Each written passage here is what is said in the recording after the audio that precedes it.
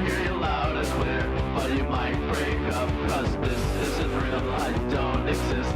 Turn off, tune out before you lose it. I'm an MK Ultra victim. There's poison in my system. I'm an MK Ultra victim. There's poison in my system.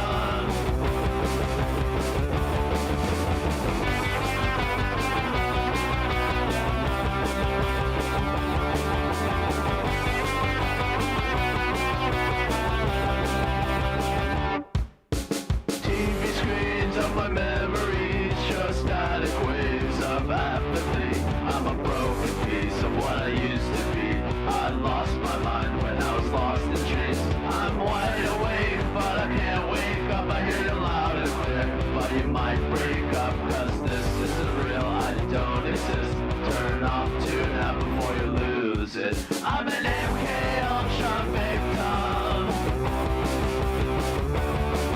There's poison in my system. I'm an MK Ultra victim. There's poison in my system. I'm an MK Ultra victim. There's poison in my system.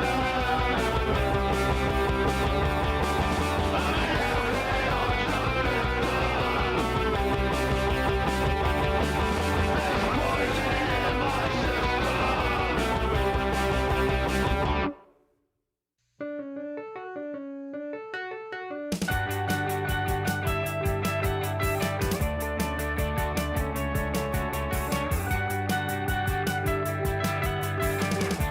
Yeah, I got friends who wanna catch up on old times, but that just makes me feel ashamed to be me.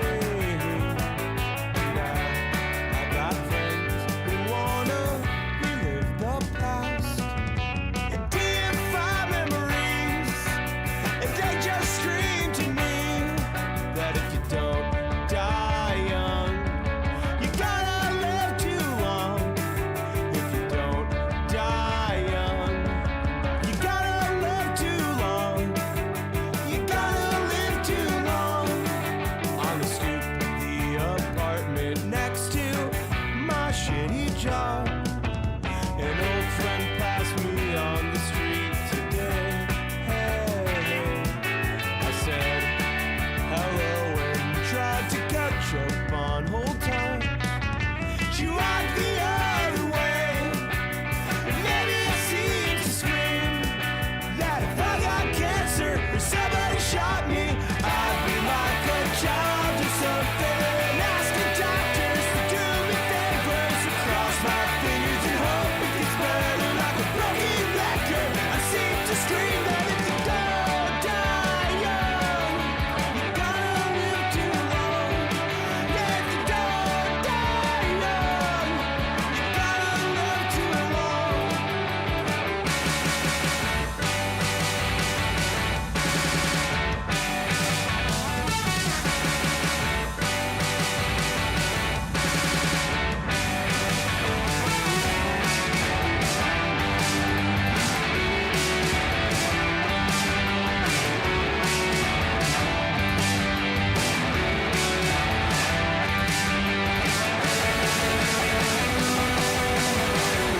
Drunk in a foreign ocean and trying to wrap my head around problems, and all my bitterness just seemed passe. Because I realized as soon as I said it how long it'd take to swim from Jones Beach to Indonesia. And maybe you're waiting on a call from me. And maybe you're working at a crowded restaurant, and you know what he's got a life so fucked up you don't know what happened. Just like you saw me working at some restaurant in Paris, 'cause my life was just so fucked up, and I don't know how it happened.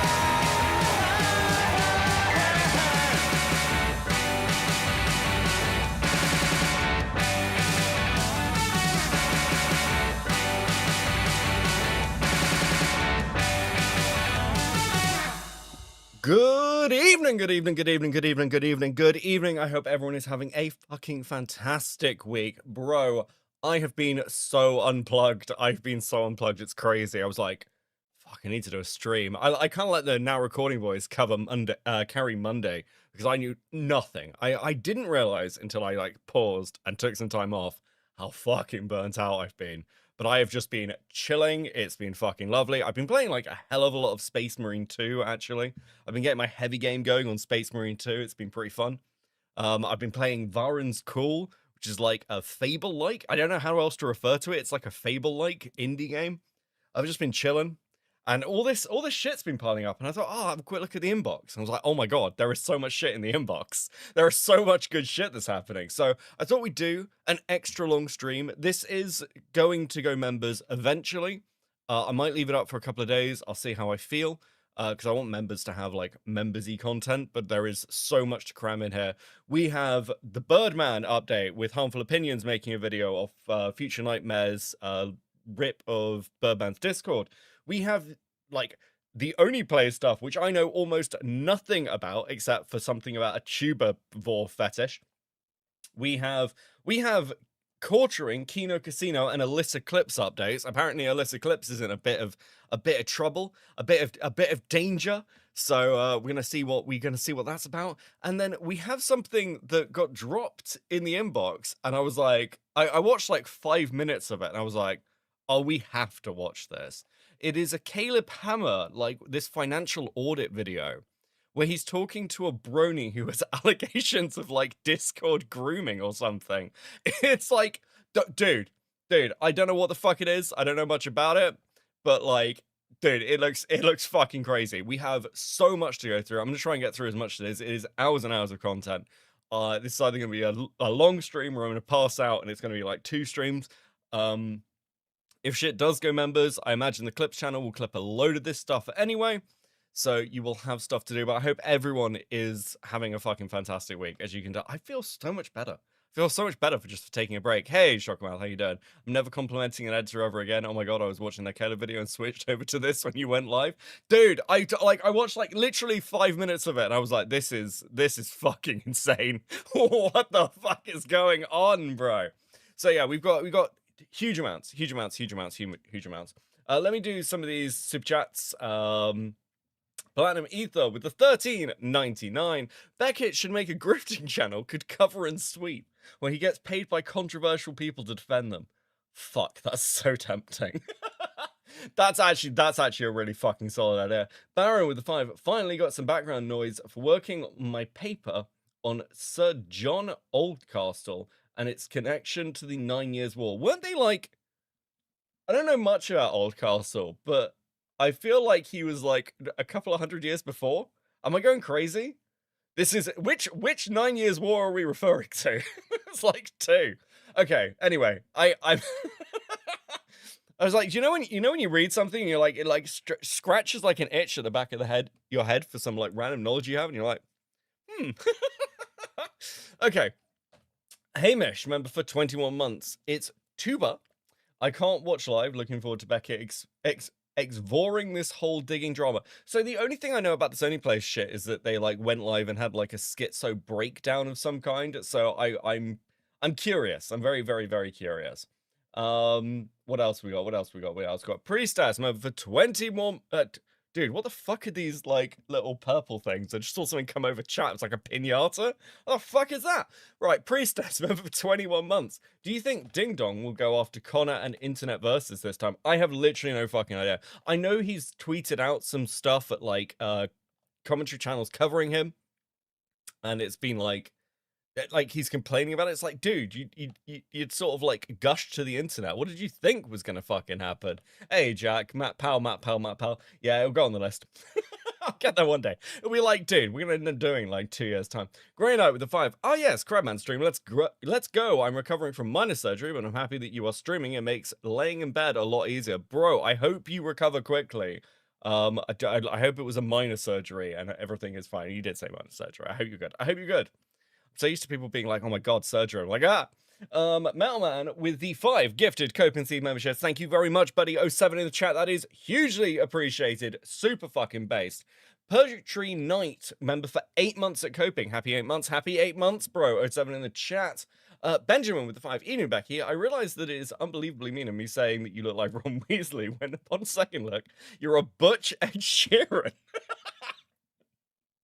What am I meant to do with that comment? What do you mean by a butch Ed Sheeran? Is Ed Sheeran femme? What the fuck does that mean? I'll take butch Ed Sheeran. Fuck it. I once got cornered in a pub. I was in a pub in like, oh, where the fuck was I? I think it was like Liverpool or Leeds or something. And I got cornered. We were out drinking with some friends. And by like, just, like, I would refer to them as hooligans. Hooligans. I got cornered by hooligans. And one of these hooligans was about 6'5" and built like a shit brick house.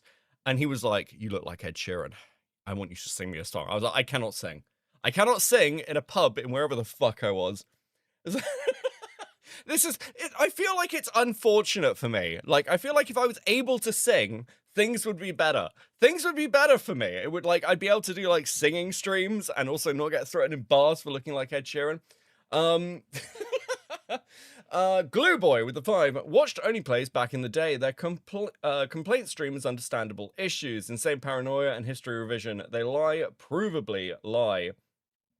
Like, I don't know much about this, but it does seem to be one of these things where people just drift apart over time. I know Oneyplays has had drama recently involving a ton of random shit, so I'm interested to see, like, what their complaints are.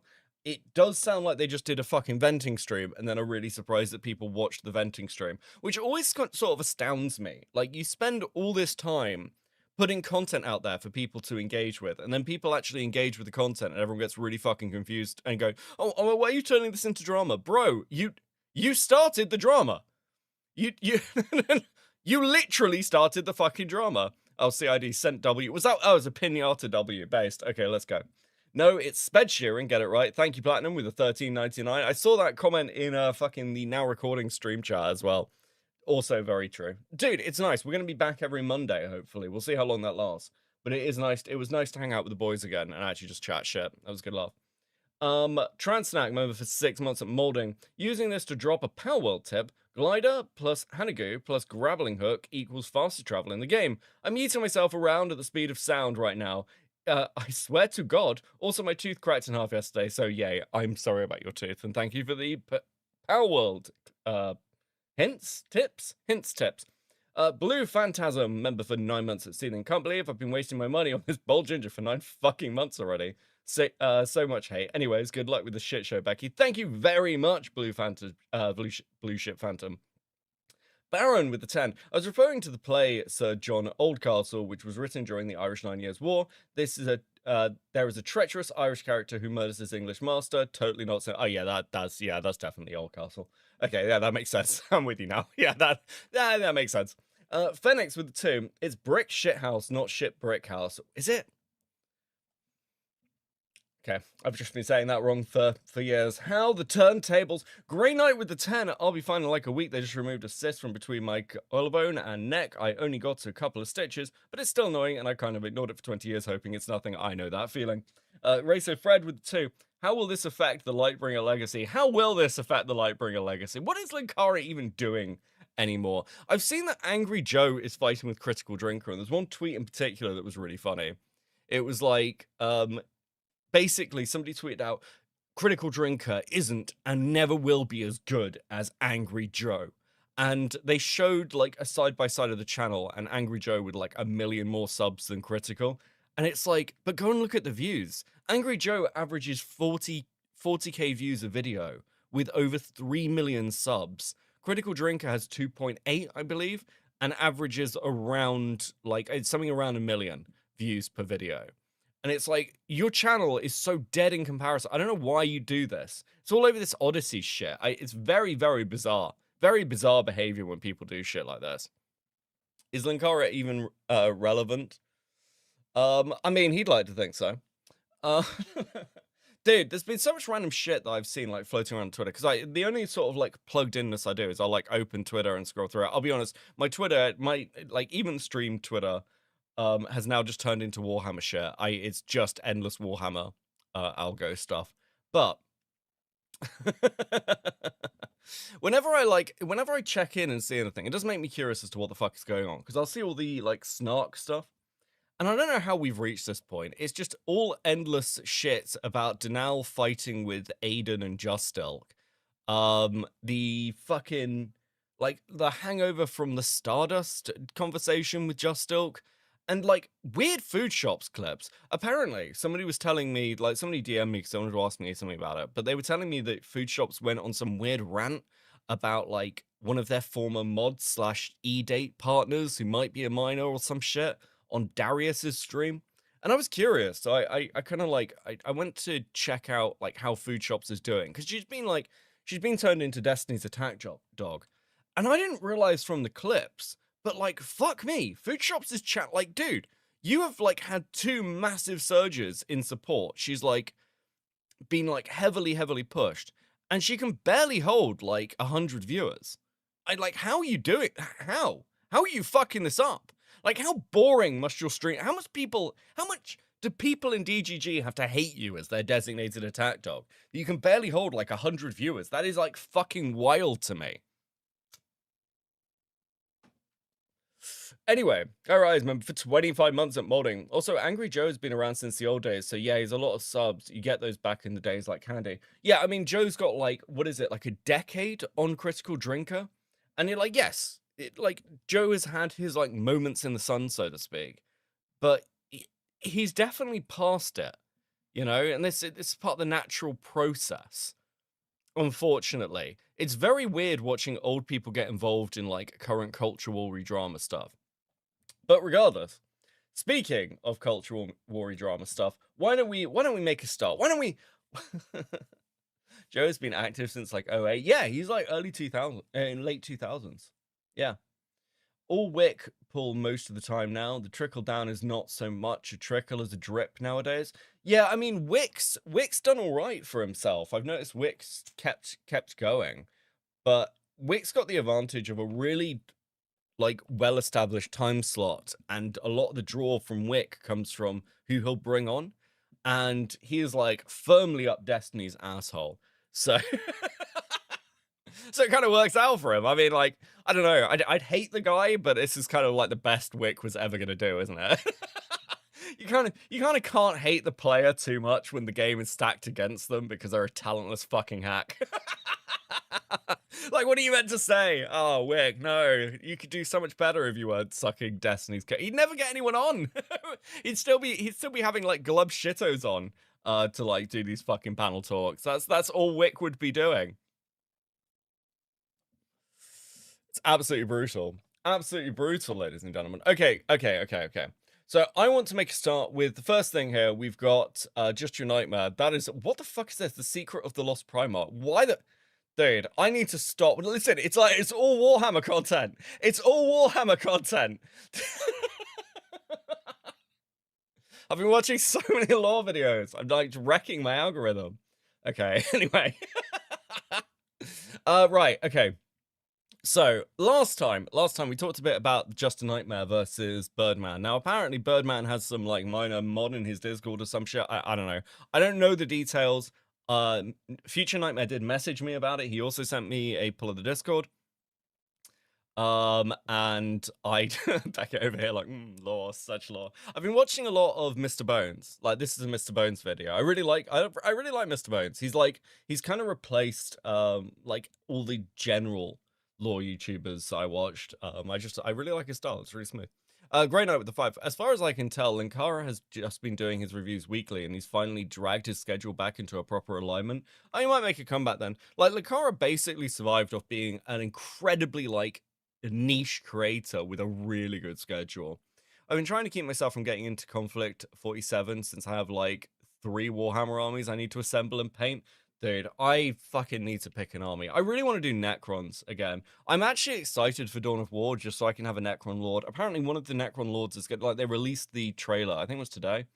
And one of the Necron Lords is literally a Destroyer Lord. I'm like, bro, we're gonna get Destroyer Lord as a Lord? That's fucking crazy. That's actually, what's your tactics for this? Run into the enemy and kill her. Okay, yeah, sure. Fuck it. Dude, I will roleplay an RTS game as a Destroyer Lord. That shit's funny. Okay, cool. Right. Necrons are fun and great. Necrons are fun and great. I listened to Infinite and Divine recently. Again for like the third time.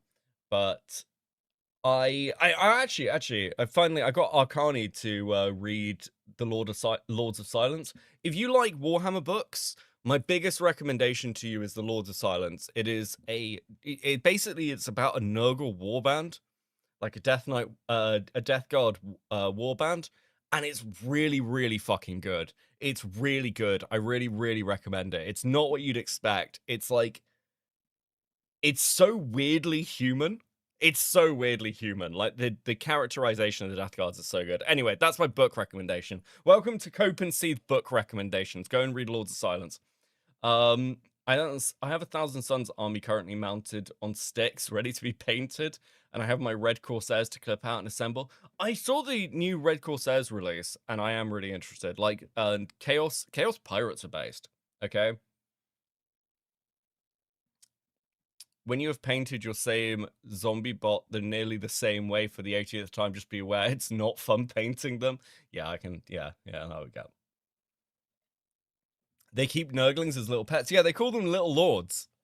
And okay, one thing I really, really like about Death Guard, especially in this novel, is they refer to Nurgle as the god, rather than like everyone else going to Chaos Gods, and they're just like the god, and I'm just like, oh, it's just like carrying around Nurglings. It's awesome. It's such, and it's all like, it's weird because you expect Death Guard just to be like, yeah, we're just here to spread plagues. It's all like internal politics and shit.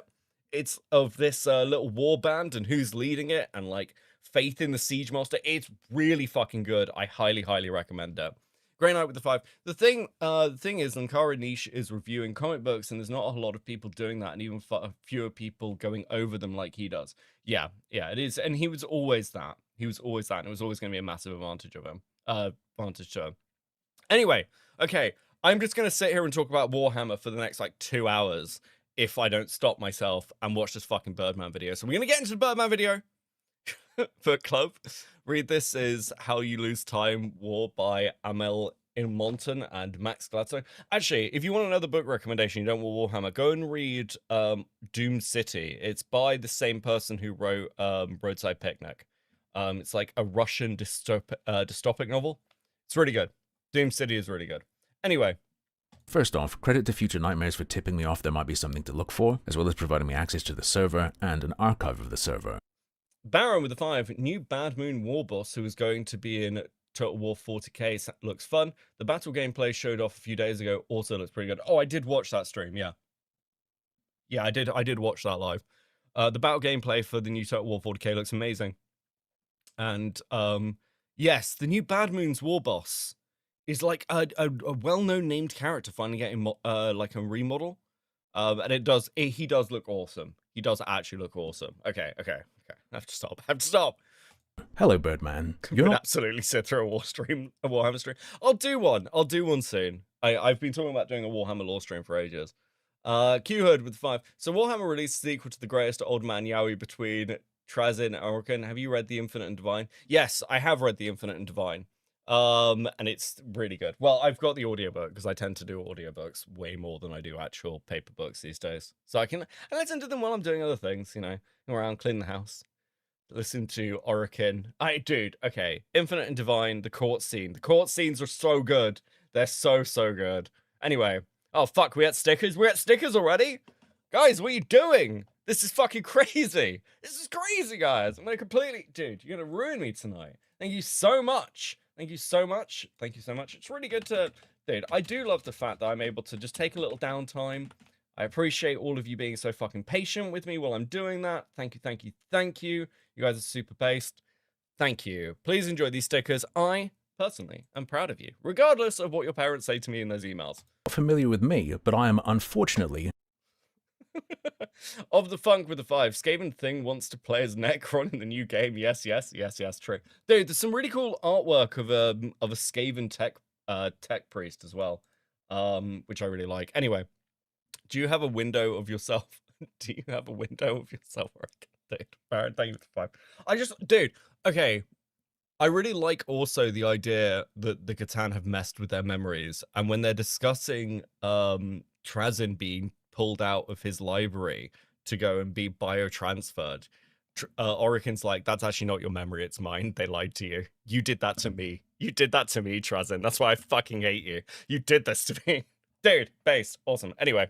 And an archive of the server. Hello, Birdman. You're not familiar with me, but I am unfortunately growing more and more familiar with you. And I would have asked you about this first, but you already have me blocked on Twitter, so I imagine you don't want me to contact you. I believe that everyone makes mistakes, and especially with the passage of time, people can learn and grow. However, if I don't know if Harmful does believe that. I don't know if any of us really believe that. No, that's not true. That's not true. People can change. People can get better. Sometimes it's a rarity. It's Transnight with 2. They're adding Skaven to 40k. How behind am I now? They're not adding Skaven, though. That is like a massively highly requested thing. And I mean, you never know. We just got Kin. We finally basically got Space Dwarves. we look at that like a little timer, the space for growth. If someone defends past mistakes, or perhaps things that weren't actually mistakes, and especially if they lie about those past mistakes, in my eyes, that timer sort of resets, goes back to 0. Future Nightmares made a video or 2 about the Birdman, and one of them covers something that was going on in his Discord server. I'm going to be honest, it was kind of a mid-attack. But Birdman, you like fighting games. In Tekken, what happens when you try to duck a mid-attack? In defending himself against Future Nightmares' claims, the Birdman has told an insane lie. Well, to be fair, he said a lot of stuff that's true, but the most important parts are lies. And the things he said that are true mean he must know he's lying. Let's go over it real quick. He's talking about his Discord server and its start. As you can see, when I announced the server, I got 10 likes, and that was about the same amount of people who initially joined that server. Yep, sure, he'd go on to promote it in various videos, but especially at first, it was not very big. It would seem a little... Sorry, I just got a DM from somebody. It distracted me. My brain broke for a second. Hey, this Discord server is up and running, and now be appointing moderators. If you select as a mod, you must read the mod guidelines and abide by at least 10 moderators. His Discord link. Ben with the 5. Much as I hate to blow my own horn, I've top comment on this video. I am so giddy. Wait, really? Where's this? Do we? Fuck. I can't see it. I can't see it. I don't know why. Did I go newest? I did get newest. Okay, top. Oh, there we go. Can't wait for Anthony Gramigula's response to this vid. It'll never come. It'll never come, Benjamin. It'll never come. Digistar 2. Sorry, but chat has decided this is a 40k stream. There's clearly a want for it if I did one, which is nice to know. It's tempting.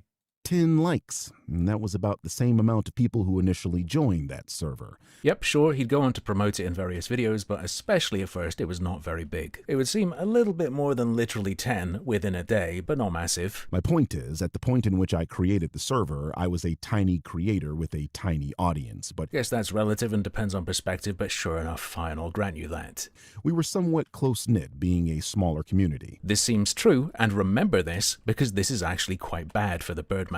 Back then, I basically knew everyone in my server, as these were the hardcore fans I'd gained up to that point. Again, yes, he certainly knew them. Some of them apparently pretty darn well. These were people I spoke to all the time on my channel and on Twitter, some of whom were my actual real-life friends. Again, alright, fine, I believe him. Wait, hold on. Just so I'm catching up here. The Birdman... Wait, what? Okay, look, the Warhammer chat, like, fucking broke my brain, apparently. Hold on a second. What? No fucking way did he do a video response to this. On main. Please tell me this isn't on main. Oh my fucking god, it's on main, and it's 17 minutes long. I didn't even know! What? And the worst people imaginable are attempting to capitalize on them. Some of you may have heard about them. Some of you may have even seen what... What the fuck are you doing? What the fuck are you... You're responding to Future Nightmare! You're responding to a 200 sub shitter! What the fuck is wrong with you? Oh my actual god, this is the most retarded thing I've ever fucking seen. What do you mean? What do you mean? Like, look, I get it. Like some people have like said to me about the jar thing, well, you should make that response. And I'm like, jar's a lolcow though, and it doesn't need responding to because no one gives a shit, right? It's like I can do little stream segments, and that's pretty much all that's required for dealing with Jar. And I can continue to shit on him because he's continuously a freak. So it doesn't really fucking matter. This is the same situation. You are a 353,000 subscriber channel. What do you mean you're making a response video to 200 view like subscriber chat? This is nonsense. This has 66,000 views. This is the opposite of what you do in this situation. You have just exposed to your entire audience that any of these claims are even being made about you. It's like the weirdest position to put yourself in. Why? What on earth possessed you? Dude, this guy has the genes so hard. Like, it's obvious, like, when he posts like IQ as a tweet. But this is the dumbest shit I've ever fucking heard in my life. Birdman's gone full lolcow territory because he literally can't accept someone saying shit about him. Bro, what a bitch! What an absolute crying bitch! That's really sad. That's unironically really sad. I thought it'd be like a tweet or something. Like, that makes sense. You just like sort of tweet like, fuck you, who cares what you think? This is insane. A 17-minute video about Future Nightmare? You're fucking high. You are high, motherfucker. Teddy with a 5. Quick review my new profile pic. Thank you and have a good day, sir. Like, it's very small, but is it a skull? I can't. It's very nice, Teddy. It's very nice. How can he tweet? He's blocked most people over this. Dude, what the fuck? How is Future Nightmare absolutely mocking this guy? You just ignore it. You just go, who gives a shit? That's play. You've been doing this for ages. How are you this? Like, you've watched Critical Drinker and Mauler and other people just fucking ignore you. Just ignore them. Holy shit, bro. I'm actually stunned. Birdman, if you see this, because apparently you're a weird obsessive freak who can't take anyone talking shit about them. Here's my advice to you. Like, actually ignore it. Like, I don't know if I'm hurting myself because at this rate I'm gonna end up making more content about this guy. But I'm stunned you're this dumb. It's amazing to me. It's incredible. It's like the entire leftist media sphere is apparently just completely retarded. Like, is there a single one? It's like the dude who's a Spider-Man dude, and it's like they're all kind of spasticated. How has this community existed so long with no one talking about it? It's insane. Teddy with 5. It's my head on a bodybuilder's body. Well, you look fantastic, buddy. Thank you for the 5.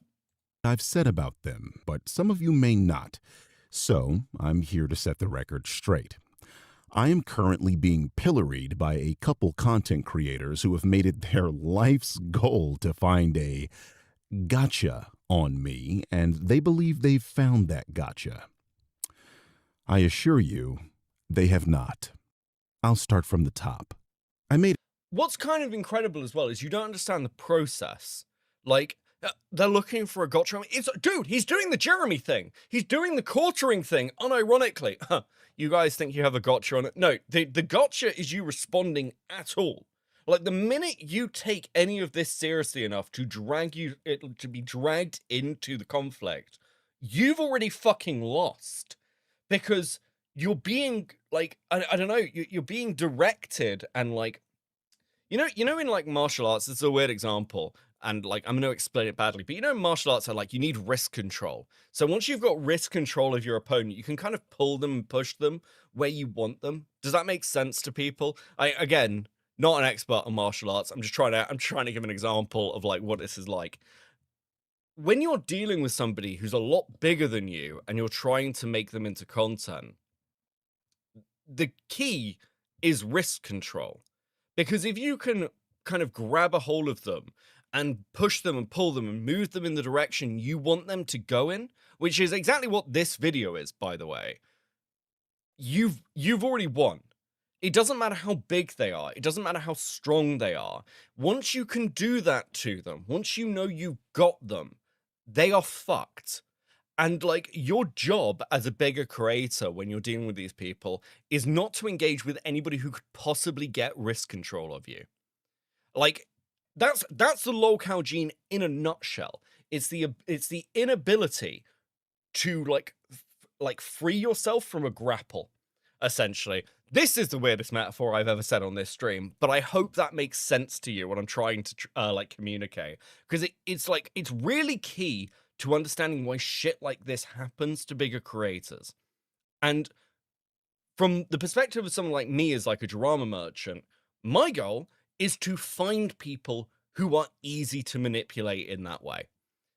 It doesn't, thanks. Okay, cool. I'm glad.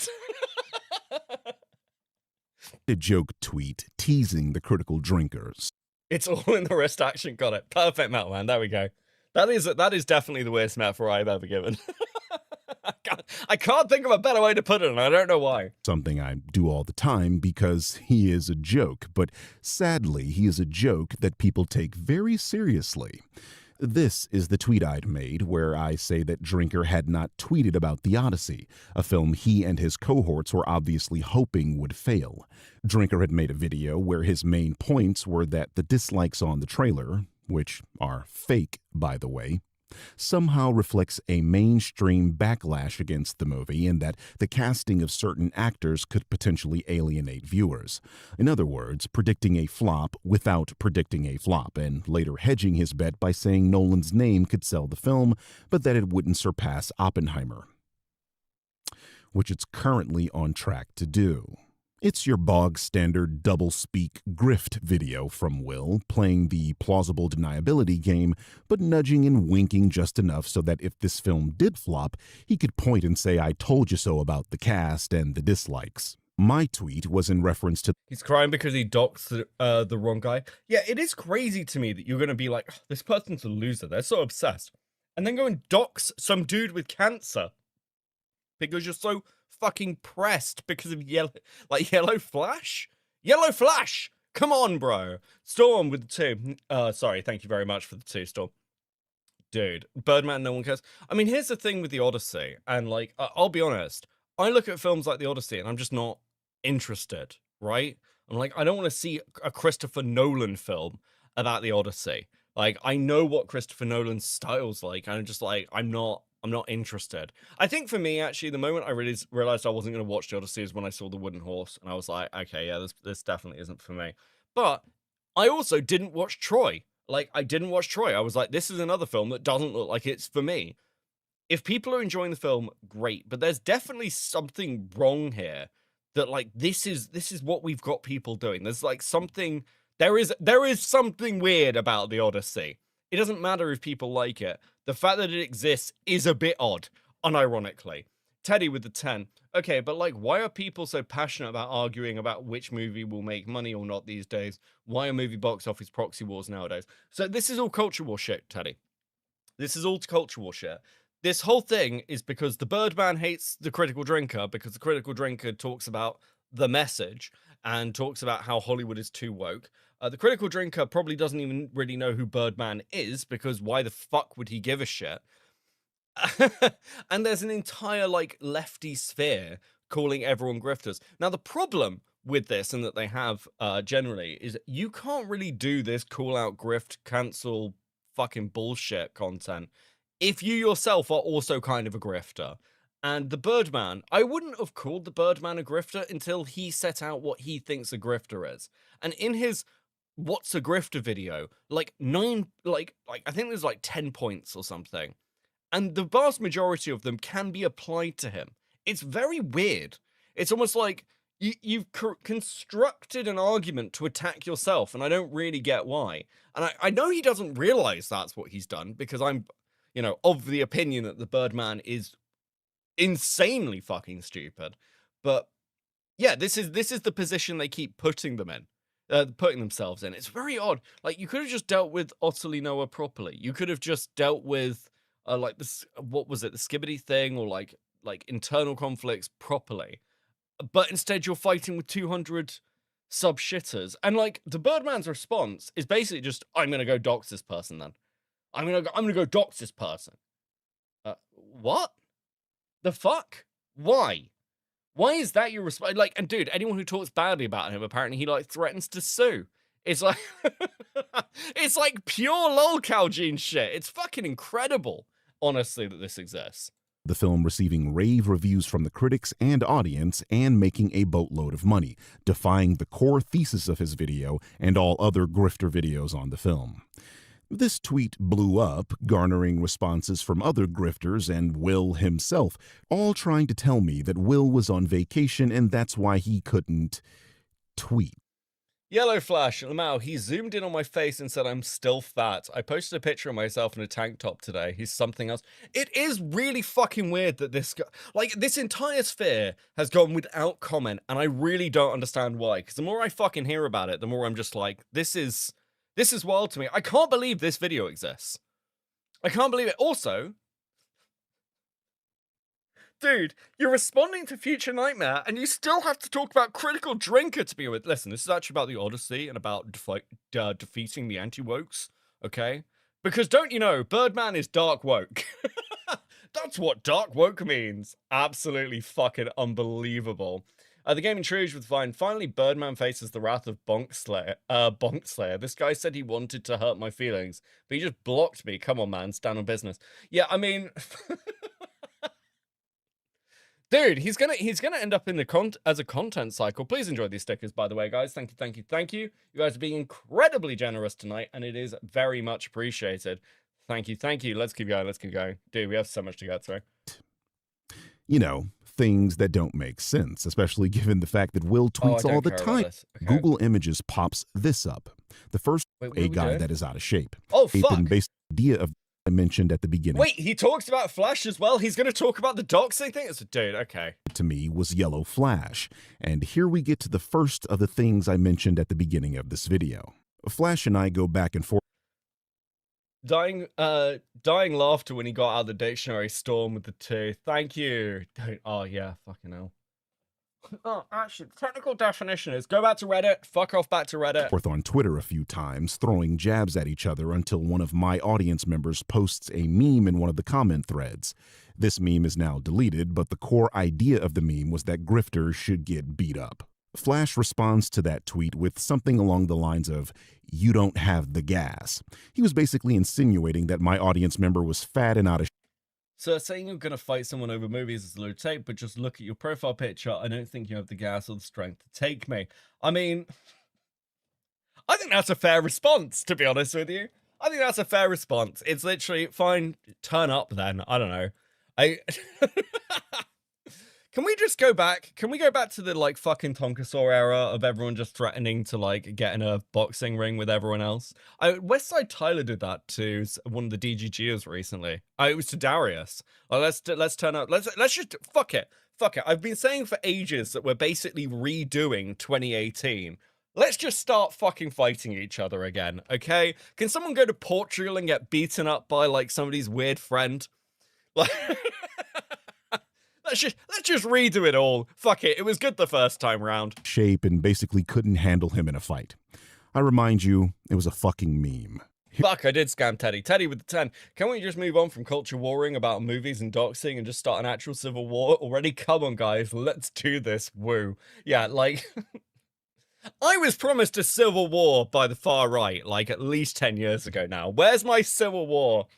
Yellow Flash with the 10. I DM'd you. Fucking hell. Okay, cool. Give me a second. Let me get DMs up. Not on screen, obviously. Let's play. Here's where I jump in to point out that Yellow Flash is also a guy that is out of shape. To prove this, I Google Yellow Flash 2 real. Hold on.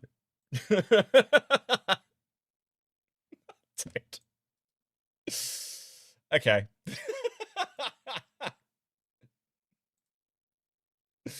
I mean,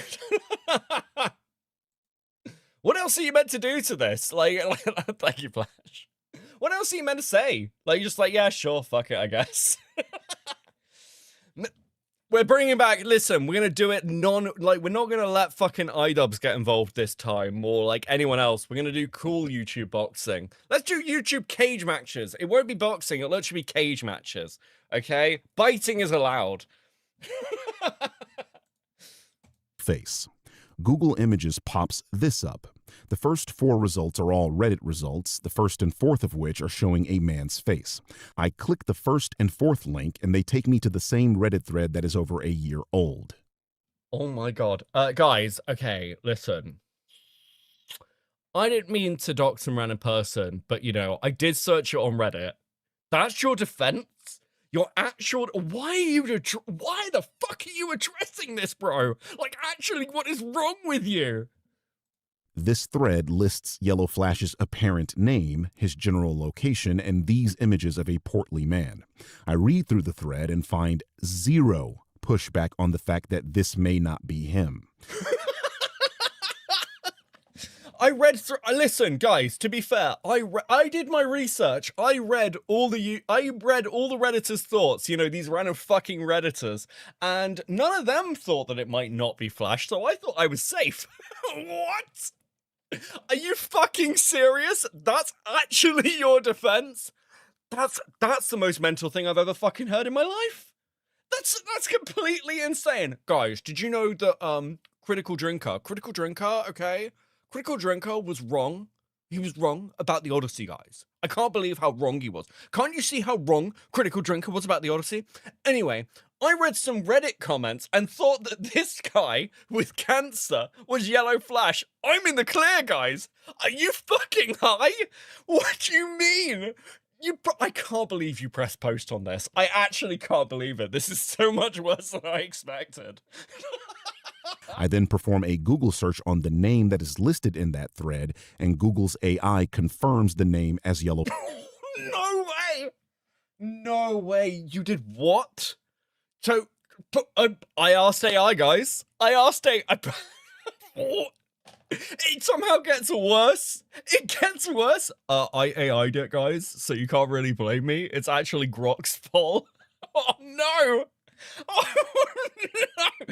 Dude, what the fuck? Don't you complain about everyone else using AI? This guy complains about other creators on the right or whatever using AI, and he tried to use AI to dox somebody, and it blew up in his face, and this is his cope? Oh yeah, I guess you really shouldn't trust AI, and guys. Oh my god, actually fucking unbelievable. Q-Hood with the 5. I can't imagine basing my personality around culture wars, pro or anti or YouTube content. These are empty people. Dude, fuck it. I don't know why these are empty people just fucking gets me, but that's brutal. Metal Man with a 2. This is not how you do a search. This is unfucking believable. Sky Prime with the 10. Birdman should stick to picking on cinema sins and not whatever this is. Dude, I think we may have hit the limit of what the Birdman is capable of doing, and it's literally, you know, fucking nothing. Holy shit, bro. Flash's name, along with a link to one of Yellow Flash's videos that I did not click. It's at this... Yeah, AI provided me a link to cite its sources, and I sort of just trusted. I didn't bother checking the source. Why would I? What do you mean? Yellow Flash with the 5. Lamau, he posted a picture of some online IQ test of Flex and pinned it on his ex. Yeah, so we've talked about that before, and he's like, oh, actually, I'm really smart, guys, because I've got, like, a really high IQ. Now, listen. I had to be IQ tested when I was a kid because I was a fucking tearaway, okay? So they made me go through IQ tests. I had to do them every year. I know what my IQ test is. IQ is, and I also know how long IQ tests take to do. They are not short things that you can do in like fucking 30 minutes, okay? They are long, they are multifaceted. Most people think of IQ tests as like little logic puzzles. They're like very expansive. They'll test everything from like your emotional intelligence, your social intelligence, your like reasoning, pattern recognition, all this shit. Unless you have that, I don't care what some fucking online test says. If you want to know what your IQ is, more power to you. But to be clear, your IQ is only really relevant to the age of like maybe 18, maybe like 22. Because IQ really is an indicator of potential. It's like what your brain is capable of doing compute-wise. And at a certain point, and like there used to be a big problem with this on like the alt-right, in the alt-right particularly, of people going, oh, I have a super high IQ. And if you have a super high IQ and you've never achieved anything, you don't have like an intellectual job, you don't have like or you're not using it to make a load of money or to do something good, or like you've not utilized it. If you're a fucking basement dwelling Redditor with an IQ of 140, that's not a flex, that's a failure. It's like if you've got an IQ of 80, if you're like actually kind of clinically mentally retarded, and you've got an IQ of 80 and you're a basement dwelling nobody, it's like, okay, cool. Well, you're kind of like in a bad position to begin with. If you have an IQ of 140 and you've done fucking nothing, that is actually way worse. That's abysmal. It's like, wow, you had all the brain power and potential to do something really impressive with your life and you've done nothing. Bro, if the Birdman's IQ that he pins on Twitter is accurate, it's actually a pretty damning indictment, because this guy has this super high IQ apparently, and he uses it to badly argue online. What the like about fucking Critical Drinker? Like, bro, yeah, what the fuck? What a waste! What a waste of your potential! This is one of the reasons I'll say, like, if I ever became a full-time YouTuber, something has gone dramatically wrong in my life. Like, I'd feel like I'd wasted so much potential to do other things, like with my career or like whatever other shit I do. If I was just like, yeah, I'm just gonna be a full-time YouTuber. I'd be like, okay, I feel like the master's degree may have been a bit of a waste. At that point, maybe it was a bit of a waste of time and money. You know? Fuck me, bro. If you like, look, no disrespect to this is what you want to do. I love doing YouTube. But if you're going to flex about your IQ, make sure you have other things to back it up, is all I'm saying. Yellow, there we go, Yellow Flash. Teddy with the 5. As someone who considers themselves really good at fucking nothing, I must admit Birdman is way better at it than I am. Based. Teddy with the 10. I have an IQ of 160, bro. You aren't doing anything with it, so it doesn't matter. True. And it's also like, you hit like an age point where it stops mattering. Okay? It stops mattering, like, what your IQ is, because, like, you should have turned it into something, right? And don't get me wrong, I used to be one of those people when I was, like, fucking late teens, early 20s, who's achieved nothing and was, like, failing at, like, academics and everything, and I just thought, oh, I have such a high IQ, though, guys. And do you know what I sounded like? I sounded like a fucking loser. Because I was! Because I was, okay? I'm just being completely honest with you.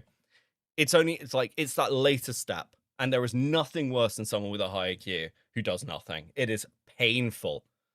Point, I decide that this is Yellow Flash's face and real name, so I screenshot the image and post a response on Twitter pointing out that Flash is also out of shape and basically shouldn't be throwing stones in glass houses. Now, you might have noticed I'm not saying or showing the name in this video so far. This is because it turns out this image was not of Yellow Flash, which... But, I'm sorry, wait, what? Now, you might have noticed I'm not saying or showing the name in this video so far. This is because it turns out this image was not of Yellow Flash. I'm sorry. I think I'm actually having an aneurysm. You guys, you might notice that I'm not saying the name, and it's because like it's actually not Yellow Flash. So you doxed a guy. So you are admitting that you doxed a random fucking individual through doing no research. Why are you trying to make this sound like you're the good guy here? What the fuck is wrong with you? Like, even if it was Yellow Flash's name and picture, that would still be bad, retard. That would still be, you're so pressed that you have to try and go IRL to fight with random people online. You're still a fucking loser if you do that. Q-Hood with the 5. If I ever decide to do the YouTube, if I ever decide to do the YouTube full time, I'd paint the back of my walls with my thoughts. It is one of those. Queen comment with the 2. How old is or was Yoon, Food Shop's ex-head mod? I don't know. Okay, I've heard various things. Apparently Yoon reached out to me, and sent me some Food Shop stuff because somebody like asked me. I can't find those DMs. I can't fucking remember this conversation. I've got like vague recollections of it, but I can't remember what the fuck it was. Go and ask Yoon if they're still around. Other people are aware of this anyway. Which immediately causes him to quote tweet and proclaim that I did exactly Can I send the handle to you? Yes, because then I might be able to actually find the DMs. Just DM me the handle, because then I can just go search it. What Angry Joe apparently did, and posted the same image of a person who was not Yellow Flash. I could be misremembering this. They could have never sent me anything, okay? I don't know, but I've got vague recollections. Ah, fuck. I've got vague recollections, so maybe they did, maybe they didn't. But yes, send me the at, then I can find it. But of an apparent regular guy who Flash met and who is suffering from cancer. In response, I screenshot the Reddit thread to show my source. This screenshot had a name and a general area. This caused Flash's Flash. Again, are you stupid? Yes, he is. Oh my fucking dude.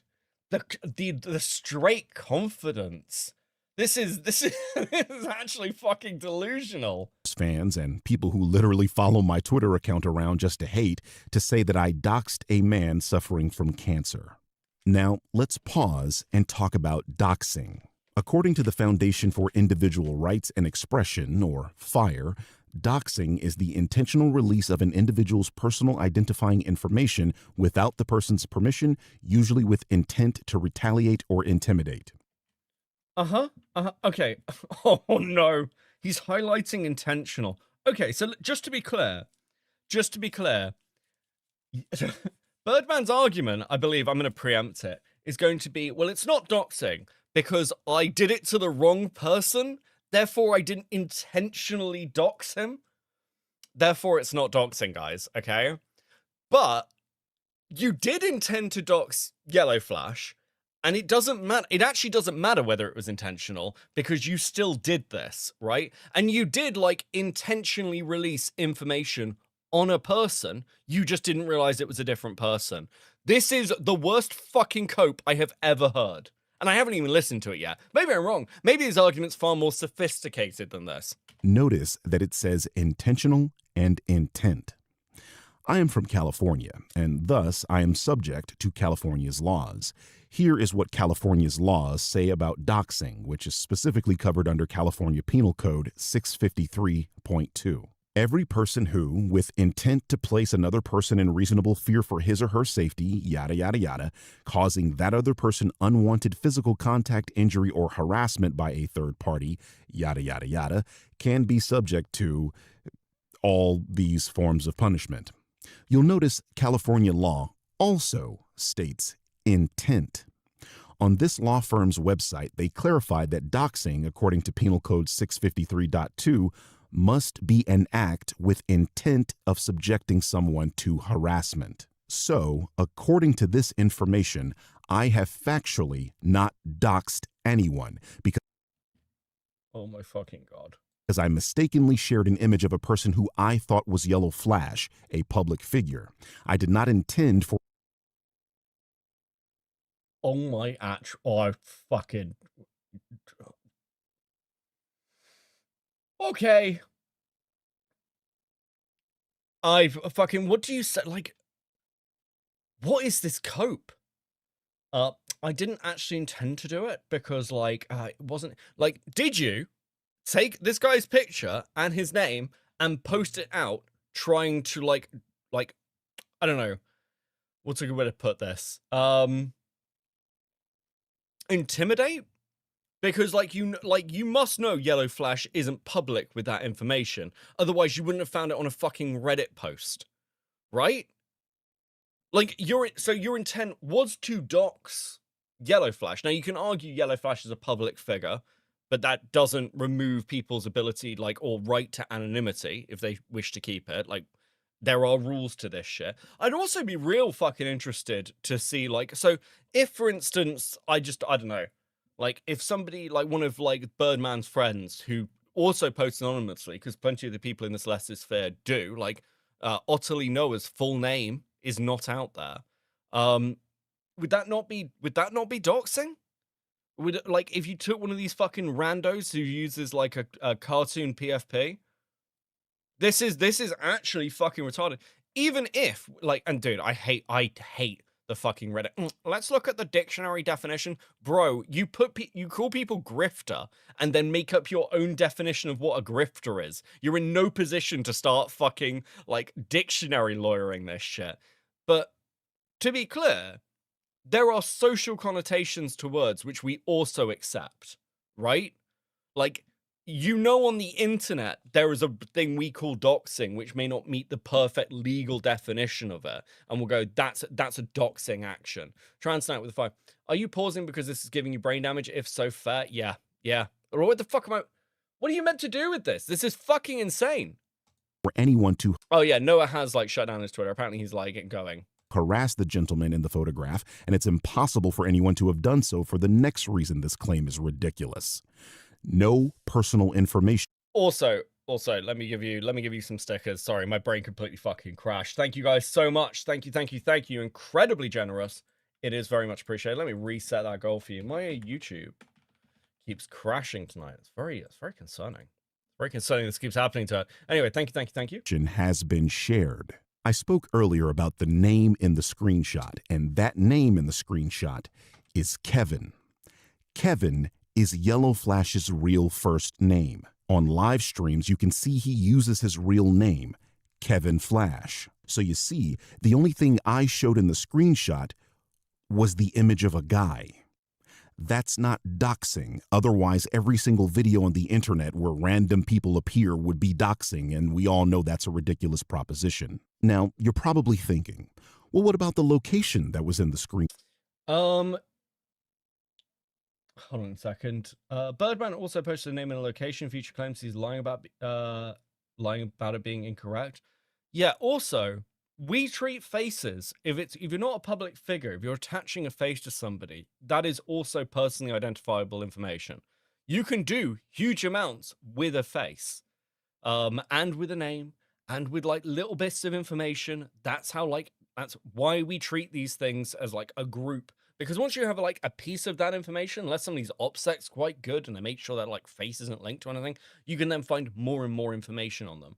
So if Yellow Flash chooses not to show his face, then it's fine. Also, if Yellow Flash has been on stream and has been on fucking camera, why the fuck would you have to go to Reddit to find this? Have you had to do this like subsequently? And it does mean that you are revealing information, or at least highlighting information to your fan base, which they could then potentially use for harassment on some random fucking person. Which is like your fucking go-to, apparently. Shot. The person who created the Reddit thread was piecing together information that had already been floating around about Yellow Flash. They were not revealing the location of the gentleman. Oh, my fucking chat broke. Hold on a second. Give me a sec. I knew something was going to break. Future Nightmare. Moved for 10 months. Yellow Flash location was not public. Okay. Okay, that makes sense. The photograph, which is why they give a very large geographic area in the Reddit thread instead of a specific location. After doing some digging, I can confirm the location mentioned on Reddit is one people were already regularly attributing to Yellow Flash, which I won't be publicly saying here in this video. So, I didn't share the name of the man in the image, nor the location of the man in the image. I have proven there is no actual doxing here, as I never intended anyone to harass anyone, nor was any actual personal information shared. The best you can say here is I got two people mixed up. And in my defense, that was an incredibly easy thing to do. Yeah. Listen, guys, he read the Reddit comments. He read the Reddit comments, guys. Base Holds member for 25 months of modding. Let's fucking go, buddy. 25 months. Fucking hell. I've been doing this too long. Anyway. Flash responded to my image with a video where he revealed his face to me. I grabbed a screenshot, and when you compare it with the man in the photograph, it's easy to see how the person who made the Reddit post thought this was Yellow Flash. What?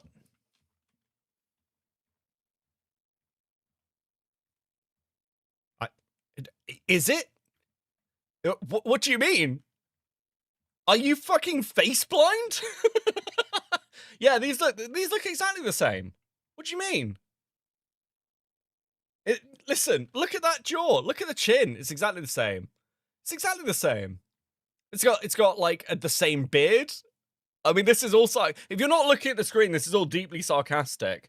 The beards are completely different fucking colors. The faces are completely different shapes. You don't have any hair, I guess. I These are different, like, are you fucking retarded? What do you mean?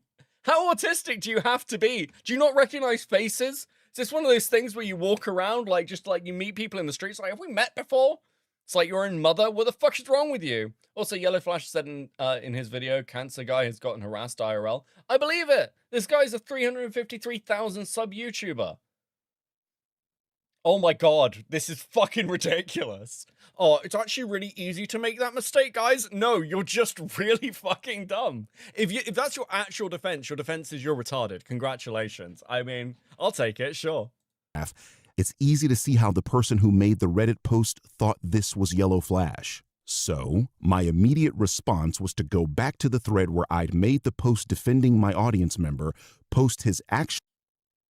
Okay, let's try this again. Brother, you don't have the gas. Well, that the right kind of gas anyway. See how there's no difference and why people thought that image was you? No! I'm gonna be honest. Yellow Flash looks like he could, Yellow Flash here looks like he could throw a punch. Like, this guy... Where is it? You compare it with the man in the photograph, it's easy to see how the person who made the Reddit post thought this was... So you look at this guy and you're like, okay, cool. That guy's probably not getting in a boxing ring. Yellow Flash here? Yeah, fuck it. If Andy Warski can train himself into a boxing ring, I'm sure Yellow Flash can as well, okay? We saw what Andy was like when he, like, shaved all his hair off and, like, burnt his nipples with a lighter. Like, I'm sure Yellow Flash would be fine, okay? This is...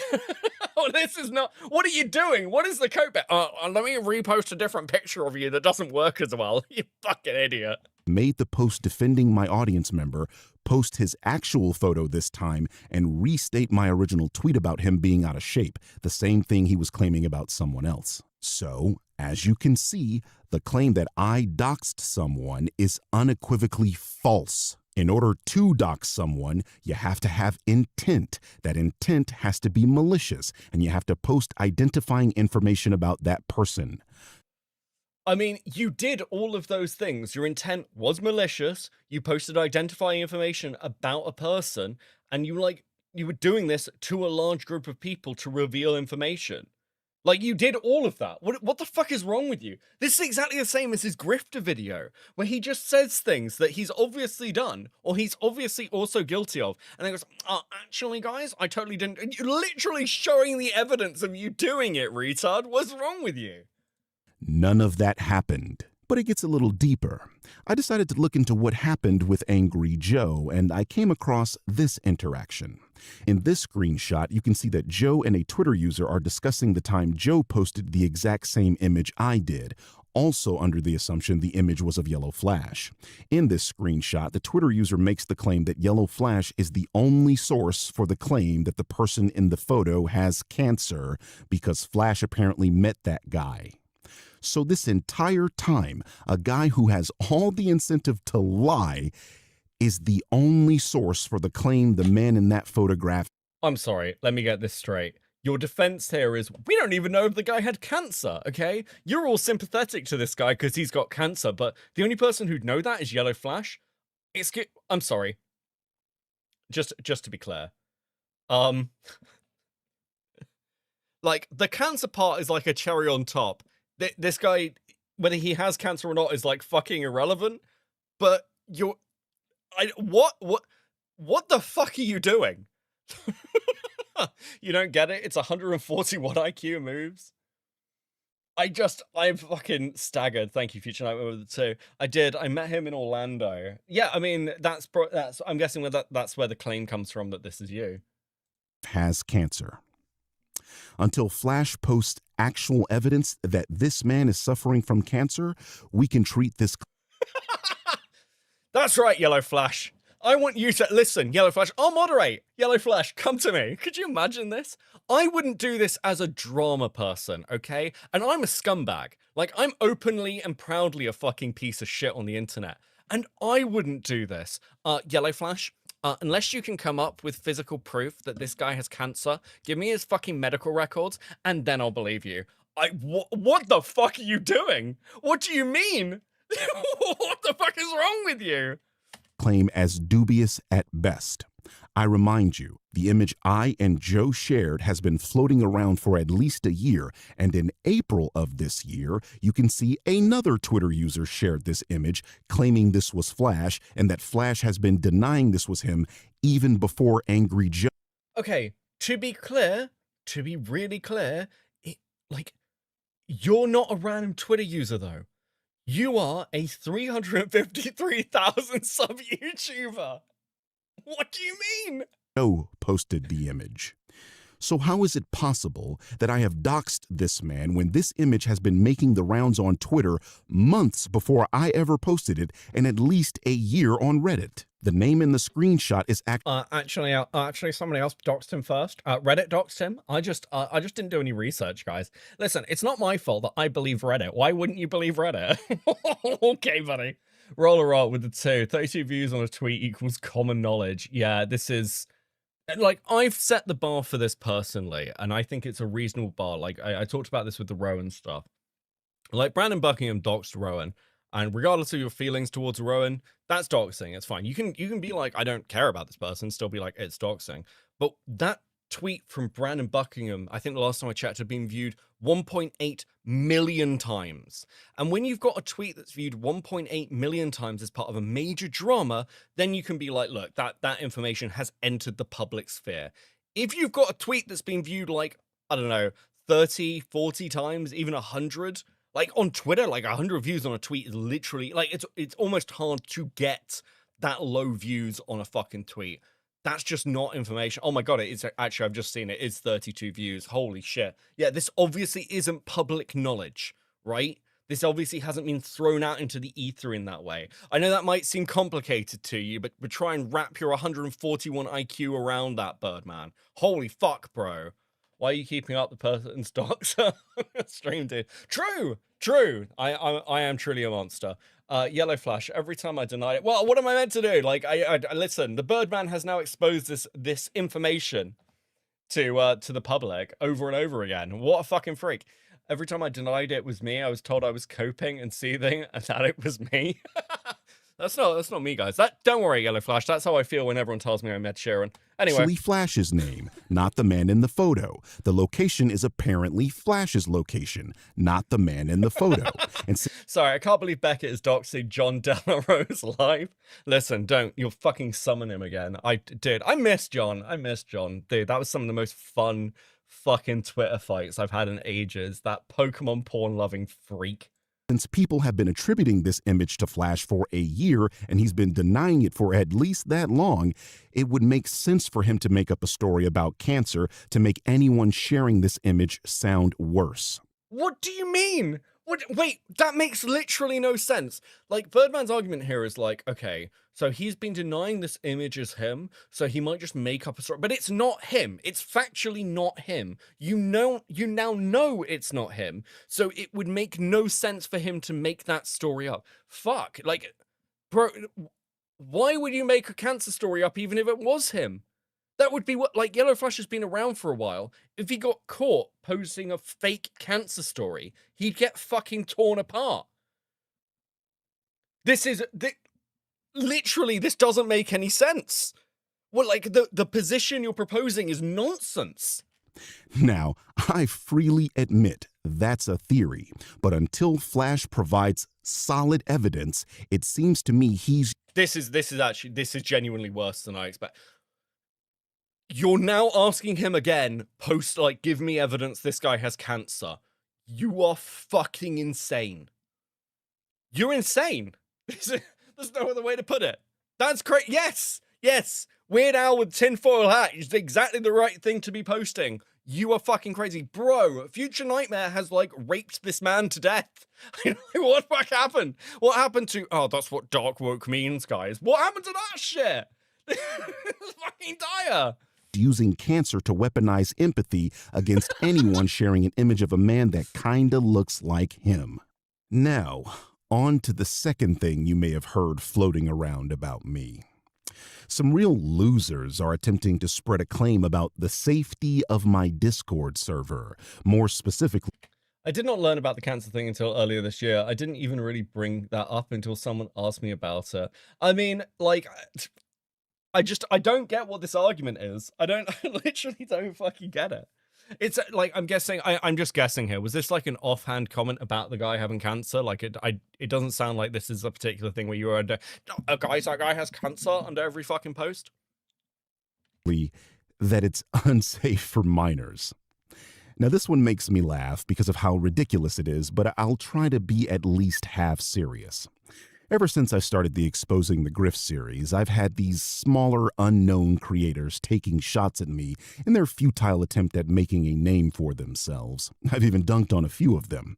But they have been restless in their attempt at finding a gotcha on me, so much so that they've taken to invading all of... Yeah, Future just won. Like, Future just actually won. The fact that you made this video, like, everyone, not just Future, apparently, like, Yellow Flash has won. Fucking Critical Drink has done nothing and won. This is one of the worst response videos you could possibly ever make. It, like, all you had to do was ignore it. This is insanity. My social media platforms and spying and waiting for a slip up. Wait, what? What? All of my social media platforms and spying. How can anyone spy on you on your social media platforms when you're a public figure? Wouldn't that go against your argument that it would be fine to post Yellow Flash's information because he's a public figure? No one can spy on what you're doing publicly when you're a public figure. God, this is the gay fucking dude. People have, like, so for those who don't know, like, there was a drama like maybe like a year or so ago where some of my Discord got posted onto the Lily Orchard Kiwi Farms page. And it was like random chatters. It was random chatters in my Discord. Like talking about some fucking drama involving something. I can't even remember what the fuck it was. But I got asked, oh, well, what do you want to do about this? I was like, nothing. It's a public Discord. What do you mean? There's literally nothing to do about it. If people want to take clips from my Discord and post it on Kiwi Farms or Local Farms or Twitter, who cares? It's a public Discord. You can't spy on somebody who is a public content creator. This is fucking, again, nonsense. And waiting for a slip up. And they think they found one this time. I created my Discord in December of 2018. I didn't really know what it was. It was something people had been asking me to create for a while, and I just sort of relented as I saw it as another way to engage with my audience, which in 2018 was tiny, by the way. Brian with the 5, him wanting a rando's medical records is as bad as the Rage Pig wanting Mr. Medica's medical records. Brian, I'm going to be honest, it's worse. It's actually way fucking worse. Like, demanding that, because, let's just unpack what that claim is. Hey, Yellow Flash, go and find this random fan of yours and go and get his medical records to prove that you're telling the truth. Like, the position you're putting Yellow Flash in is insane that he'd ever have to ask that. Like, you just wouldn't ever ask that unless you were, like, really close with that person, I guess, and they think it was funny. The person, you're literally putting this random person on blast of prove you had cancer or Yellow Flash lied. Insane. And this is just random shit drama. Like, it's just random. It's from a random fucking Reddit post. It's actually worse than what Ralph was doing with Jim.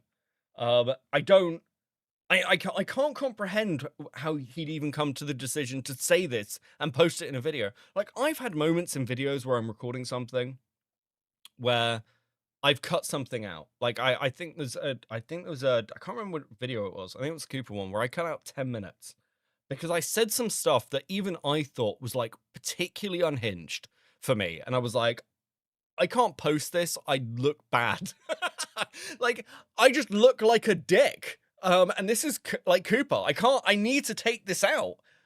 So the fact that, like, you have recorded this and posted it to your fucking massive channel is mystifying. Also, somebody out there with the 5, this unhinged lunatic oozes with Reddit intellectual vibes. Somebody put a muzzle on this fedora tipping loser. True and based. As you can see, when I announced the server, I got 10 likes, and that was about the same amount of people who initially joined that server. My point is, at the point in which I created the server, I was a tiny creator with a tiny audience, but we were somewhat close-knit, being a smaller community. Back then, I basically knew everyone in my server, as these were the hardcore fans I'd gained up to that point. These were people I spoke to all the time on my channel and on Twitter, some of whom were my Spoke to all the time on my channel. Wait, did Birdman used to, like, for those of you who, like, comment on my streams, also like, comment, subscribe, all that shit. For those of you who comment on my streams, you'll notice that I very, very, very rarely respond to YouTube comments. And some of that's habitual. You should, like, as a YouTuber, you should almost be a bit, like, reluctant to just comment on everything. You can get into kind of, like, a bit of a spiral with it. And I've seen this happen to a lot of creators. Was Birdman one of these people who'd, like, have conversations with his audience on his, like, fucking, in his comment section? Because that is fucking weird, actually. Remember this statement when we get to the harmful bit? Okay. actual real-life friends. Needless to say, these people were on Twitter, some of whom were my actual real-life friends. Needless to say... Right. Look, one of my real-life friends knows about this channel because I told them. And the only other real-life friend who knows about this channel is because they literally heard me talking to Turkey Tom like 2 years ago. And they were like, Beckett, why are you on Turkey Tom? Like, fuck. Like, why would you, why? Dude, don't do this. Dude, this guy's such a fucking loser. Oh my God, could you imagine going down the bar? Oh my God, guys. Have you seen my YouTube video? Bro, how do you have any fucking friends left? These people were all adults, and they all knew me and what I was about. At that time, I was just becoming known for my Everything Wrong with CinemaSins series, a comedy series I created to poke fun at one of my favorite YouTube channels, CinemaSins. In those videos, I routinely make blue jokes. I'm famous for never featuring the number 69 in those videos, and instead, some form of sexual innuendo. My point is, I regularly make What? Guys, I'm famous for never using the word 69 and just making a sexual innuendo comment. What? What the fuck are you talking about? What? Sexual jokes in my videos, lampooning CinemaSins' penchant for blue or sexual humor. The series is to do to cinema. If YouTube videos has proven anything, it's that Discord was a mistake. Yeah, listen. Discord is always a mistake. Like, though, my Discord's great. Join it. Listen, like, the only thing I really look at in my Discord is the art channel. And there's some there's so much good Warhammer stuff happening in my fucking art channel at the moment. Q-Hood with 5. Thank you very much. Sins what they do to movies, after all. So, this is something I became known for.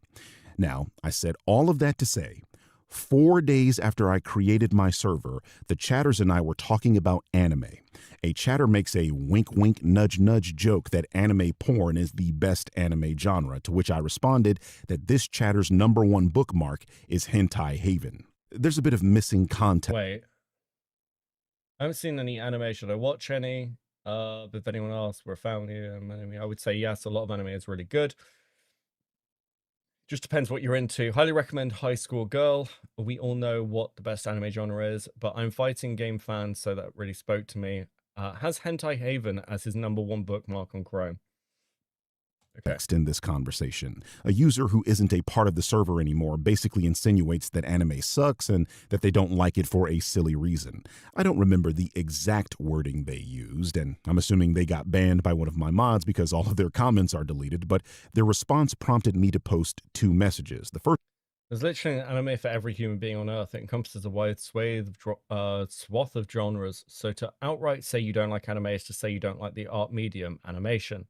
If you liked Blade Runner, watch Ghost in the Shell. If you like action, watch Dragon Ball. If you like porn, Hentai Haven had you covered. Something for everyone, lol. Oh, bro, he's such a fucking...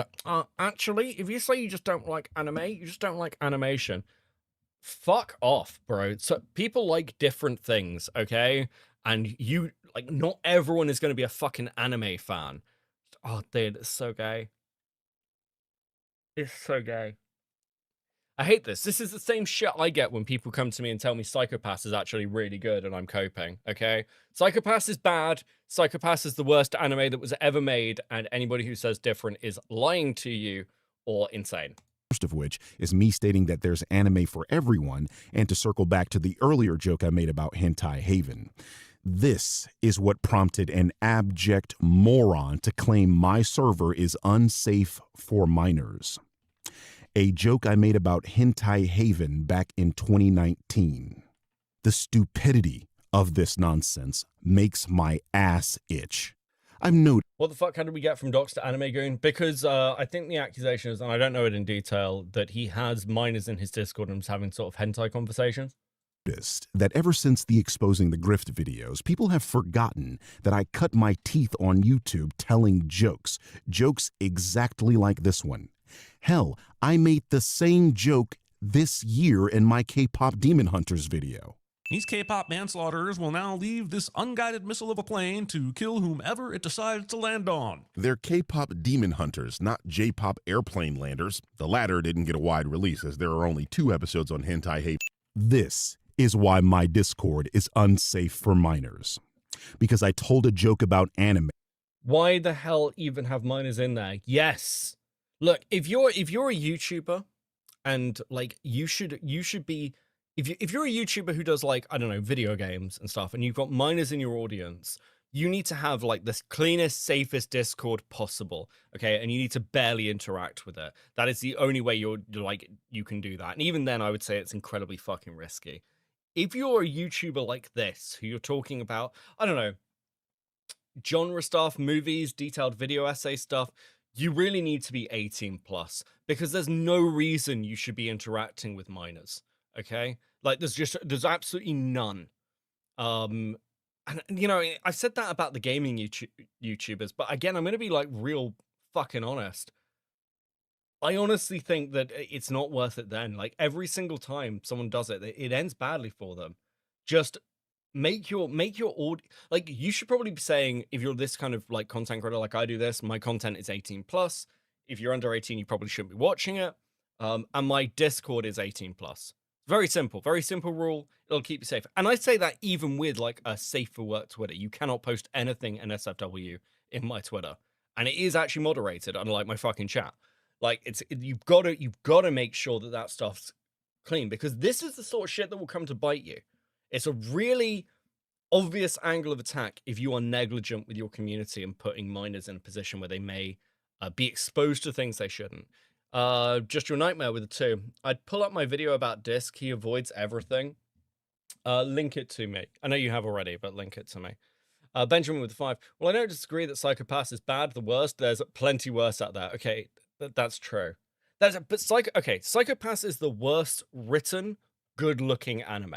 Like, the animation of Psychopath is really nice, but the story and writing is fucking terrible. It is so ungodly bad that it needs to be expunged from reality, okay? It is one of the very few anime I've turned off halfway through and just literally gone and done something else with my life, and I've never regretted it. 7 years ago to 15 to 20 adults. And finally, the third thing, easily the stupidest one. In 2021, I uploaded a video to my channel of me dealing with an extremely rude manager of a Domino's pizza location. Oh, dude, we're going to talk about this one, yes. I'm not going to play the entire 14-minute video. Bro, you were mean to fucking, you were mean to fucking, like, just workers doing their job. Here, but the long and short of it is that I'd received an email from a Domino's Pizza about some expiring point. Is he a male Karen? Yes, he is. Massive male Karen. I'm not going to play the entire 14-minute video here, but the long and short of it is that I'd received an email from a Domino's Pizza about some expiring points I had, decided to use those points, which earned me a free pizza, and the location that was set to deliver the pizza to me basically decided they didn't want to deliver a free pizza. This resulted in the manager lying to me over the span of 2 phone calls, canceling my order for no reason that could be articulated to me, and verbal abuse from this person on the second phone call. So I decided to drive down to the location and confront the manager about his behavior. The entire encounter of... Dude, the way he talks about this is like, yeah, of course you did. Of course you were upset. So, like, you literally, I didn't even realize this was the context. He wasn't in the Domino's ordering and then got annoyed. He literally was like, fuck this guy. Got in his car, went to the Domino's itself to berate this random fucking worker for not taking his coupon. That is the most... Dude, why would you admit to that? You couldn't waterboard that out of me. That's the most fucking sad... Dude, how pathetic do you have to be? Which I recorded. Upon meeting me, the manager completely changes his tone, lies about who called me on the phone even though I recognized his fucking voice, and basically tries to bullshit me because he definitely did not expect me to actually come down there. I gave... Lol, imagine caring this much about free Domino's pizza. Well, I mean, it was a few years ago, you know. Maybe he was just really broke. It's sadder if he's not, though. Do you know what I mean? And he recorded it. Of course he fucking did. This dude is incapable of believing he's the bad guy. It's a superpower, really. A piece of my mind, and I don't even try to hide my frustration with him. Again, I recorded the entire interaction from the moment I got out of my car and the moment I went back to my car, and I posted this on my channel and on Twitter. Domino's saw the video, sent me a DM, and rectified the situation, which apparently went well enough. Guys, you're all like berating me for screaming at a food worker, but Domino's agreed with me. Domino's agreed with me, guys. Bro, what the fuck are you doing? So let me get this straight. You posted a video criticizing a corporation. The corporation like did what the corporations always do, which is like, oh my God, please just don't talk about this anymore. Here's some fucking like free shit. And that's your win? That's your win takeaway? Bro, this was in 2021. I fucking...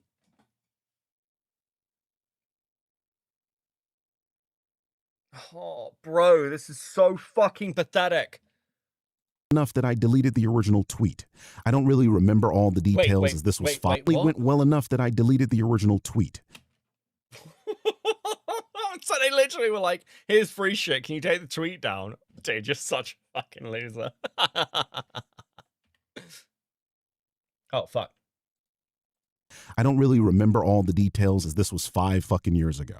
The funniest claim these idiots made about this situation, though, is that the guy at Domino's was a teenager. That was a grown-ass man, nearly bigger than me, and was the fucking manager of the location. He literally says that in the video. You said your name is... Yes. And you're the manager at this location here in...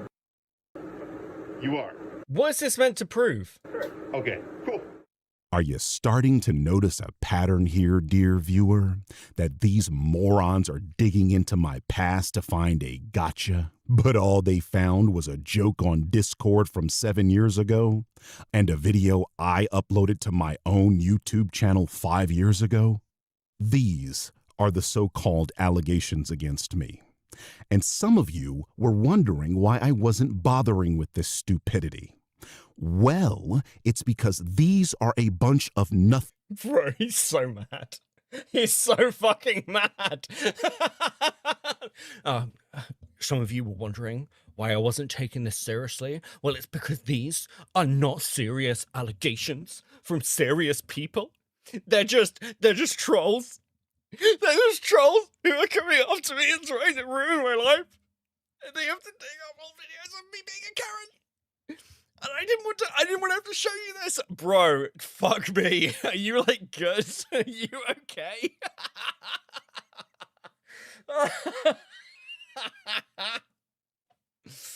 Oh, this is fucking so sad. Listen, if he wasn't such a piece of shit, I'd feel bad for him because this is truly pathetic. Listen to his voice. I just want you to hear it as he zooms into his little fucking character's face. Listen to against me.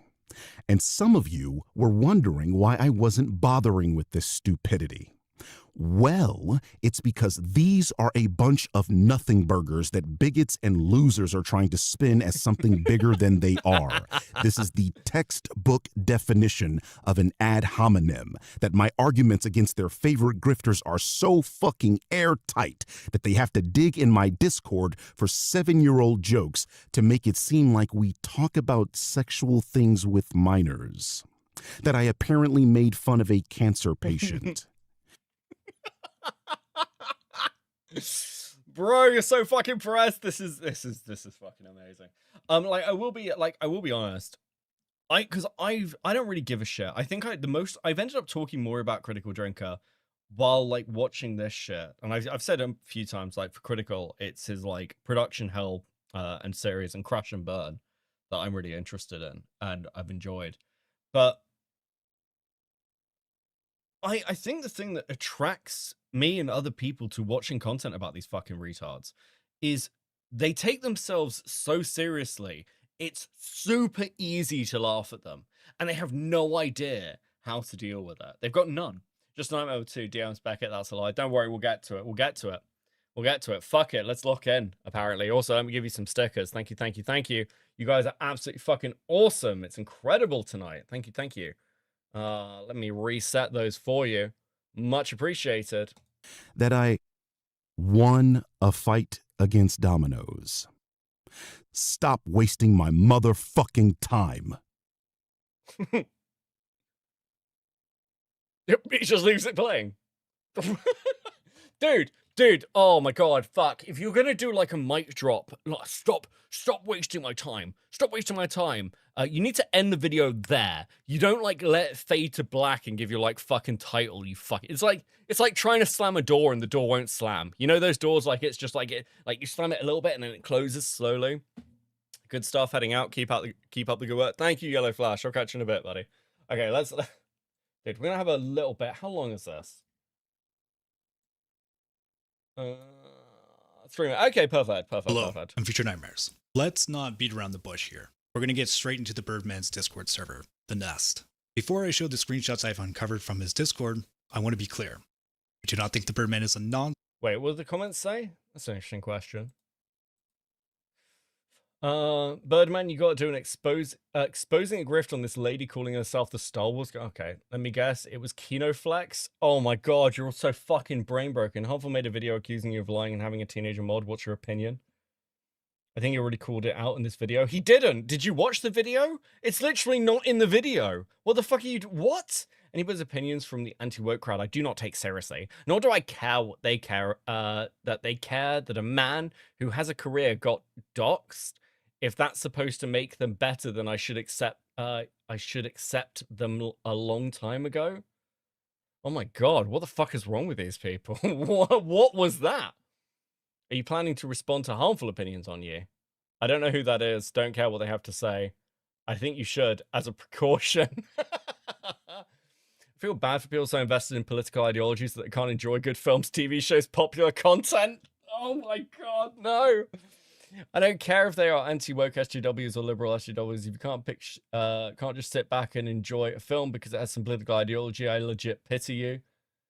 Big up Birdman. Can you do a video on the real life of Fate Wizard? Bro, you should react to Alpha Ego, who just posted a stupid video calling you, claiming you are insecure about AZ and Asmongold. So ridiculous, dude. ET on Southpaw stream. Fuck, yes. I need to look into it. It's because I've been touching grass. Maybe at the weekend. There's so much to go through, and I'm so behind on it. And every time I look at it, I go, there's so much, and I don't know any of it. Maybe I need to go in blind. Maybe that'll work. Or a groomer. If anyone claims as such to incite harassment, I will defend the Birdman for defamatory claims unless proven with evidence otherwise to those serious allegations. The Birdman server has no age gate and is full of minors. Hold on, we're gonna watch this and then like Future sent me an update thing. I'm gonna read it. The youngest proclaiming their age as young as 13. Birdman even acknowledges one's age as seen here, in full knowledge that this. I'm a Brit. I don't know what you class as a minor, but I'm 17 here in California, and anything less than 18 is a minor. But 17-year-olds can go see rated R films. This person is a minor. In just this year, in the year of 2026, this user would post a fully nude anime woman. Hold on, when was that posted? In just this year, in the year of year, in full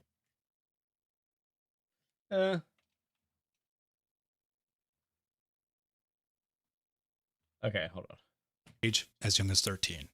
Birdman even I was like, after you said boring, I was like, well, I'm 13. Okay. acknowledges one's age as seen here in full knowledge that this person is a minor. In just this year, in the year of 2026, this user would post a fully nude anime woman in the shower, only blocking her nipples with her arm. This was never moderated, it's not deleted, and is still up live in Birdman's Discord server. From 2020 to 2024, individuals in the server were fully, openly expressing their porn addictions and proclaiming they have. What? You're 16? Okay, I've been through shit. What I'm saying is that your entire life in front of you, as cliche as it sounds, I'll tell you what, even last year, I could not even imagine where I am today. If I told you a year ago that where I would be, you would not believe it. God, shut the fuck up. Stop giving Discord advice to people. I would call myself crazy. You should have no idea what life is. It's been getting worse. It did for me too. I tried not to talk to, I tried non-talk to because I'm annoying when I tried to be their friend, and they'll use me to get someone I know. I have no friends except for one, but he doesn't talk to me much. School constantly bullied, at home constantly yelled at. Those aren't people you should be around. Dude, what the fuck is this? Why is this in your Discord with a 16-year-old venting about being bullied at school, bro? Miss Bourne Tyler with the 5. I highly recommend the Southpaw drama. It's all funny. He's also one of the types that should have gotten called out long ago, but went under the radar. Yeah, Rock sent me like a load of stuff. I really want to cover it. I've literally just been touching grass. I had to for my mental, before I actually like burnt out completely. A folder full of pornography. None of these conversations were moderated. I was kidding. I don't have any porn games. I have a whole folder full of porn, and you do this to me. So do I. Dude, what? And were allowed to continue for years for the minors. Now, you may say these were just the fault of other users and not the Birdman himself. In 2019, while minors were active in the server, the Birdman would type this out, identifying exactly where to go to get hentai and naming the website, saying, if you want to hentai, go here. He would make another post about a Japanese, quote, softcore porn star, allowing minors. Well, exactly, and boy, oh boy, would these people love to get married to Yuka. I know I would have, lol. I'm a geek nerd gamer, and I've had gorgeous women. They all knew I was like that too. Live and let live, that's my motto, absolutely. Here's why I love Yuko, besides the fact that she's hot Japanese soft porn model, lol. See who she's holding in her hand? Okay, bro. What? Minors to find and engage in softcore pornography. Based off in this message, he seems to really enjoy that this softcore porn star is holding his plush and how he had the chance to date and marry her. One can only guess how much money he spent for the softcore porn star to do things to that plush for his arousal. Joke aside, this is incredibly inappropriate and shows the Birdman's reckless behavior has stemmed all the way back to the beginning of his career, and the lack of ability to moderate his own server full of children. Again, this is not grooming or pedophilia, but is normalization of sexual topics and showing minors where to find sexual content.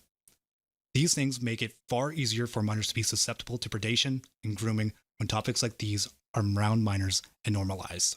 My suggestion to the Birdman, given that he has fucked up once around minors and allows sexual topics to be talked about around minors for years. Okay.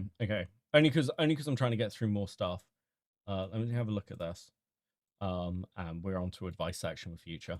Which I appreciate the information, but also we need to do more stuff. Fuck, I also just broke my chat.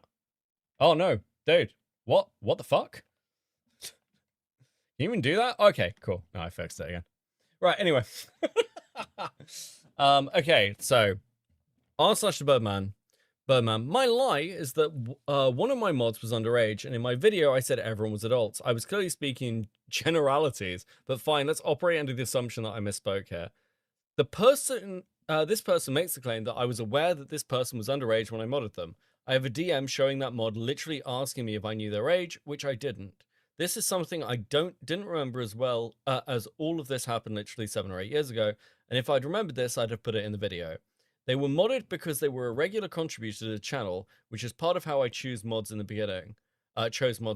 People I regularly interacted with on my channel and all my Twitter or real life friends.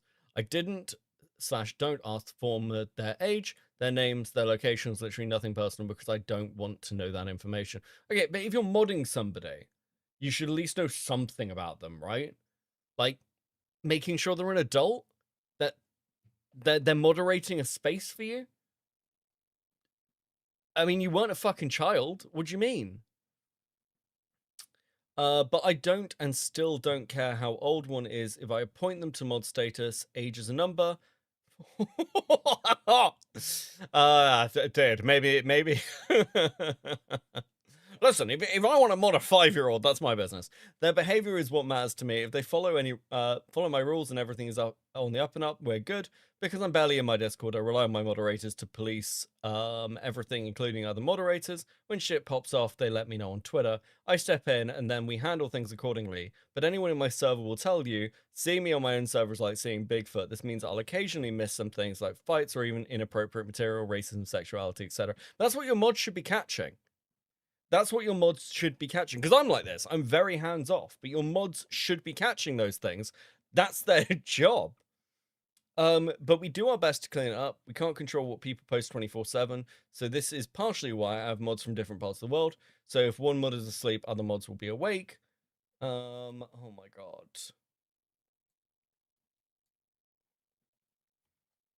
Obviously, we're not modding 8-year-olds or some shit, lol, but this again is another nothing burger coming from a piece of shit that I blocked on Twitter. After some investigation, because I never think about people I block and forget they ever exist, is of course an anti-woke dipshit loser who regularly uses the hard ER N-word. Fuck him in his video. Oh, dude, just so upset that Harmful made a video. Oh, that's sad. Good, I knew Harmful Opinion and Nightmare were lying. However, it's better to hear it from you, Bird. Here's something that you should know about Harmful Opinions. I found it very ironic from him to try to cancel someone who tries to speak the truth. Since many years ago, the skeptic community tried to take down Harmful Opinions because he exposed them for using an app that the skeptic community have been using and promoting for free speech that hides pedos. That is not why Harmful took down fucking Candid. What do you mean? Candid, what the fuck are you talking about? Candid was taken down because it was literally like, it was being promoted as a free speech platform that actively censored people. That was the issue. They were literally promoting something against their ideology and lying about it. What do you mean? What? Oh my fucking god, bro. They're anti-woke dipshits. We don't need to pay any attention. Why are you responding then, Birdman? Why are you responding, Birdman? Huh? Huh? Dude. Well, I can't wait to be called anti-woke. You notice how depending who like talks about me, maybe it'll be one of these. I'm either like a fucking Antifa like leftist with a gay community, or I'm like an alt-right neo-Nazi. Wonder how this will go. I wonder which way, Birdman. Dude, how is it ironic as well? Yeah, it's because like they're saying it's ironic because Birdman, can't believe he's attacking you. Harmful should be your like best friend because you speak the truth, Birdman. You speak the truth. Are we getting through Harmful's thing, or are we pretty much caught up? I think we're pretty much caught up. This is all stuff we've either seen in futures or like done. Okay, thank you, Harmful. I started your video and then watched a million other things, and we've been going for 2 hours. Okay, I have to stop here with this one. Because I actually have too much shit to go through. I have too much shit to go through. This is 40 minutes, and the other I've got another thing, dude. This is like another 20 minutes, and then the last thing's an hour and a half. We have so much shit to go through. Okay, fuck. There's too much. There's too much content. Fuck. Maybe I'm gonna have to split this out into 2 streams. Maybe I'll do a part 2 tomorrow. We'll see how it goes. Fuck. This is brutal. Do you need me to yell at Ant about Birdman? No. Don't go and tweet at anyone about any of this. I'm sure Anthony will take seriously the accusations about Birdman and make a video on it. I'm sure that's coming any fucking day now. Okay. Right, we're gonna move on to Oneyplays. Actually, I'm gonna have a cigarette first. Shit. Dude. I intended to. This section was meant to be like 10 minutes. Okay, it was meant to be a quick little warm-up section. We've been here for like nearly 2 hours talking about it. That was actually fucking mental. That was actually insane. Holy fuck, that was such good content. Well done, Future. Oh, dude, this was great. Please don't private this for like 24 hours. I'll tell you what. I won't private this until I do the part 2. Okay? It won't be privated, it will go members. And if you want to watch it, watch the member stream. Or alternatively, because KJ will cut this up and put it on the Clip channel in sections, just go and subscribe to Clip and Seethe, because it'll all be on that. Cut down, more consumable.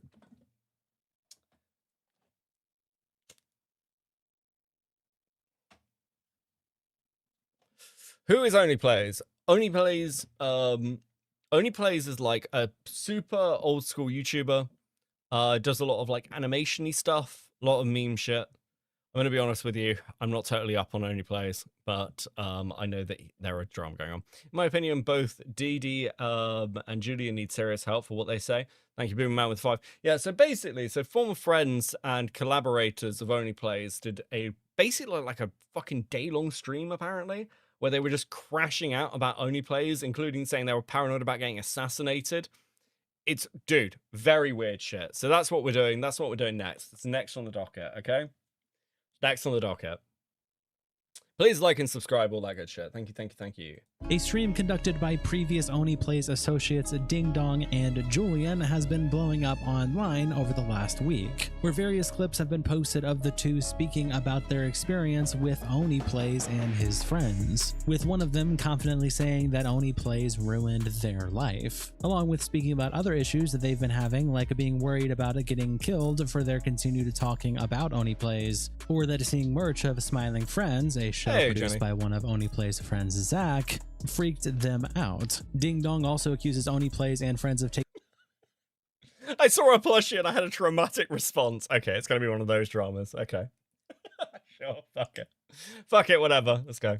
Taking pot shots at him constantly over the last few years, along with various other things that we'll get into in this video, all happening on a public stream on their channel. Now, some came to their defense, of course, saying that they probably aren't really as bad as people want them to be, and the situation is in black and white, along with bringing up other previous allegations that they have made. But there's a lot to get into, so let's just jump in. Welcome to the internet versus Oneyplays. It starts when the Kiwi Farms Twitter account posts about the situation, saying, former co-hosts of Oneyplays, Ding Dong and Julian, have been streaming almost continuously for a full day after saying that Chris O'Neill and his viewers are, quote, probably alt-right Nazis. There's not really a starting point, but this post made me laugh. And they attached this screenshot. Now, this is a troll account, but this troll account was saying, I realized I was trans when I was physically attacked protesting for Palestine. I've spent years studying this shit. This is not a sufficient way to handle it. I want every fascist out. And Hamburglar's cousin replies with this clip in the caption, you mean this, Ding Dong?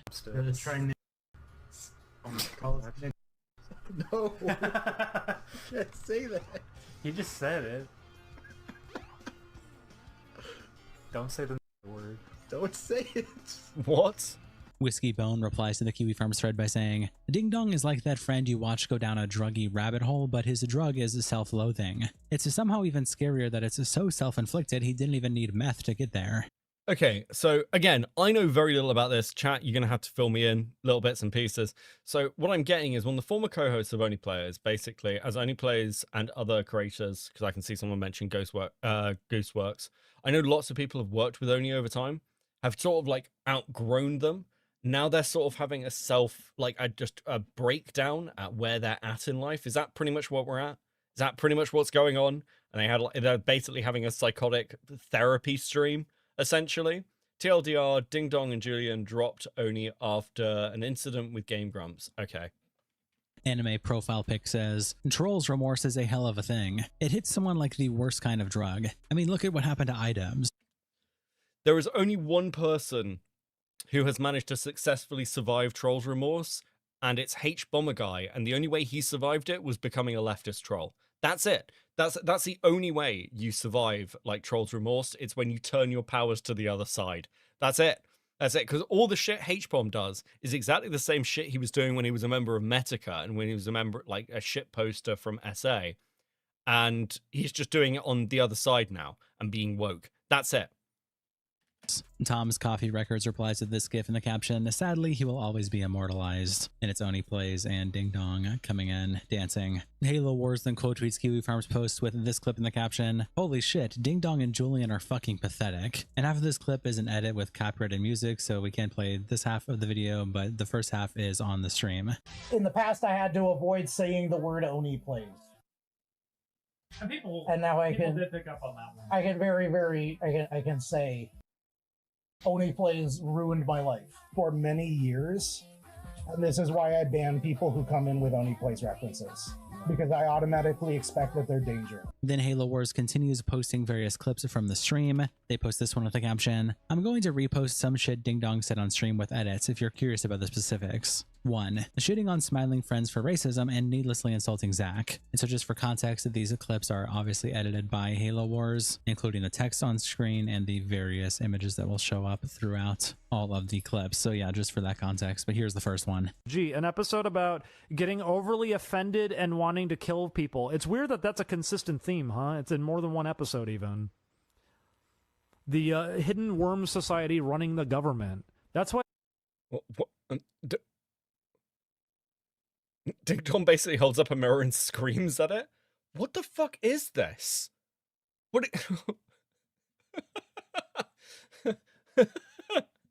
Guys, the jokes are telling the truth, okay? They speak to me. I know the secret law. I know the secret law. Bro, what the fuck? That shit is in there. You have to remember a lot of the people who were involved. You have to remember where a lot of these people came from prior. People just wanted to kind of automatically assume that if they stay quiet for long enough, their mentality has changed, even though they haven't. Man, wait, hold on. Fuck, is this dude bitching about smiling friends because Zach and I've forgotten the name of the other creator are Newgrounds people? I mean, is this are we just doing the whole kind of like Amazing Digital Circus shit again? Where it's like, did you know that these creators are actually really problematic? Did you know this person did blackface? Did you know this person said the N-word? Are you fucking serious? Are we back here again? You chat, you bastards. I see why you wanted me to cover this now. Beckett, there's another one. We're here again, Beckett. You can't escape. The fandom drama will never leave you, Beckett. The problematic creators being called out. Oh my god, no. Oh my god, no. Keep in mind, Ding Dong and Julian were making games. So yeah, I mean, this is the Trolls Remorse. I'm actually a good person now, guys. I changed. I grew. I learned. When I hit 30, I learned empathy. I can go back to an example that's not even from the show. I only got to hear about this one because I don't watch the videos, but I had someone quote it at me, and I'd be like, why are you saying that, man? That's nasty as shit. That I had somebody at one point say to me, like, I am bipolar, and I am autistic, and these are the things that I have, and these are the things that I deal with. And I was like, what are you doing? Pisses me off. That's like, I don't know if it's my autism or my OCD or my Asperger's or my schizophrenia or my bipolar disorder, but that you want it all to look nice. And they went, oh, it's a bit. And I was like, that's not a bit. Where did you even hear that one from? And they told me, and I'd be like, man, do you know why he said that? Because he's seriously just trying to insult people who have to deal with things like that. That's why I said, I'm confused why people weren't able to pick up on this. I thought it was really obvious. I thought it was really clear, because in the past, everyone did pick up on it. I don't know what changed.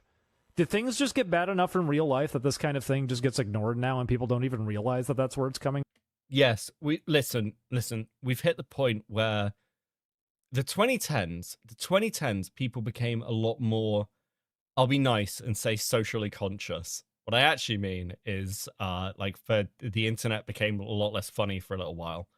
But it's kind of like, and it ramped up, especially in the, like, late 2019, 2020s. Everyone went kind of a little bit fucking insane. But yes, these things come in flows. And we are well past it. Like, no one cares anymore. Okay? We've literally just got past the point where anyone's going to really give a shit. This isn't the funny part, by the way, Boomerman. Thank you for the 2. No, this is just fucking weird. Mozdev replies, Also, that's inaccurate. He's mocking those who self-diagnose themselves with like 50 different disorders. Yeah. He completely misses the punchline. He's not making fun of people with those disorders. He's making fun of Tumblrites who make those disorders their entire personality, and especially the ones who use them as card Mammoth involves a tuber. I've heard something about the tuber shit. blanche to be an awful person, a lot of whom are self-diagnosed. And Halo Wars says he's really the worst type of person. He's only attacking it because he's close friends with that exact type of person. But he's so nonchalant and above it all. According to him, Horrid Handle says, he sounds worryingly like your movie sucks, and it's going to break my heart if he goes down that route. Halo Wars also posts another clip. Again, this one is edited by him with a caption too. Ding Dong schizophrenically claims Lyle and Chris brought up Tuba to expose he's a furry and take potshots at him in a grand conspiracy. They do it to a lot of people, by the way, constantly taking vague shots at people over and over and over again. They did it to us too. They did it to another situation, and a lot of people found out about it later and figured out like, oh, that's what that meant. I didn't really get it, but now I get it. Yeah, they've been doing that for a long time. If there's something they say in a video that doesn't make a lot of sense, they're probably referencing an actual person that they're hoping to hurt through one of their videos. That was why they brought up the tuba thing in the... Oh my god, this is actually paranoid. Wait, oh, hold on. We're going to get to the tuba thing in a second, apparently. Like, if they bring up something and it's like, feels vague posty, it's because they're actually attacking someone, guys. They're actually going after somebody. Okay, bro. Oh, that's not a good sign. One video, that was them trying to take a shot at me. That's just physics. Is that a big tuba? What is that? Oh, I'm horny. Let's go into it. Fuck. I'm not horny anymore. Now I'm horny. Here we go. That's a joke because it's a tuba. That's a joke because it's a horn. That's an obvious joke. Why? Oh no. Go. Damn it. And they were trying to expose people to the fact that I was a furry. Then... You know that tuba joke? That was actually directed at me so people would know I'm a furry. How would they get that out of that joke? And now you're apparently gonna tell people what that joke was? You're a fucking idiot. Oh my god, you're a fucking idiot. A few months later asking me if I'll record with them again. Which maybe was even partially trying to test the waters of, did you see when I called you out in front... Oh my god, this person's insane. Holy shit. Oh, okay. This is actually, you're right, this is incredible. ...of everybody and tried to get you hurt. Mozdev again then replies to this clip saying, imagine getting offended at something as juvenile as a tuba equals horny, because it's literally a horn. I very much doubted Chris was talking about... It's Haberman all the way down? Yeah, dude. We need to, like, dude, we should call it Haberman syndrome. That's literally what it is. Dude, this is dire. About him at all when he said it. It's just an obvious pun. And slimy Asian pasta replies with an image here. We'll probably have to censor it for YouTube TOS. I don't know if this would be allowed on the website or not. I'm not taking any risks. And slimy Asian pasta says, no, actually, it is a reference to someone who would commission artists to draw his fetish of getting vored by tubas. I know because I'm an OG perv. Ding Dong is saying that just referencing this was inciting hate against him. But I gooned to this and I enjoyed the joke. Click at your own risk, lol. Do you know what? Fuck it. You're owning it, Based. Based just being like, listen, he's actually referencing the tubivore porn. I'm into it. Here's an example. Hilarious. Actually hilarious. And the image attached. Just to describe it, it is a tuba with a belly. There is a inside... Do you ever think Connor sits down to record some shit and wonder what his life's come to? Because he does it with this, like, he's so fucking monotone with shit. Just to describe the image, it's a tuba with a belly. Oh my god, Connor, what's going on, mate? Are you good? Shot of the stomach, and someone is inside playing the tuba from the inside. I hope he's making money. Boy's gonna need therapy. It looks like, I don't know, it's too much. I don't know how to describe it, but it's obviously very, very fetishistic art. Halo Wars continues posting clips, and now this third one with a caption. He claims he doesn't watch the videos. He does. Then insinuates that Chris posted the Dustborn playthrough during Trump's inaugurations for a specific reason, implying it's a dog whistle. I don't watch the videos or anything, but I sure as shit did see the Dustborn thumbnails and everything. That was not a mistake posting that during Trump's inauguration and everything either. Clearly it was backlogged. Yeah, the SJW thumbnails and everything. Gee, I wonder why this is going up.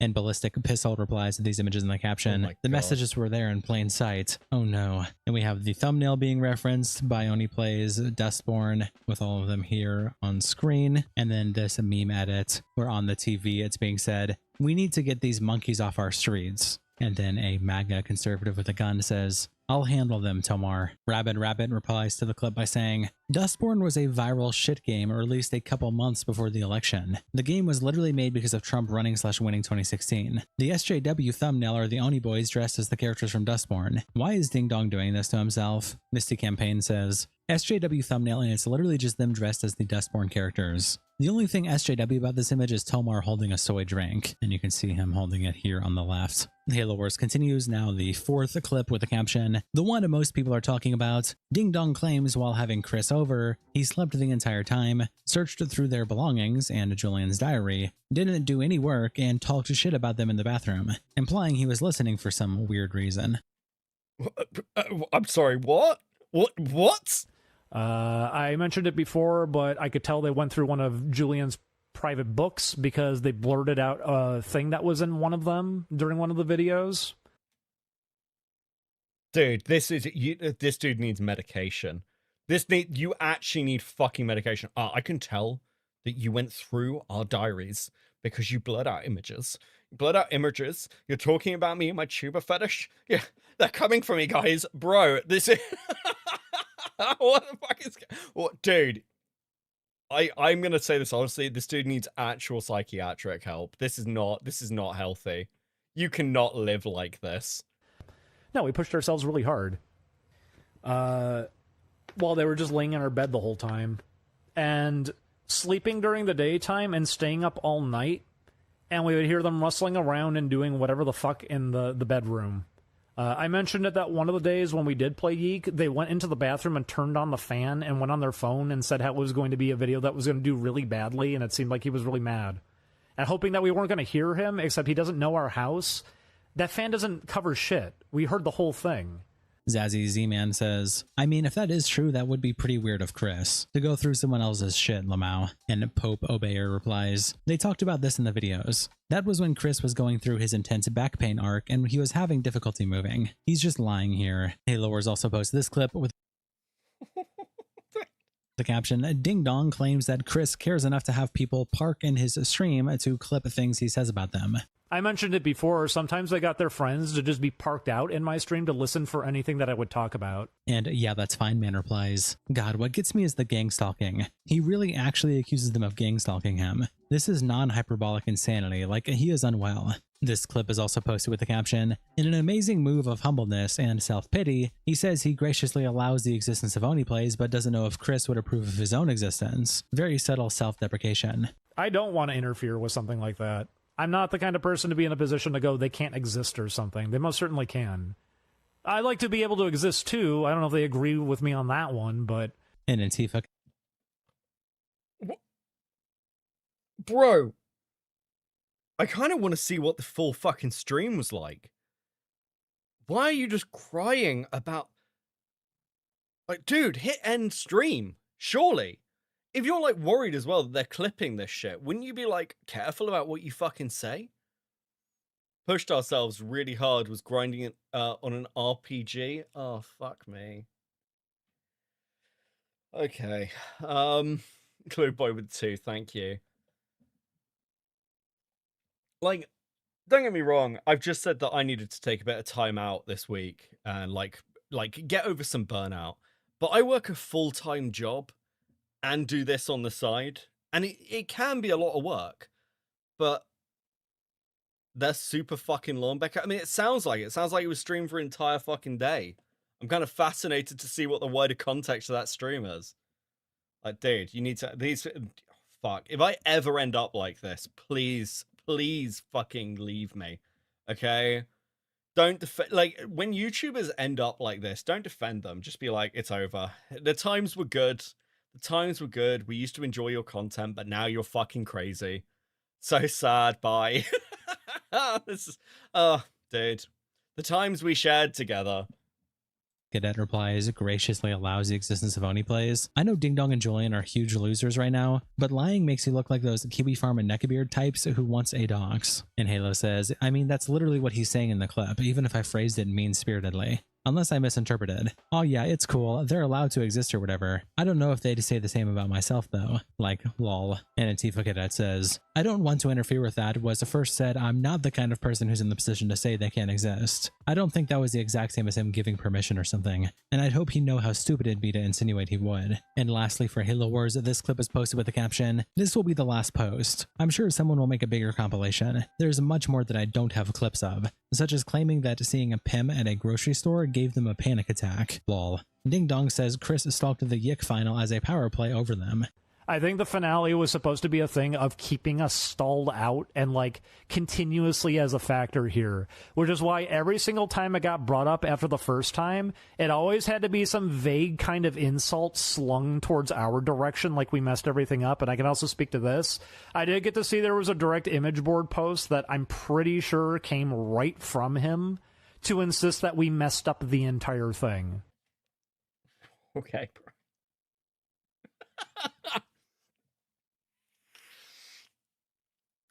He actually has secret alt accounts. He actually has secret alt accounts to attack us, guys. Don't you know? Don't you listen? I've been putting the pieces together. This is like Pepe Sylvia shit. Okay?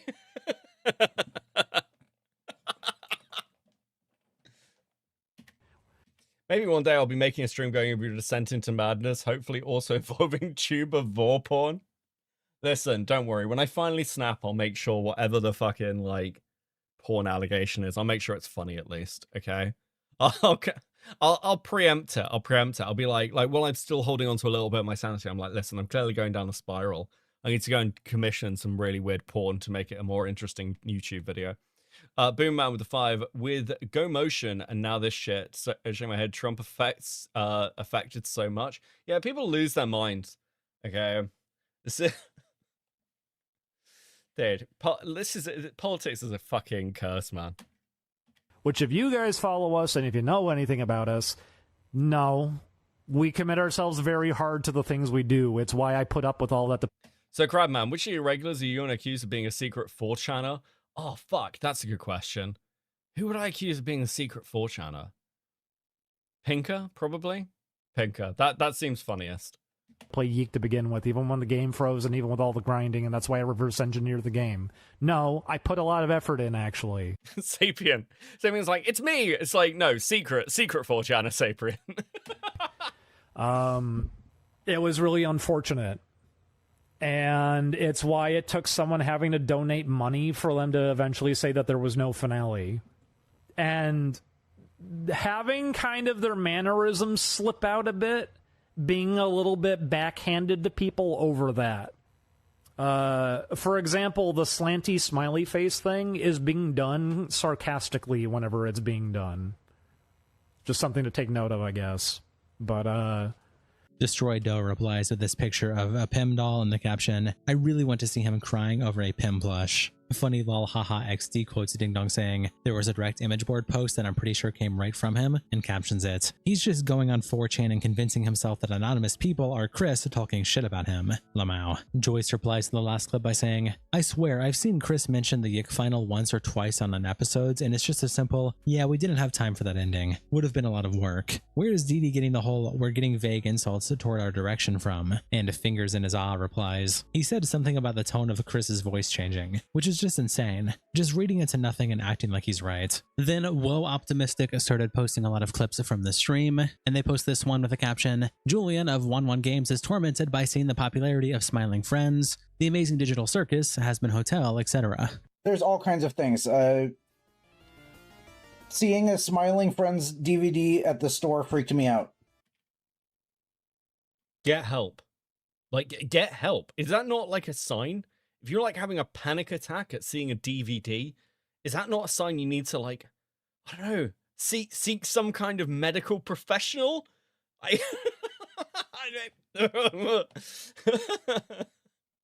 Seeing everybody draw porn of Digital Circus freaks me out.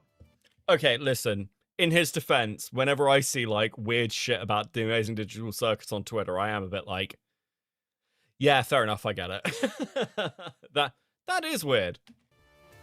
It makes me Lanza, we need to bully losers. Also true, Lanza. How you doing, bro? feel like I can't participate in the world anymore. It's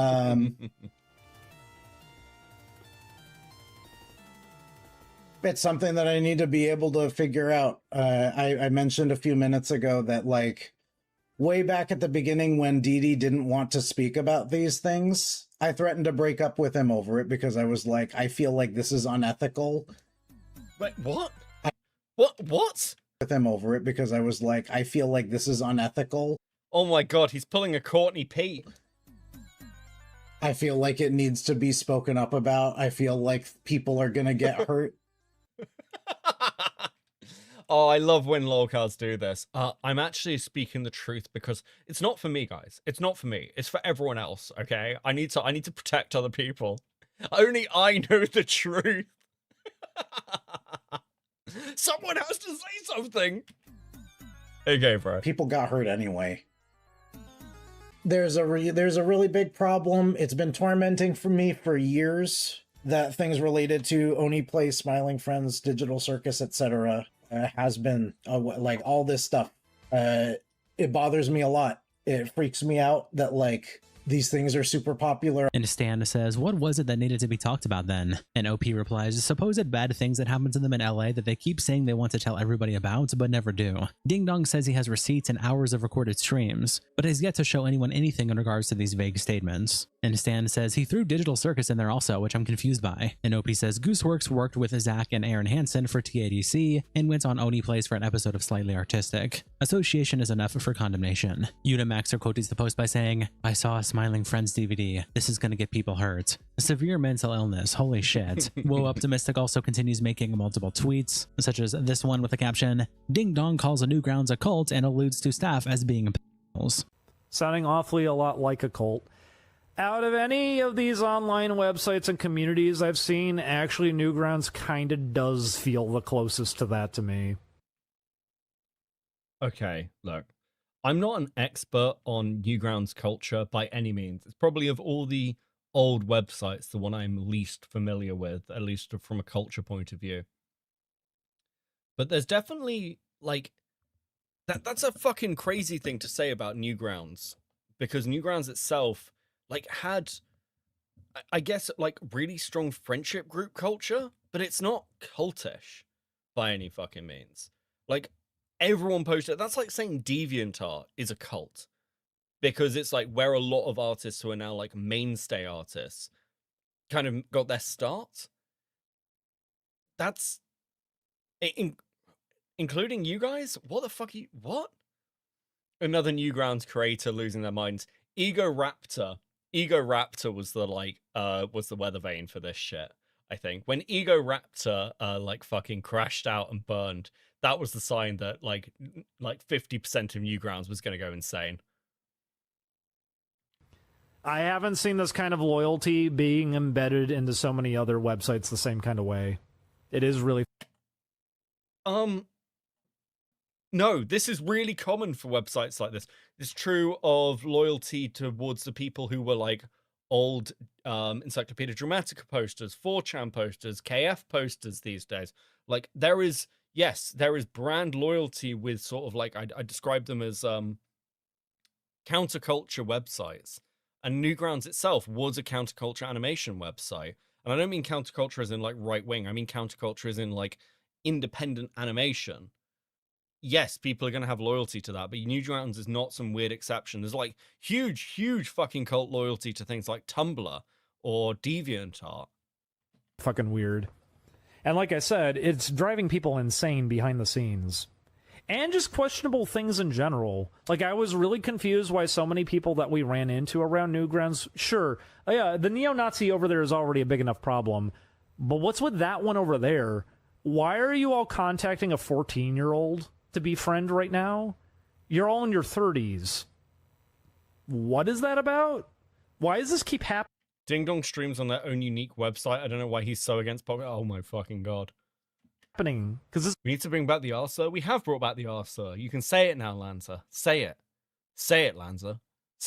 Say the Arthur, Lanza. Do it. Call someone a retard. I know you want to. It's like the third The Will Stancil show creator, yeah. one now. And then OP Wait, what? What were we at? follows up. If you have proof that a Newgrounds user or member of staff is a please report them to the authorities. If nothing happens, there's your final answer. It's not that complicated of a concept. And Cowboy replies, this is 100% in reference to Jeff and Dave befriending Little Pico, which was a 14-year-old Japanese girl who was a fan of Pico. It was genuinely the most harmless interaction I've ever seen and sounds more like Didi making up anything he can think of to paint him as the victim. AC says, Okay, I don't know enough about that. It depends when it was. As weird as that sounds, like earlier on the internet, like with some of these sites, there was a lot more mixing of minors and people who were sort of like late teens, early 20s. And you can kind of see this a lot in Snapchat culture and Tumblr culture and DeviantArt culture, where it would be a lot more normalized. Nowadays, we go, yeah, it doesn't matter how like kind of innocent your interaction is, you shouldn't be talking to a minor. But it depends on the sort of like how, like when this happened, basically. Citron, EDP exists, therefore all YouTubers are suspect type mindset, except it's all their old close friends who are more successful than them. Yeah, suspicious, isn't it? Sequel to 5, thank you. Flatworm with 10. As a fan of Oneyplays since 2017 and the DG and J era, this doesn't ruin anything I enjoyed from them. I'm turning 30 in 3 months and not as attached to YouTube personality as I was 10 plus years ago. Yeah, it's also important to notice that like people change, and sometimes it can suck. Like there's definitely creators now who I can't watch their old stuff because I know how they've turned out, and I'm like, oh fuck me. But it's one of those where, like, yeah, a lot of audiences have just got older as well. And it's kind of interesting with Smiling Friends, where you see a lot of the fan base, like the online fan base, of people who grew up watching, like, Newgrounds. I say a lot. I'd say, like, the like, really excited people to see Newgrounds animators go mainstream. But generally, yeah, the audiences just got older. People drop off. This happens to everyone. We were talking about Angry Joe earlier. That same thing happened there, where, you know, the audience outgrows you. It'll happen here as well. Like a lot of the people who watch me today, like 5 years down the line, will just be like, oh, I remember watching Cope and Seethe, but I'll be dead, so it won't matter. it's true. When I emailed to Tom Fulp because I got locked out of my account, he demanded I vote for Donald J. Trump twice and convert to esoteric Hitlerism, or else he'd plant in my account and report me to the FBI. Maximum Play quotes the clip by saying, low-key, this feels like Michael Jackson phone call reporting the Epstein Island thing and no one believed him. Like, I don't know. I'm taking the Nick Diorio strat. When I turn off the video, these people stop existing. Yeah, there is a certain degree of that. Like, you have to be plugged in as a creator to know what the fuck is going on a little bit. Because you lose track. Like, again, I felt like I've been kind of unplugged. I think Mally said I was detoxing like a fucking white girl. But, like, I've been unplugged, so I don't know what's going on, but I haven't really thought about online shit for the past couple of days. I like turned up for the now recording stream, and that was like it. This is the most online stuff I've absorbed in God, like since like the stream last week. He's been deep into this shit. He probably knows stuff no one else does. Random dude says, everyone acting like he is talking about some secret underground NG ring are morons. He is talking about when Dave and Jeff became friends with Little Pico, and that situation was literally just them giving a young Japanese artist a platform. Didi is a schizo. We've known this. Will Optimistic also posted. Okay, yeah, I mean, depends when this was, but that seems fine for an art community to like promote somebody who's younger. Like this is what happened. Like Keem started this with like Aiden, right? So this clip of the caption, Ding Dong says Chris and other Newgrounders dogpiled the trans artist who made the New Guy comic in defense of PewDiePie. And if someone would be like, no, they don't dogpile. Man, do you know where the New Guy meme came from? Do you know what that was even in relation to? Some trans artist made a comic that nobody even saw until one of them decided to make it into a big spectacle. And yes, because that comic was fucking insufferable. That's why. For those who don't know the New Guy comic, it's basically like there's a new guy who starts working at the store and he's like friendly and nice, and the like character who's like the OC of this artist is like, we're not going to be friends. And it's like it's like in the insufferable fucking woke like caricature played seriously, like they're the hero. That's why everyone was like, this is fucking insane. This is why, what's her name? The pizza chick gets the same shit. It's because it's insufferable to see. Like, it doesn't, again, I hate this fucking argument of, oh, you took this small creator and you like signal boosted their stuff in a negative way. If you're a creator, you are putting your stuff out there to be reacted to. You are doing it for a response. You don't get to control whether that response is positive or negative. That's the game. That's true of like the internet, it's true of real life, it's true of everything. You can't just be like, oh my god, I can't believe that you took this person's work and then were critical of it. Yeah, I mean, obviously, what did they think was going to happen? What does anyone think is going to fucking happen? DD is doing this now. He's like, oh, I can't believe people are reacting to this stream and my comments and turning it into drama. Bro, you're like schizo posting on the internet. Of course people are. What do you mean? Lost in Worlds with the 5. Newgrounds still being around at all is a miracle. I grew up on that site and now I post art there. They've improved so much since the old days. Yeah, I mean, Newgrounds is like a completely different place. There's oh fuck, there's an animator who I don't watch at the moment, but I was like really liked. He did like the 4chan videos, like the /V videos, for those who remember that, where it's like /V fighting with all the other boards during the Gamergate shit, and like getting like moot with a fucking banhammer. Like, and the animation has got so much better than it was in the old days, and you can see people improve. Anyway, guys, please enjoy these stickers. Thank you, thank you, thank you. Very, very, very, very based of you. You guys have been incredibly generous tonight, and I personally appreciate you because you're awesome. Thank you, thank you, thank you. Double down on it, because how dare you? The 14-year-old thing was like 3 to 4 years ago, and it was through public Twitter spaces. It was letting them talk and retweeting art base. Okay, yeah, that doesn't. Yeah, that's fine. You say something negative about PewDiePie. One NCH Productions, yes. If you don't watch NCH Productions, go have a look. They're great. Wonderful, darling, innocent person, PewDiePie, who's never done anything wrong. Why would you feel good about something bad happening to a person who was paying people who were struggling and suffering and desperate? Oh my god, we're doing the PewDiePie, like the getting the people to hold the sign up thing again. Bro, he's fuck, dude, people need to get over this shit. Okay? PewDiePie, like, you can understand why PewDiePie fucking left the internet. Like, just went and, like, got, like, had a family. Dude. $5 to hold up a sign that said death to all Jews. I missed Deprixion. Fuck, dude. What? Why? Okay. Okay. And then monetize the video. How dare you? He got to where he was through hard work by exploiting others and hurting others and I guess it kind of falls apart there, huh? No, I get it. The comic wasn't very good, but that was why that also happened. And Agui replies with the context of the comic being referenced, saying, this comic? This isn't even humor, it's just a self-report on the artist, lol. And it is the artist saying, heh heh heh, and the new guy says, oh, what's so funny? And the artist says, heh, that millionaire gamer bro douchebag totally got robbed, heh heh heh. And new guy says, hey, how'd you like it if you were robbed? And then the artist says, oh wow, I can tell we're gonna be the kind of coworkers who become good friends. And new guy says, wow, really? And the artist says, hell no. Danny says, what the fuck does that comic have to do with PewDiePie? Fuck you, Deprixion was an amazing artist and animator. Listen.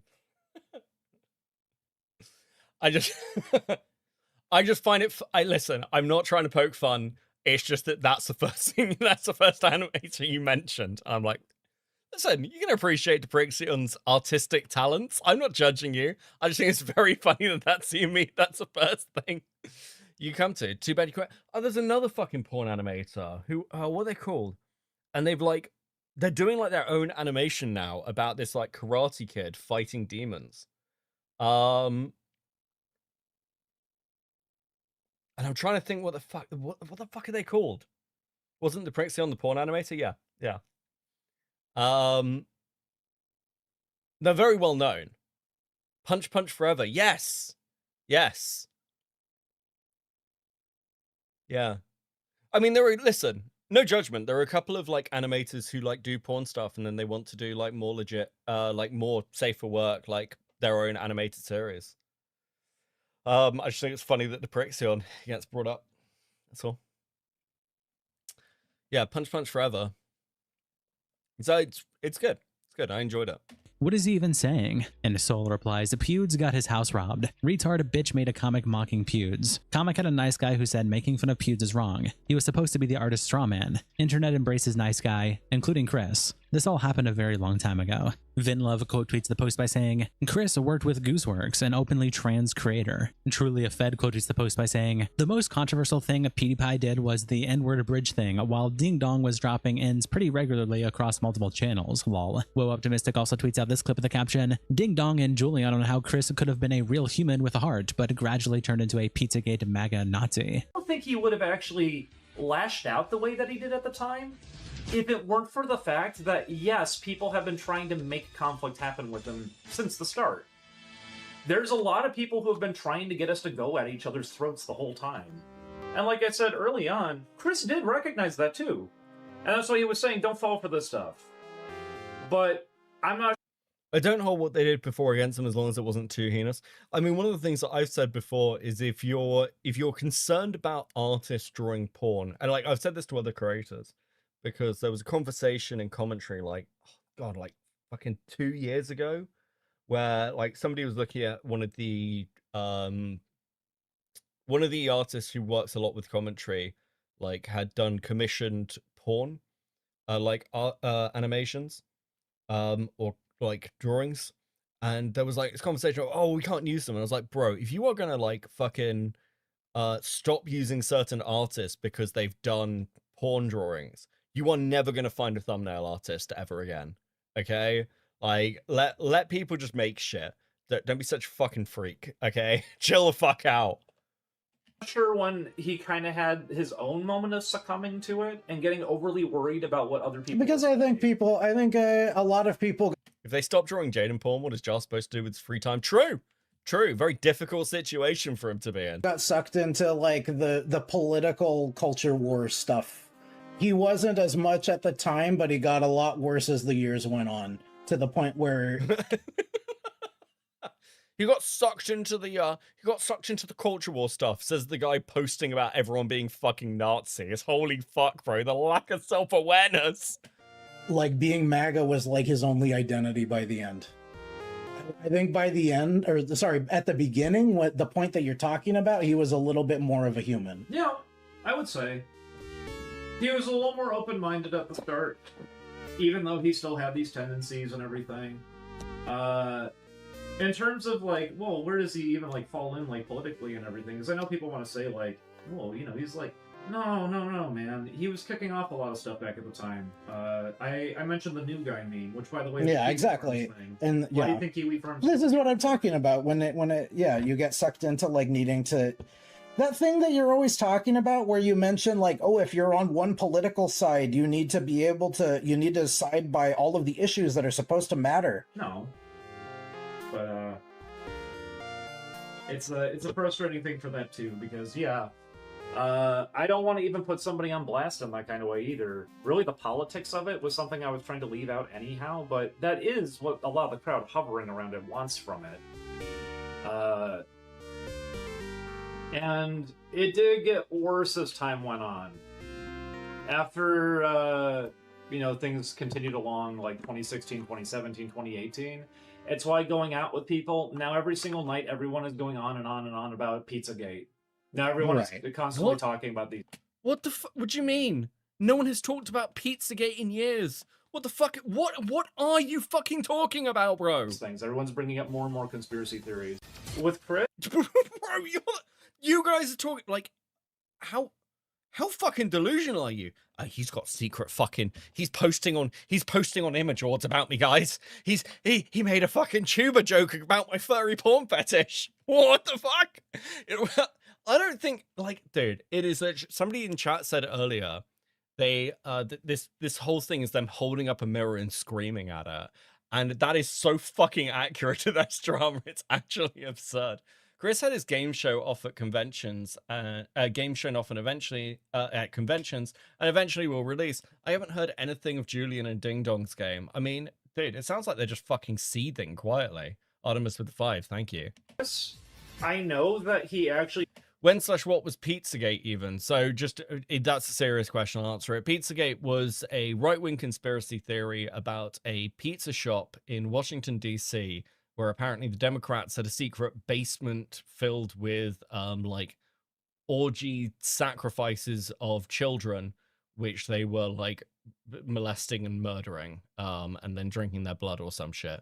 It's like a big part of the QAnon stuff. This is like mid 2010s, and it was absolutely fucking like nonsense. This particular pizza place got like harassed and shit. People demanded to like search it.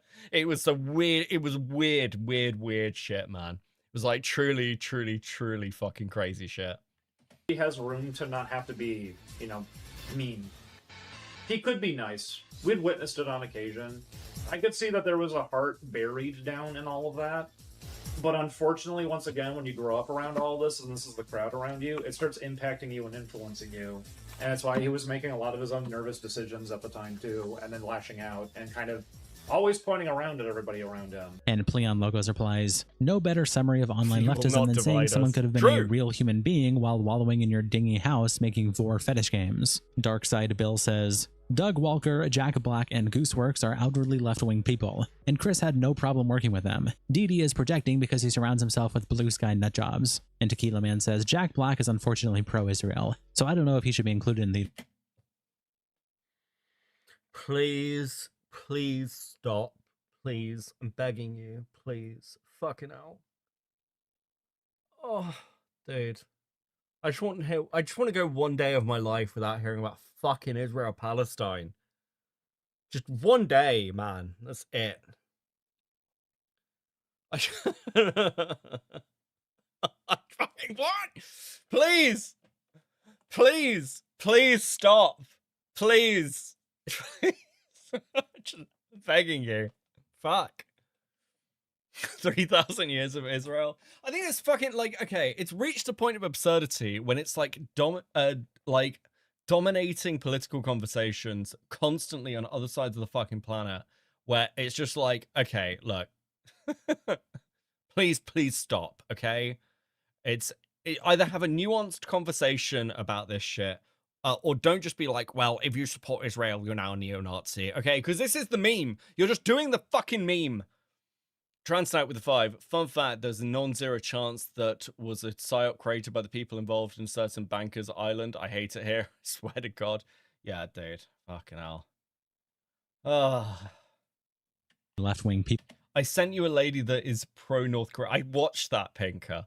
I watched that and my brain broke. It was fucking unbelievable. Okay, US is having a forever war over it. Like, dude, don't get me wrong. Like, it's still like a topic of conversation over in the UK occasionally, but not really very much. A lot of people can't tell how mentally ill they are while they're in the middle of it. What I see here is people with no real friends since they're not getting the help and encouraging the schizopaths.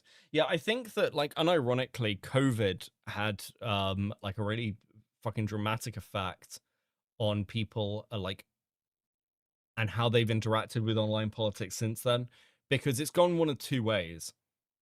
I know people who, like, don't read the news. Like, I've got work colleagues who are like, they just don't read the news. They're just like, it's all depressing all the fucking time. I just don't care anymore. Fuck off. And there are people who are like, they've made it their actual personality. And it's like, you can't live like this. It's not fucking healthy. This is the sort of shit it turns you into.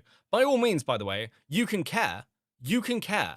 You can be like, I think the play. Actually, I remember my dad, who is like, my dad's conservative, right? I come from a middle class family. It's not a big surprise. My dad's really conservative. And I remember my dad phoning me and saying, Beckett, I've been watching the news about Israel Palestine, and I feel for like the Palestinian, like what's happening to the Palestinians. Like, I don't think people realize that there's actually not like in the real world, the political divide for this doesn't look the way people think it does. But you can care, but making it your entire personality, people are just going to look at you like you're fucking crazy. It's not worth it. There's a different, like, you have to find a fucking shut off valve for this. It's not good for you. So it's just not. This is how you end up. Look at what it's done to this fucking guy. He is doing like 15-hour live streams crying about neo-Nazis and how his old friends are spying on him because he's losing. You cannot live like this. This is not fucking healthy. Please, please go outside and get some help. Birdman with 5, you don't understand. There is a genocide going on. I mean, I think, like, I suppose my frustration is something like there are multiple genocides going on, what we'd refer to as genocide. I think there's one in Africa at the moment, which we'd very clearly refer to as ethnic cleansing, and it just doesn't get any attention. Like, don't get me wrong. I deeply care about the Ukraine conflict. Like, that is something that I follow quite closely. I have a lot of Eastern European friends. I very much care about it, but it's not like a personality thing. Do you know what I mean? Like, I keep up to date with it, and I'm like, support Ukraine, but it's not like a dominant thing in my personality. I don't have to talk about it every 5 fucking minutes, and I'm not judging people based on their position or how much they care about it. That's all I'm asking of you. Group. Gimgill says, Chris is such a Pizzagate Nazi BWC. Also, Lanza, what the fuck? Beckett's right wing, unsubscribed, Lanza. I know what you think, buddy. I one day I'm gonna do an expose on Lanza. It's gonna be like that. That'll be another part of the lolcow spiral. I'll when I finally crash out, I'll go after Lanza. Racist. He collabed with a tranny a couple months ago. Woe then also posts this clip saying, Ding Dong and Julian have been afraid of being assassinated for talking about Oneyplays for the past Look at this fucking shit. What the fuck is wrong with you? 10 years. I'm very sorry that if we end up, you know, mysterious.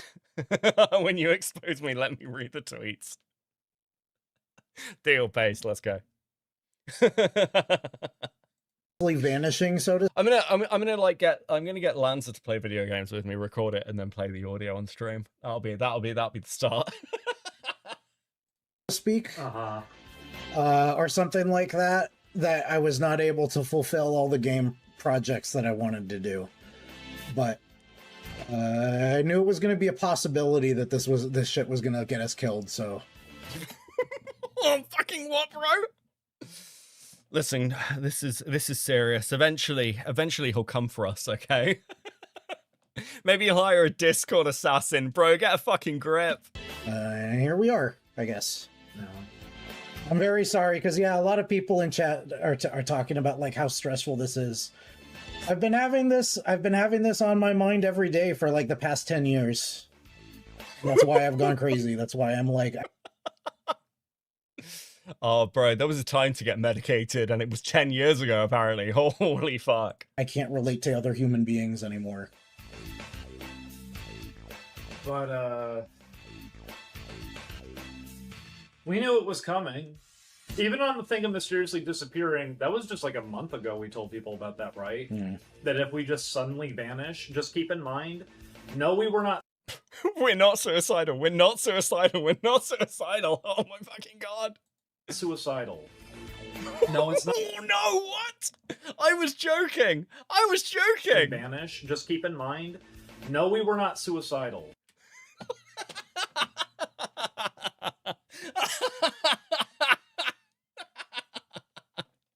Oh no, that's fucked up. That's fucked up, bro.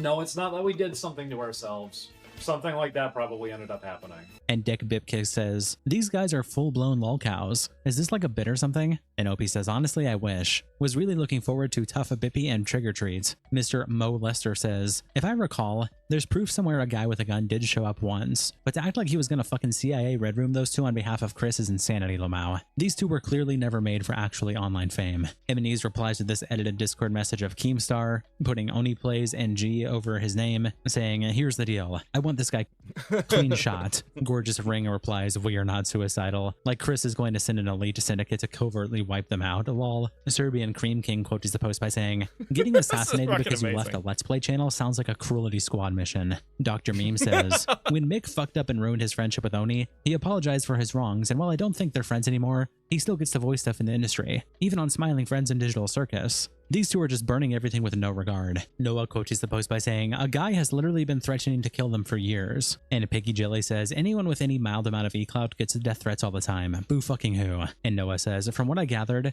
I'd like to reiterate a former position that I still don't get any death threats, and I'm very disappointed in all of you for not sending them. Ding Dong said someone appeared in front of their home with a weapon, and Quoud Stwife says, "It's always if I recall, from what I gathered, and from what I remember hearing, and never any actual evidence." Punished Billy quotes the post by saying, "Chris O'Neill sends his retards." Bang. Woe also continues posting this clip where they caption it, "Ding Dong and Julian hope they're able to finish their games before they are killed." I sure hope we get to finish our game. Yeah, I would like to. I really would like to. I was already talking about having to being move repeatedly and do all this. I was already talking about being unsure beforehand, but now I have to worry about getting killed again. It's okay. It's a big joke. It's just a big joke. Unless. No, it's a joke. Unless. And Wait What replies with this meme saying, "We should Ding Dong and Julian," and a bunch of people saying agreed. Inspector Lude replies, I love that this is the oh, what's it called? Fucking Yibo or whatever the fuck it is. The comic about how black people made white people as like this aggressive race that destroyed black communities, like the black super empire or whatever the fuck it was. And I love the fact that this has just become a meme now. It's fucking great. Ding Dong. These dudes are delusional, jealous, pathetic, and far too self-righteous for their own good. Jacob, yeah. Lost in Worlds, thank you for the 5. Baron with the 5. My position is that we need to bring back whaling. The world has been downhill.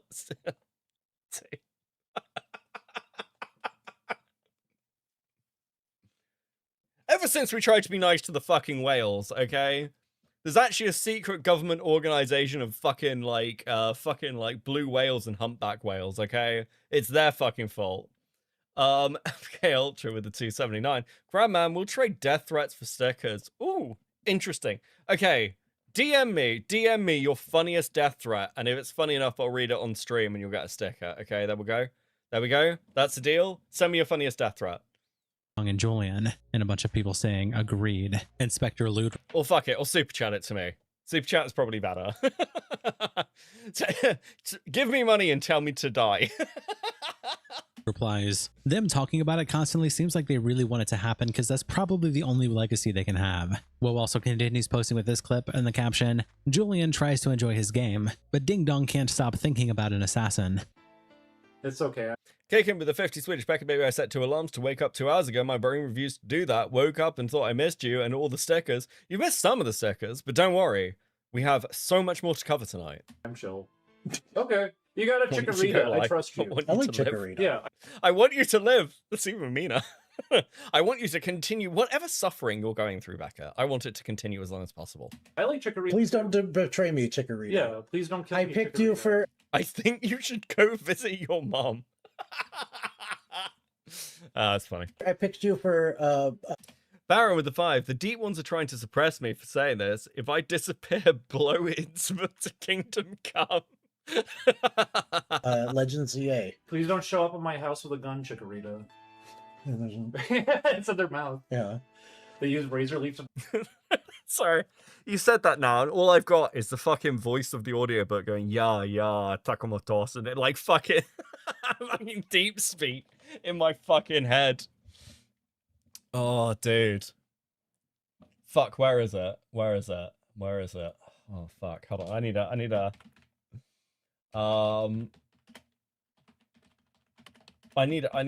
a palette cleanser for a second. Where is it?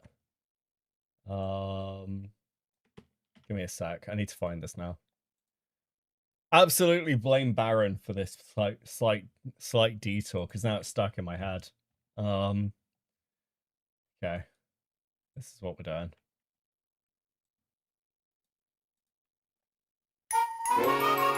Oh. It's beginning to look a lot like fishmen everywhere I go. From the minute I got to town and started to look around, I thought these ill-bred people's gill slits showed. I'm beginning to hear a lot of fishmen right outside my door. As I try to escape in fright to the moonlit Innsmouth night, I can hear some more. They speak with guttural croaks, and to hear them provokes a profound desire to flee. Their eyes never blink, and quite frankly they stink like a carcass washed up from the sea. I wish I'd paid attention to that crazy drunken man.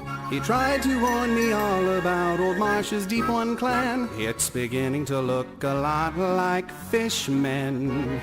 Everywhere I go, they can dynamite Devil Reef, but that'll bring no relief. Oneyplays is deeper than they know.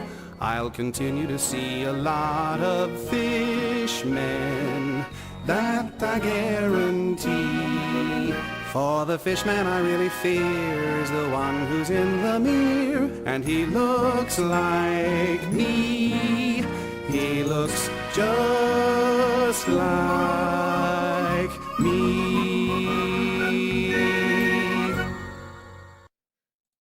Okay, I literally had to mute myself because I was singing. Anyway.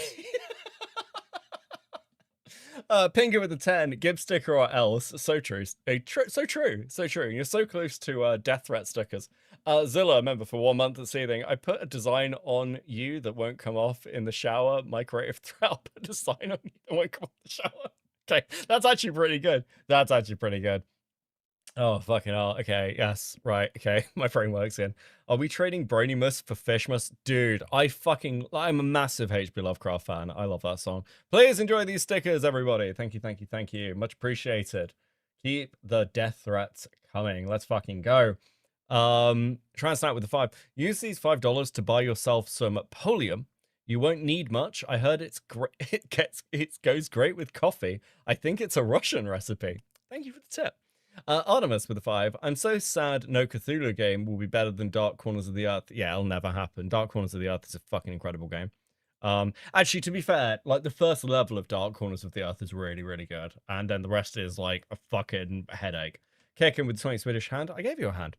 Baron with a 5. I prefer Ghost Summon Up the Dead Ones, which is based off the Curious Case of Charles Dexter Ward. That's pretty good one. I'm trying to think because I really like I really like Shadow over Innsmouth. I really like the one. I've forgotten the name of the title, but basically this guy goes to visit his friend, and his friend's being controlled by aliens.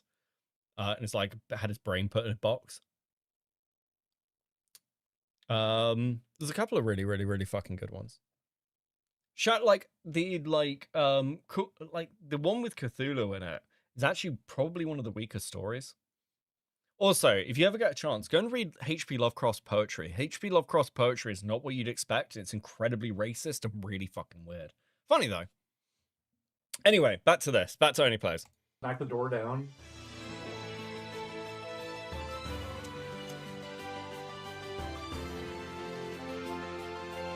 And Punished Billy asks, was that pause edited in, or was that actually there? And Woe says no, that was 10 seconds of following silence. Another clip gets posted with the caption, Ding Dong and Julian think that people outside of their stream audience hearing them Kickin with the 5 gifted Cope and Season memberships. Thank you, Kickin. That is incredibly fucking generous of you. 07 in the chat. That is super fucking based.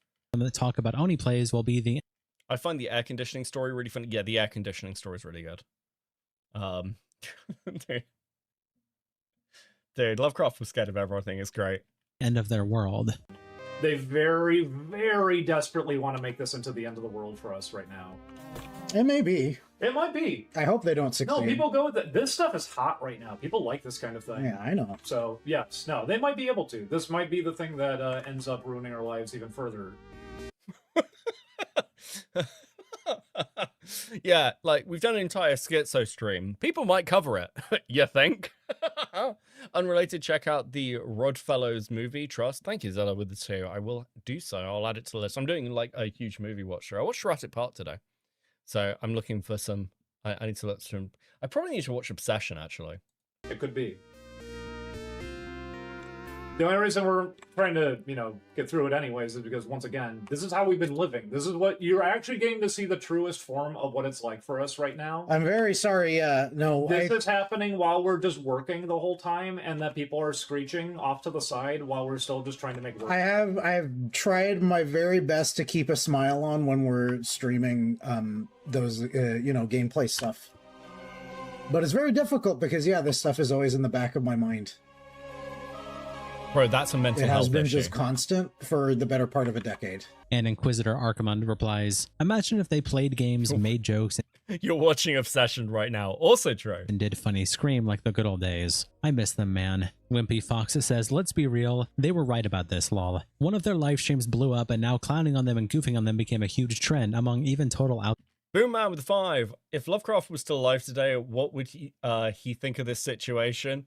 I think he'd side with them. Yes, Newgrounds is a conspiracy. It's actually run by the fucking deep ones. No, he'd be like... if Lovecraft was alive today, he'd just blame the Jews, let's be honest. Baron would give the 5...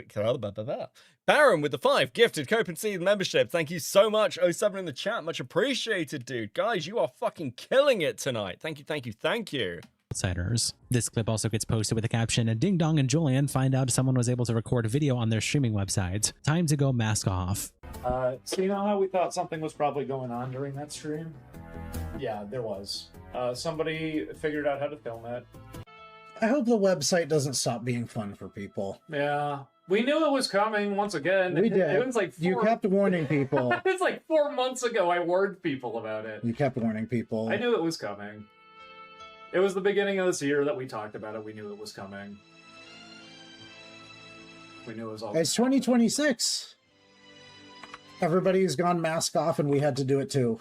And Barry Niceboy replies, just wondering, what was the trigger for all these recent schizo ramblings? And OP replies, someone recorded when they thought nobody but their small audience was listening. And Barry Niceboy's, people would just do that? On the internet? It's time for the nuclear option. Blark says, Ding Dong is so weird, bro. What is wrong with his brain, genuinely? Sam says, why did they fucking broadcast it live to the internet if they didn't want it to be public? And Abwazi says, they clearly do want it though, despite what they say. This clip also gets posted with the caption, Ding Dong and Julian may need to ban user Streisand Effect from the stream. Did not try to flag a stream recording down from YouTube, but his moderator did. No, I mean, we can't do anything to stop that anyway. Streisand Effect, there says there's somebody named Streisand Effect that you I guess want to ban on your website. But... I don't know. You could go back and look at that later. It's funny. You don't need them to report I mean, it, no, right? I don't really care. It's obvious. Any new account today is obvious, but... Oh my god, bro.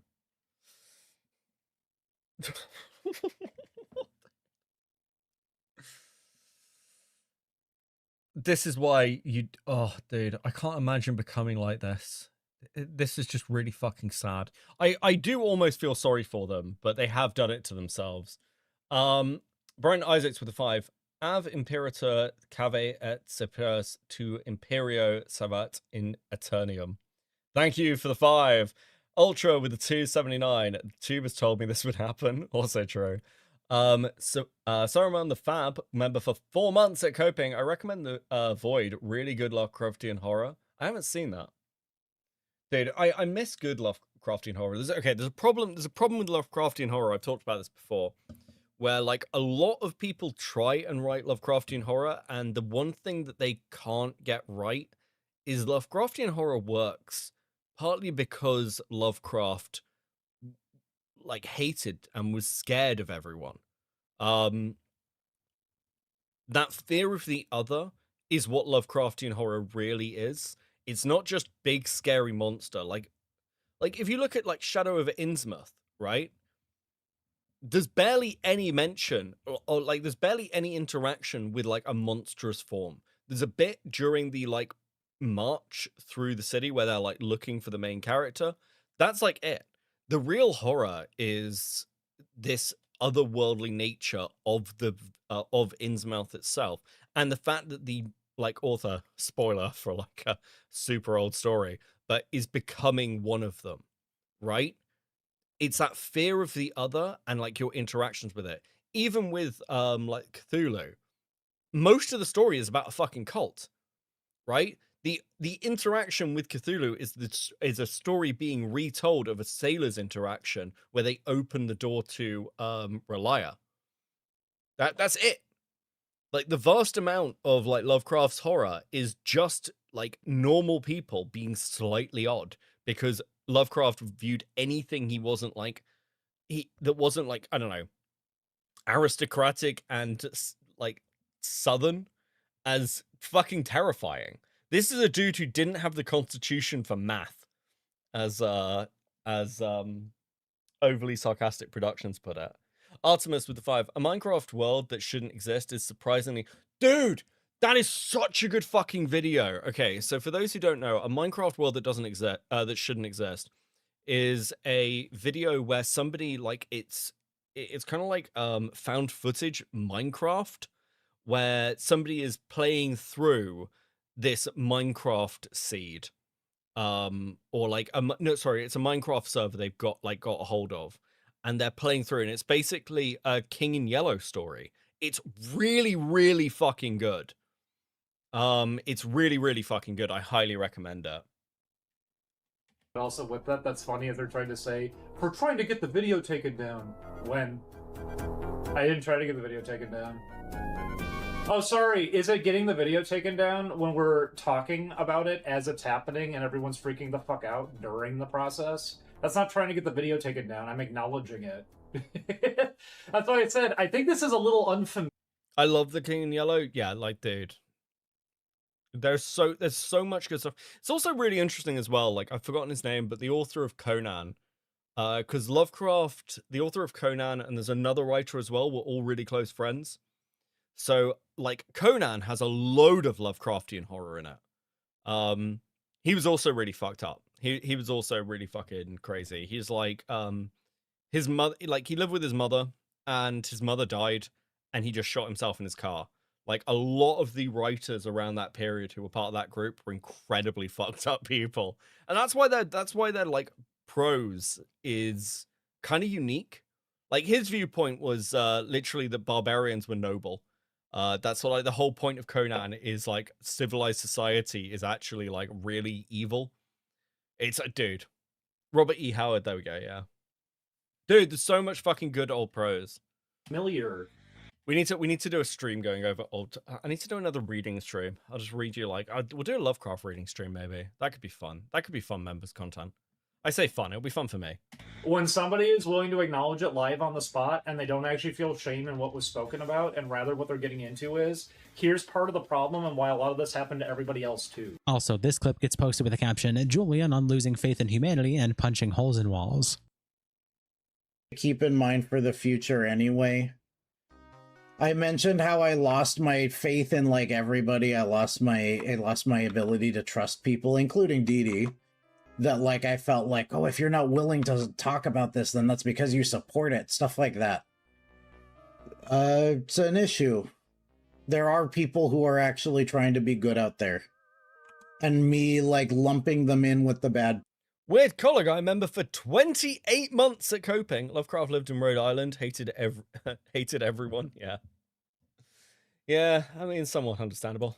People. Does everybody a disservice, does me a disservice, does them a disservice. There needs to be, like, a better way for me to be able to deal with my emotions. No shit. Dee Dee trying to control me for all of these years is, like, really unfair to him. He shouldn't have to babysit me. It can cause problems. I put a hole through the wall, like, fucking, I don't remember how many years ago, like 7 years ago, something like that. I think we were still living in LA. And G replies, I feel like there's a common type of person who makes being mentally ill their whole personality, and therefore they can never get away from their mental illness, so they just keep getting worse and worse and accumulating more pathologies. It's like when everybody seems like a dick, maybe it's actually you. His entire standard for faith in humanity is believing a bunch of incoherent utopian bullshit leftists invented 5 minutes ago. Butthole McGee says, Julian seems more self-aware of his mental issues than DD, but the spiraling these two put each other in constantly isn't healthy for either of them. Both of them need to take a step back from the internet. Yes, bro. Preach. Like, if this is what the internet does to you, you need to chill out. You need to take a break. Otherwise, you end up like Bonk. You just go fucking crazy, and it becomes your entire life. It's fucking dire. Just don't do this. It shouldn't be hard not to do this. It would do them wonders. Julian finds it hard to believe that nobody could tell that he and Ding Dong had problems being on with Oneyplays. Argued with Ding Dong on whether to expose those who wronged them. It's always really confused me. I remember a long time ago when I was hoping that people would just pick up on what the problem was, because to me it seemed obvious enough. To me it seemed like everybody could really tell what was going on, and that like anybody who says otherwise is probably lying. It's still really hard for me to believe that people couldn't tell there was a problem. But like, it was like haunting me constantly, and I was constantly. Narf with the $20 US. Did you see the really funny Brony meltdown about the new MLP show a few days ago? YouTube search Brony's react to MLP G6 leaks is featured on KF2, about 2 minutes long. Also, someone interviewed the famous McDonald's Brony. Wait, someone interviewed the McDonald's Brony? Bro, can you tweet that at me at Copenseed, or like DM it to me? What? If you can get that to me tonight, we'll play it. That's fucking what? Having emotional problems trying to get through things, because I didn't feel like it was possible for me to avoid it. I didn't feel like it was possible for me to live my day-to-day life without it coming up in some capacity. It is generally expected that if somebody has an... Oh, did Ace raid me? Sorry, that didn't come up, buddy. Ace, thank you for the raid. Much appreciated. Sorry, it literally didn't pop up for me. Interest in us, they also have an interest in Oneyplays. I felt like it was my responsibility to like expose the trauma that was being felt by both me and Dee Dee. That like I was like, if you're not going to talk about it, then I will. And it You're not going to talk about our trauma. I'll talk about our trauma, bro. This dude, you need a fucking detox, buddy. stressed him the fuck out. It really terrified him because he didn't want to make waves. He didn't want to cause problems. I felt like he was going too soft. And I mean, I do think that our conflict is also the same kind of breaking point. Culturally, all over the world right now, a lot of people are at breaking point because things have gone too far. And that's 100% what happened here. Going too far is what I did. Going too far is what the fandom did. Oh, Apple Green 1. Hornet with the 5. If you were stuck in a room for 24 hours with either of these bugs, would you pick Ding Dong or Julian? Ding Dong, easily, because like I just let him talk to me about his weird views on reality, and that would be funny for 24 hours. I reckon I could laugh at this motherfucker to his face for 24 hours. I think it'd be great. Julian just seems a bit sad. 100%. Couples therapy on top of me just needing to get my own shit in order. And Lutheran replies, he was laughing. The McDonald's Brony interview is highlighted on page 353 of the KF thread posted today. Okay, I might not get to it today. I don't know if I can pull it. I don't like pulling up KF on stream just because I get shit for it. I can't be bothered. I will go and find that, and I'll make a note, and then we'll do it next stream. Okay, because that's interesting. I'll have a look at that. Laughing hysterically every video he was in, lol. What's he talking about? And Chinese Snake replies, he only played along so Chris Hitler O'Neill didn't shoot him with his Walter P30. Number 1 Surge Defender says, near enough, every single video he was jovial as fuck when he wasn't tired. Even during Oni stays where they really didn't want to do it, they were laughing up a storm every vid. All this revisionist bullshit is so disingenuous, it's crazy. And in regards to the if people find us, they found us because of Oneyplays shit, fucking yeah, obviously. Unless you're some huge furry, I don't see how the fuck you'd find Ding Dong, and especially Julian, naturally. They don't really go out of their way to advertise their stuff. This clip gets posted with the caption, Julian is terrified by our crazy world, threatened by the Emoji Movie, and the bigots are after them. Do you want me to I can tell you about like how intense the fear is that I was feeling. Oh my god. That this stuff was like tormenting me on a daily basis. The last 2 years in particular, like things were manageable more early on, that I was able to be like, I'm gonna pay attention to my own life. I'm gonna do the positive things that I want to see in the world. But as things got further and further out of control, As I think everybody has gotten to observe over the past 2 years that, like, so many things in society are falling apart. Of course, like, things were going to get more and more intense in my personal life, too. And Didi was really scared. He was freaked out by how intense my emotions were. This is partially why he felt like he needed to speak up and give me a space to give my feelings on the subject. Because he watched as, like, it was affecting me really terribly, and I could tell you from personal perspective that, like, this shit feels like the worst thing ever. Doesn't have to necessarily be my specific problem, but that whatever is tormenting you fucking hurts. It's painful. It's physical. Bro, this is... Dude, just go to fucking therapy. Don't do this. Okay, as there's more brony stuff tomorrow, after this we've got the quartering stuff. We've been going for like 3 hours. I might do all the brony stuff tomorrow. I might do the brony stuff tomorrow. Because there seems to be, like, more brony stuff. And, like, I don't know if I've got the energy to give the Caleb Hanna video the attention it deserves. So maybe we'll have 2 streams in a row. We'll do a part 2 for the brony. Painful. My chest hurts when I'm that scared. This is part of the reason that Didi felt... Dude, go to therapy. If you... my chest hurts so much. I'm scared about the world. Dude, turn the fucking computer off. Turn the computer off. Go outside. I cannot... Listen, I'm not even trying to be fucking mean. Turn the computer off and go the fuck outside if this is what the internet is doing to you. Unironically, log the fuck off. Felt like he needed to do something because he saw that I was just constantly in a state of terror all the time. And all you've talked about is how affected you and your feelings are, never about the events. Yeah, it's always like... I have to deal with this world falling apart around me. It's like, bro... Like, there's an old Christopher Hitchens sketch where Christopher Hitchens talks about, like, the news is constantly telling you the world's on fire, and then you open your curtains and, like, everything's fine.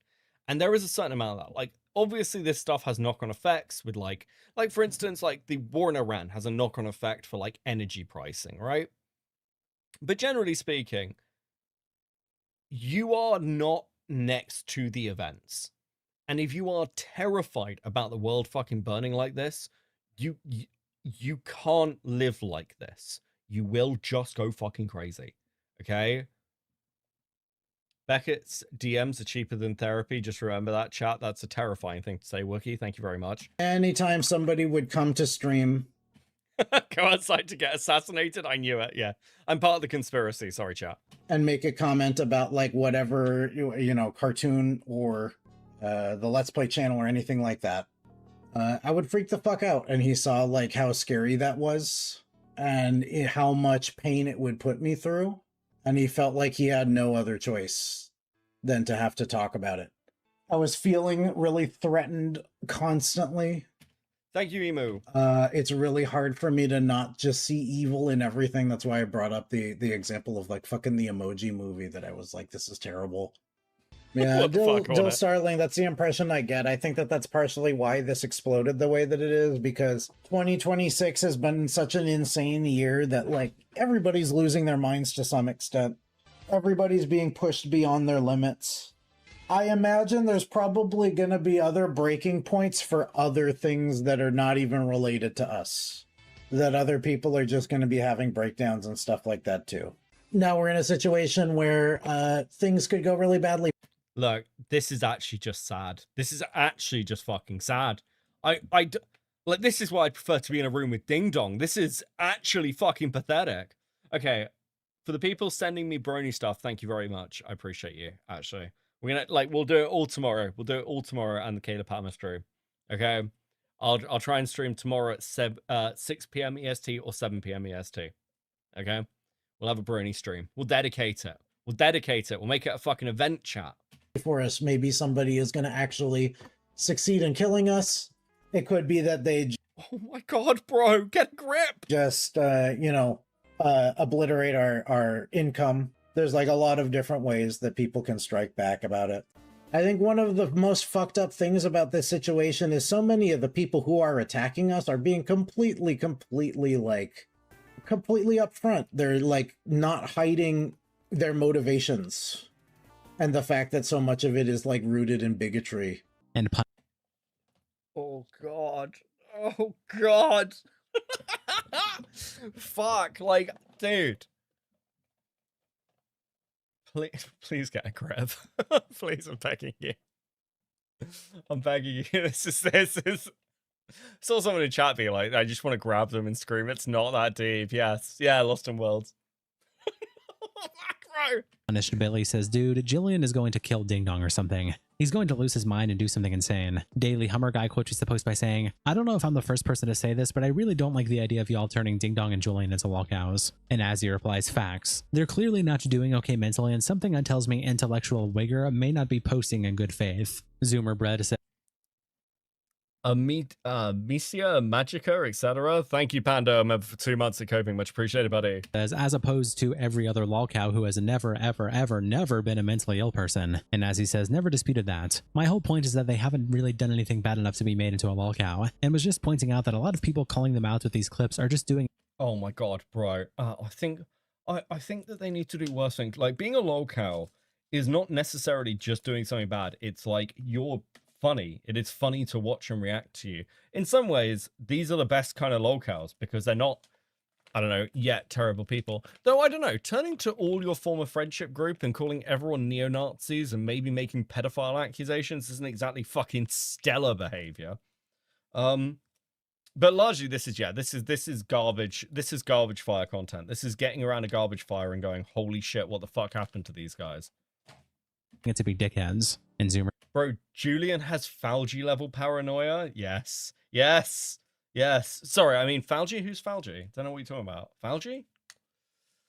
No, ringing no bells.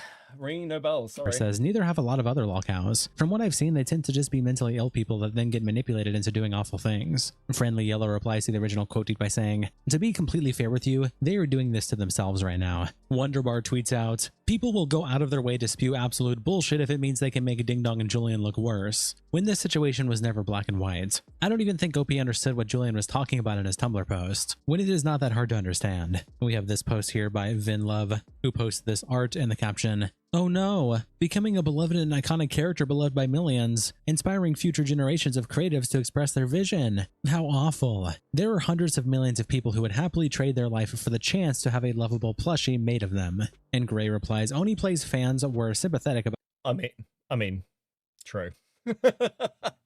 Listen, if I can achieve one more thing about this YouTube shit, it's going to be a plushie.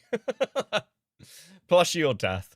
About Ding and Julian during the GG thing, until it involved also Oneyplays. And Wonderbar says, so true. Not to say that every single claim made by them are 100% factual, but I really don't think they are as crazy as most people would want you to believe. Anime Serbia. No, I've watched the clips now. These people are fucking unhinged. This is nuts. Tweets out, Oneyplays fans are among some of the most dangerous people in America. And Foff replies, a bunch of Oneyplays fans dragged my grandma out into a van and shot her for wearing in the top of the fourth wall shirt. Austin says, I was radicalized by the Sims that guy with the glasses playthrough. Been in therapy ever since. Yeah, Yeet says, Best of Zack Volumes 1 and 2 are the most widely disseminated pieces of propaganda in history.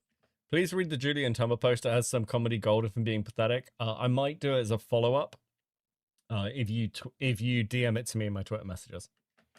And On Brand says, that's the modern day Nazi anthem. Benzo tweets out this picture in the caption, co-hosts have been gay, black, Latinx, trans, Jewish, furry, Zach, etc. Still gets called a hateful alt-right chudderino. This is the last I'll speak about Ding Dong because at this point it's just punching down on someone who's very clearly having a years-long mental episode. Shout out to our tier 3 members, internet representatives, Kiko, Salsaud, Cold. Guys, that was fucking insane. That was insane. We're gonna take a break for 2 minutes while I smoke the cigarette and try and fucking compute what I've just seen. Okay, so here's what we've got for the rest of the night. I've got like multiple things to go over for quartering. We have quartering updates, and then this is going to be our content for tomorrow. Okay, so come back tomorrow. This is what we'll do tomorrow. But we've got like a huge amount of quartering shit to go through. I have like probably another hour's worth of content here. I DM'd you instead. I'm too tired to try and reformulate what I said to be acceptable for YouTube. Thank you, Kickin, for the 50 Swedish. Much appreciated. Let's fucking go. Because there's some like quartering stuff here that's interesting. I also want to talk about illicit clips. Where is this? Someone sent this to me. So I need to give some preamble to a little bit of this stuff. Where is it? Dude, open image, new tab. Okay. So, yeah, we've got a couple of things to go over here. We're going to start with some quartering stuff. We're going to move on to illicit clip stuff. And then we are going to end with some quartering stuff. Because there is drama in the sector world. And I heard about this, like, literally an hour before stream. And I was like... And I'll be honest with you, actually, as much as I was going through the inbox, and I was like, oh, there's stuff here that I really want to talk about, and it's funny. The illicit clip stuff is actually what got me to the point where I was like, oh, fuck, I actually want to talk about this. This is kind of interesting. So strap in, because some of this is funny. We're going to start with a little bit of quartering cope. Will be available in Walmart very soon. So apparently the quartering is pushing his coffee brand, his totally vertically integrated coffee brand, guys. Jesus Christ, what a lying piece of shit. Into Walmart. Let's have a look. This is not a man that has a great track record, okay? But let's take a look. A huge shout out to everyone who's supporting my coffee company, Coffee Brand Coffee. You can just head to buycbc.com. It'll take you directly to our Amazon store. We will also be available on Walmart very soon. I'm roasting up our first order. I'm really excited about that. And then soon Target. So we're wait, what? Roasting up our. We will also be available on Walmart very soon. I'm roasting up our first order. You're not, though. You're not. You've said in your vlog that this is a partner you work with. You're not roasting anything up. You lying fucking weasel. Like, literally, like 21 seconds in. You lying fucking weasel. Oh, also, somebody's doing a coffee tasting thing. I know Mitch is also planning to. But somebody DM'd me that they're doing a coffee tasting video testing the quartering's coffee. We will watch that when they release it. I am interested. I'm really excited about that. And then soon Target. So we're expanding rapidly, and then we'll be in Canada by the end of the year. So all my Canadian viewers will be able to get our products. So I'm in expansion mode, big and heavy. Need your help to build up some cash to put through these giant new orders.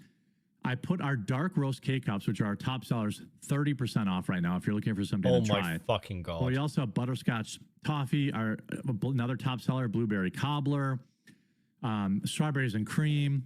We have 100% real Kona. We have decaf, double calf, a silky ultra dark roast. We only have 5 of those left. We're running low on that. We have a light roast, Ethiopian, all available in whole bean, ground, and 5-pound bags. So remember, buycbc.com if you're a coffee drinker. We're roasting our fall flavors right now. So we're bringing back Spike Jack-O-Lantern. We're working on a new maple pecan flavor because viewers have requested a pecan flavor. So I've been taste testing that. Our Christmas flavors, gingerbread and vanilla sugar cookie, are coming back. Oh, bro, what the fuck are you doing with your life? For the holiday. You've just done a vlog talking about how, like, essentially you are a white label company. Stop LARPing. Stop LARPing, you freak. Holiday season, so it's a really great time to give our product a try. If you're looking for something to try, just try the dark roast. It's 30% off, and until they're sold out, obviously, but check that out. Okay. So apparently it's coming to Walmart and Target. Finally. This is a post from Flash. Lamau, he's running again, even with that Andrew Wilson guy backing him up. That guy is a great debater. All he would have to do is basically nod and agree with him. Classic pussy jerk behavior. I don't know what this is about. We're going to have a look. For over 3 years now. And you know what? You guys, my viewers, you told me to work on a pecan flavor, and I... God, we're just back to talking about the fucking coffee. We've been working on that for the last couple of weeks. Think I'm going to have something pretty delicious for you. I don't know if it's going to launch in fall like I really want it to because it's already August, but we get that dialed in. We'll have a delicious pecan flavor to add too. And that's because the chat wanted it. So when are you going to debate Rex? I already debated Rex and it was a disaster for him. I don't understand. Rex asked me to be on his show, which I agreed to do. The problem is it's during this time slot when I'm live. So I think he's live when I'm live, so I can't make it. And I'm not really a debater. Well, you'd have to actually turn up and debate people to get better at it, to be fair. To be fair, you run an awful lot, Jer. You know, so I'm not sure what... He asked me to come on the show. I agreed. but then it's during my live show, so can't do it.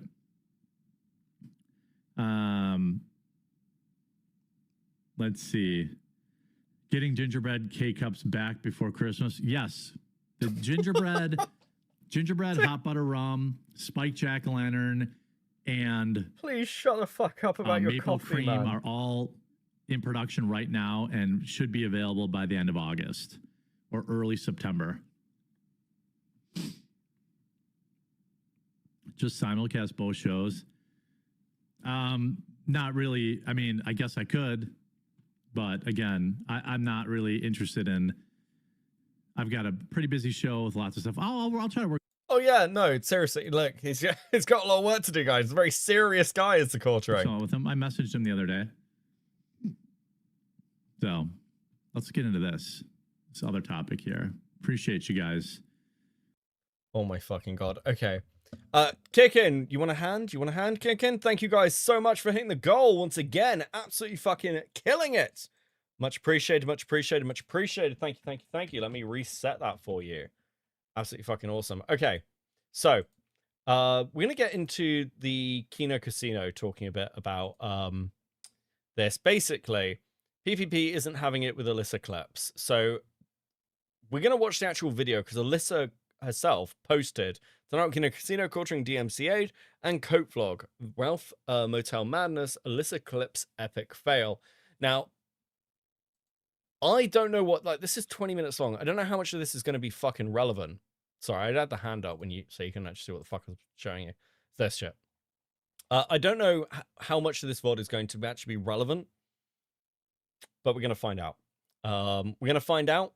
And then when we get to the Alyssa stuff, I will explain to you roughly what the fuck is going on. Celebrate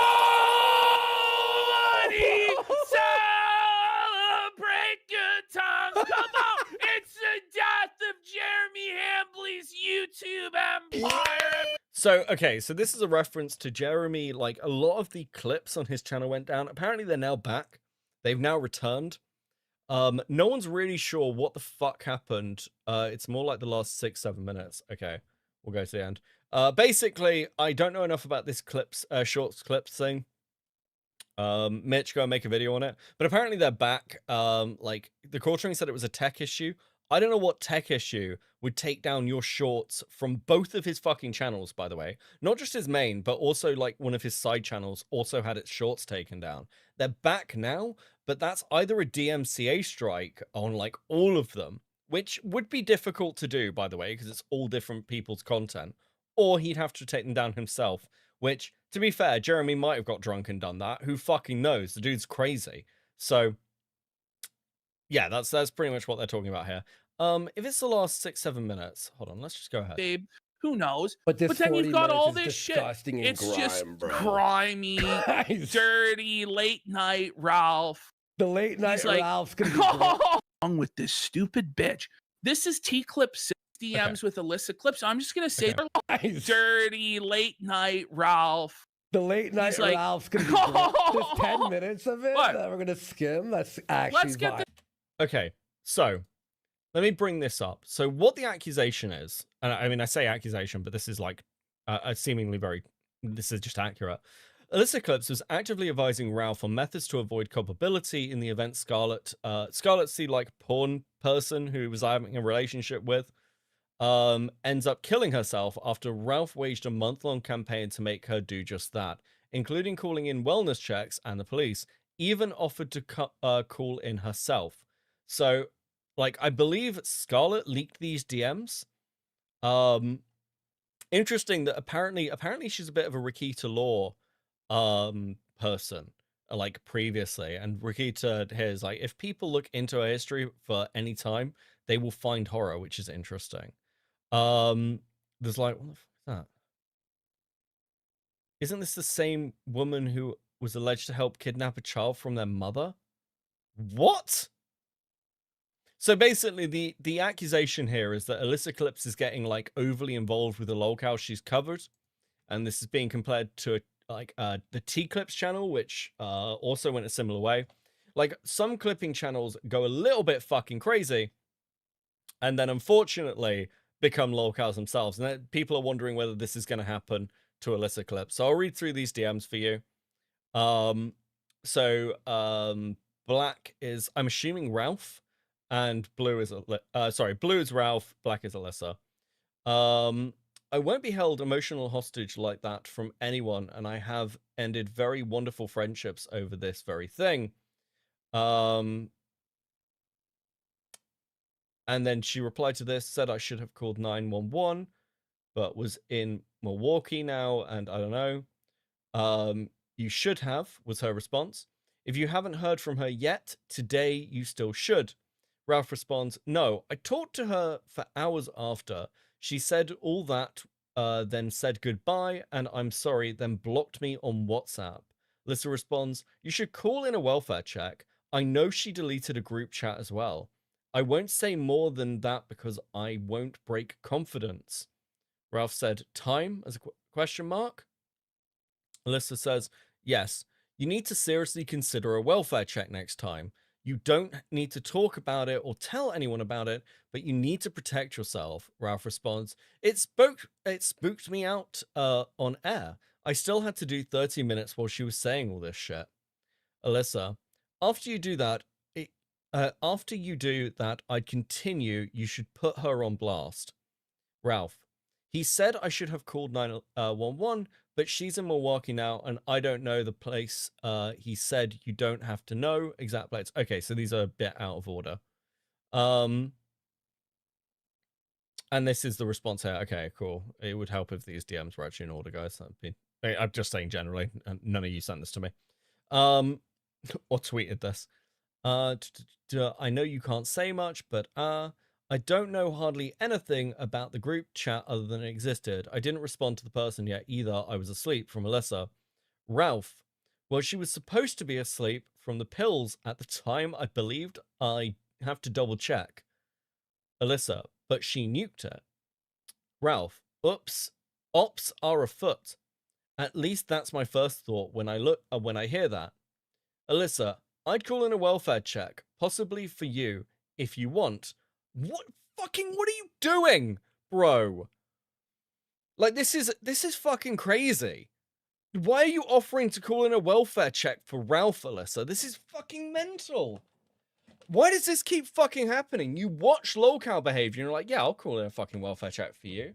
Bro, no wonder you're getting fucking, like, called out for this shit. Because, like, I got these DMs sent to me during stream. I had no idea what was in them. I sent a little fucking bloodhound out to go look for them. This is actually fucking crazy. I'll call in a welfare check possibly for you if you want. I just need to independently verify nobody else has heard from her since. I really don't want to be involved, but it's that serious. Bro, no, you absolutely shouldn't be involved. I don't know too many who would want to coordinate that since it's conspiracy lol. Anyway, thank you for that intro. I don't know, that whole thing is just fucked. As of like 6 something central, she was fine. Okay, from Alyssa. Okay, if she doesn't pop her head up again by tonight, I strongly suggest a welfare check. And I mean, Ralph is somebody who has a history of doxing and swatting people. Like, and you're advising him to call a welfare check on somebody who's like in a fucking disturbed state. Like, this is actually, what are you doing? Anything later than that is negligent, and you need to start being in protect mode yourself for real. Ralph, but I talked to her for 3 hours after. She said she took a few sleeping pills. I don't know. I read it as well. She was trying to run a bit of game, but maybe that's my nature to look at it like that. Yeah, I'm not I'm not taking this seriously enough, but this got my attention for sure. Alyssa, how many is a few though? Ralph, well, she didn't say. Alyssa, homie lol. Ralph, I mean, I said no, don't stop, go to the hospital, don't hurt yourself. I wasn't cheering it on. Alyssa, you need to call the non-emergency line for the police department, in my opinion. Bro. Okay. Now we can go back to this to hear what PPP and Warski said. What the fuck are you doing, Alyssa? He did Doc Scarlet? This is fucking what? Why? Why have you put yourself in this position? This out of the way too. So Scarlett took a hold of Ralph's phone, leaked all these DMs with illicit clips. I'm just going to say this right now. What the fuck is wrong with this stupid bitch? This is T-clip syndrome. For those of you who don't know, years and years ago, there was a clip channel called T-clips. And this is the thing. For clip channels, the gold standard is clip the content, post the content. The end. Anytime a clip channel tries to be more than that, it always ends in disaster. Even when it's something as simple as, oh, well, I'm going to do my own commentary, or I'm going to tweet, or I'm going to do this to, felt the lolcow or whatever. It always is cringe and Yeah, this is really true. There's like, once you are a clips channel, you kind of need to stay that way or create a separate identity, because the problem is what people know you for is being essentially an archival or information source. You're like, either you're clipping things so people can use it, or stuff that you're finding years ago. So you're bringing that content forward and going, hey, look at this thing. You're doing that like research stuff, or you're clipping things for posterity that can be used in like a year's time, or even like a week's time. That's kind of your role. And one of the problems that a lot of people have, and particularly like people who start out as researchers have, is they start to try and become people in their own right. And I get it, but that's not what you are. And like Nanny had this problem. In some ways, you can see like the ultimate outcome as Falgi, actually. This is like Falgi did this. He went from researcher to being like someone's mod to like content creator in his like own right. And a lot of those bad behaviors that you sort of like be understandable in like a shitter chatter, he never dealt with. And it always ends badly. And it's one of those things with like, you'll notice when I'm going over some of the stuff with Future Nightmare, I'm like careful because I like Future. But I'm also aware what it can be like if a researcher turns into a YouTuber. And it makes me like nervous. And I hope Future's going to be absolutely fine and like not fall into the same pitfall so many other people do. But it's like, it is one of these things where you have to be like so careful with the identity you've created, because clip channels are A-loggers, essentially. That's what you're doing. You're like a almost accepted A-logger. And that brings with it certain personality traits if you're that sort of person. And yeah, it usually is not like a good mix. Now, the like ability to be a content creator, to like make content yourself, is a very, very different skill set. And one of the things I've said about Future's videos recently is like, I can see Future like filling time because he's like clearly new to this, and he's very effective as a troll. He's doing great work as a troll, but it's clear that like that's like he hasn't refined his videos and presentation and the way he like puts information together yet. And that will come with time. However, like at this stage with like Alyssa clips behind the scenes, where you're like a clip channel, she's gone in like another direction, where it's almost getting involved with the locales you're covering. That is a fucking dire sign if you're doing that. And it's also, the question is, if you're talking to that like Ralph with this shit, like Ralph of all fucking people, who else are you talking to? What other fucking locales are you having conversations with where you might be providing advice? Because to be clear, the advice in those DMs is fucking dire. Turning to Ralph and like almost being like, you're telling Ralph of all fucking people, you need to take IRL actions towards this, and then throwing in you need to protect yourself is like a crazy position to put yourself in. I'm actually a little stunned that this has happened. Like, surely you'd know. Of all the things, like this is the thing you should like be most aware of as a risk. Shit, because the clipper is not a character. They're a clipper. They're not a performer. They're not an entertainer. If they were, they wouldn't be a clipper, or they would just have a side clip thing that would be for clips. But for whatever reason, It's typically a female clip channel. I've only really seen this happen like twice. This and this now. And yeah. These female clip channels start to believe that they are the puppet master of the sector. They start to ensnare all of these simps into simping for them. Are people, like, also, like, to draw another comparison, do people remember the Fedverse drama? Like, the Metica Fedverse drama with, what was her name? Was it Claire? Where, basically, like, someone set up a Medica... So, like, Fedverse was this thing where you could, like, basically start your own... Kind of like, I'm trying to think of the right way to phrase it. Almost like your own social media thing. It was, like, a bit Twittery. But there was this whole thing with the person who set up the Metica Fedverse account. And they were in DMs with like a load of people trying to like A-log and run ops. And one of the people who got caught in this was Christorian X, who was like a really, really veteran A-logger and like farmer. And it completely destroyed Christorian. Like it fucked that guy off the internet. I think it was Christorian X. It was, yeah, it was like getting too involved with the people who are essentially behind the scenes, a little bit more involved shitter characters, ends really badly every fucking time. This was kind of Boblax's downfall as well. Yeah, Boblax went, like, Boblax tried to have a personality where it's like, just read the fucking tweets, bro. Right? Like, no one's there for your commentary because there is no fucking commentary. They like gather like a simp army by dangling like. Oh, we need to go to Kino Casino about North for an example of a male clipper that becomes a horror cult. Yes, North's another really good fucking example.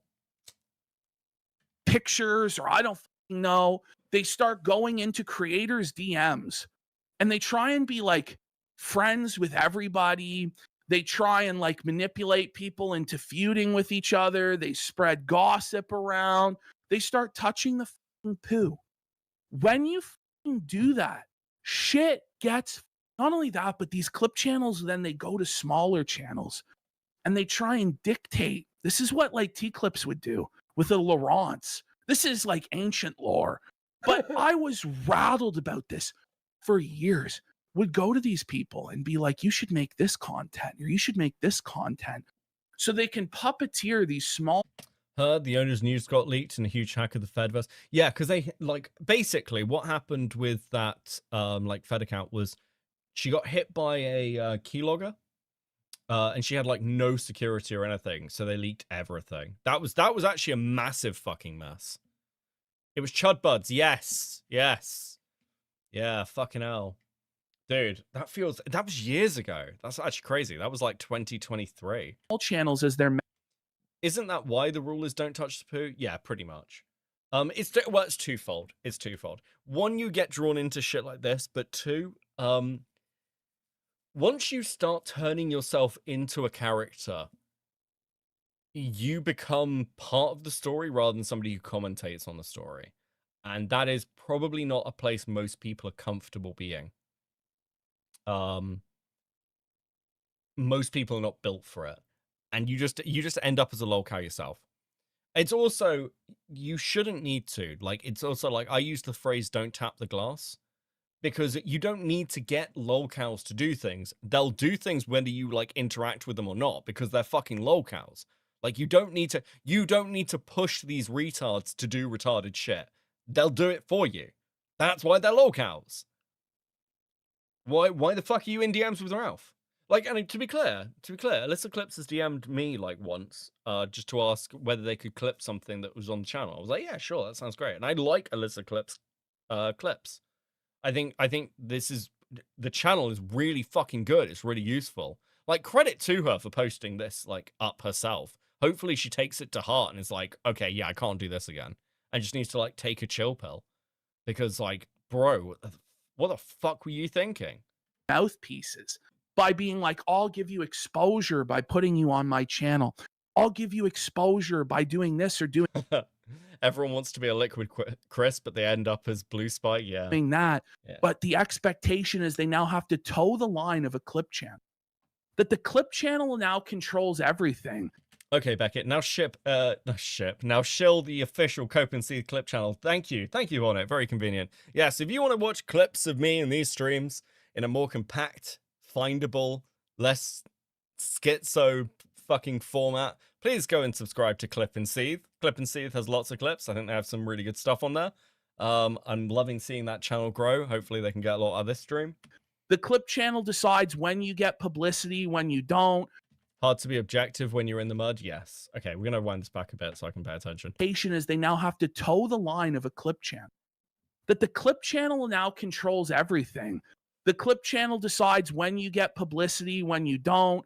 The clip channel is trying to pit people against each other. The clip channel's plan.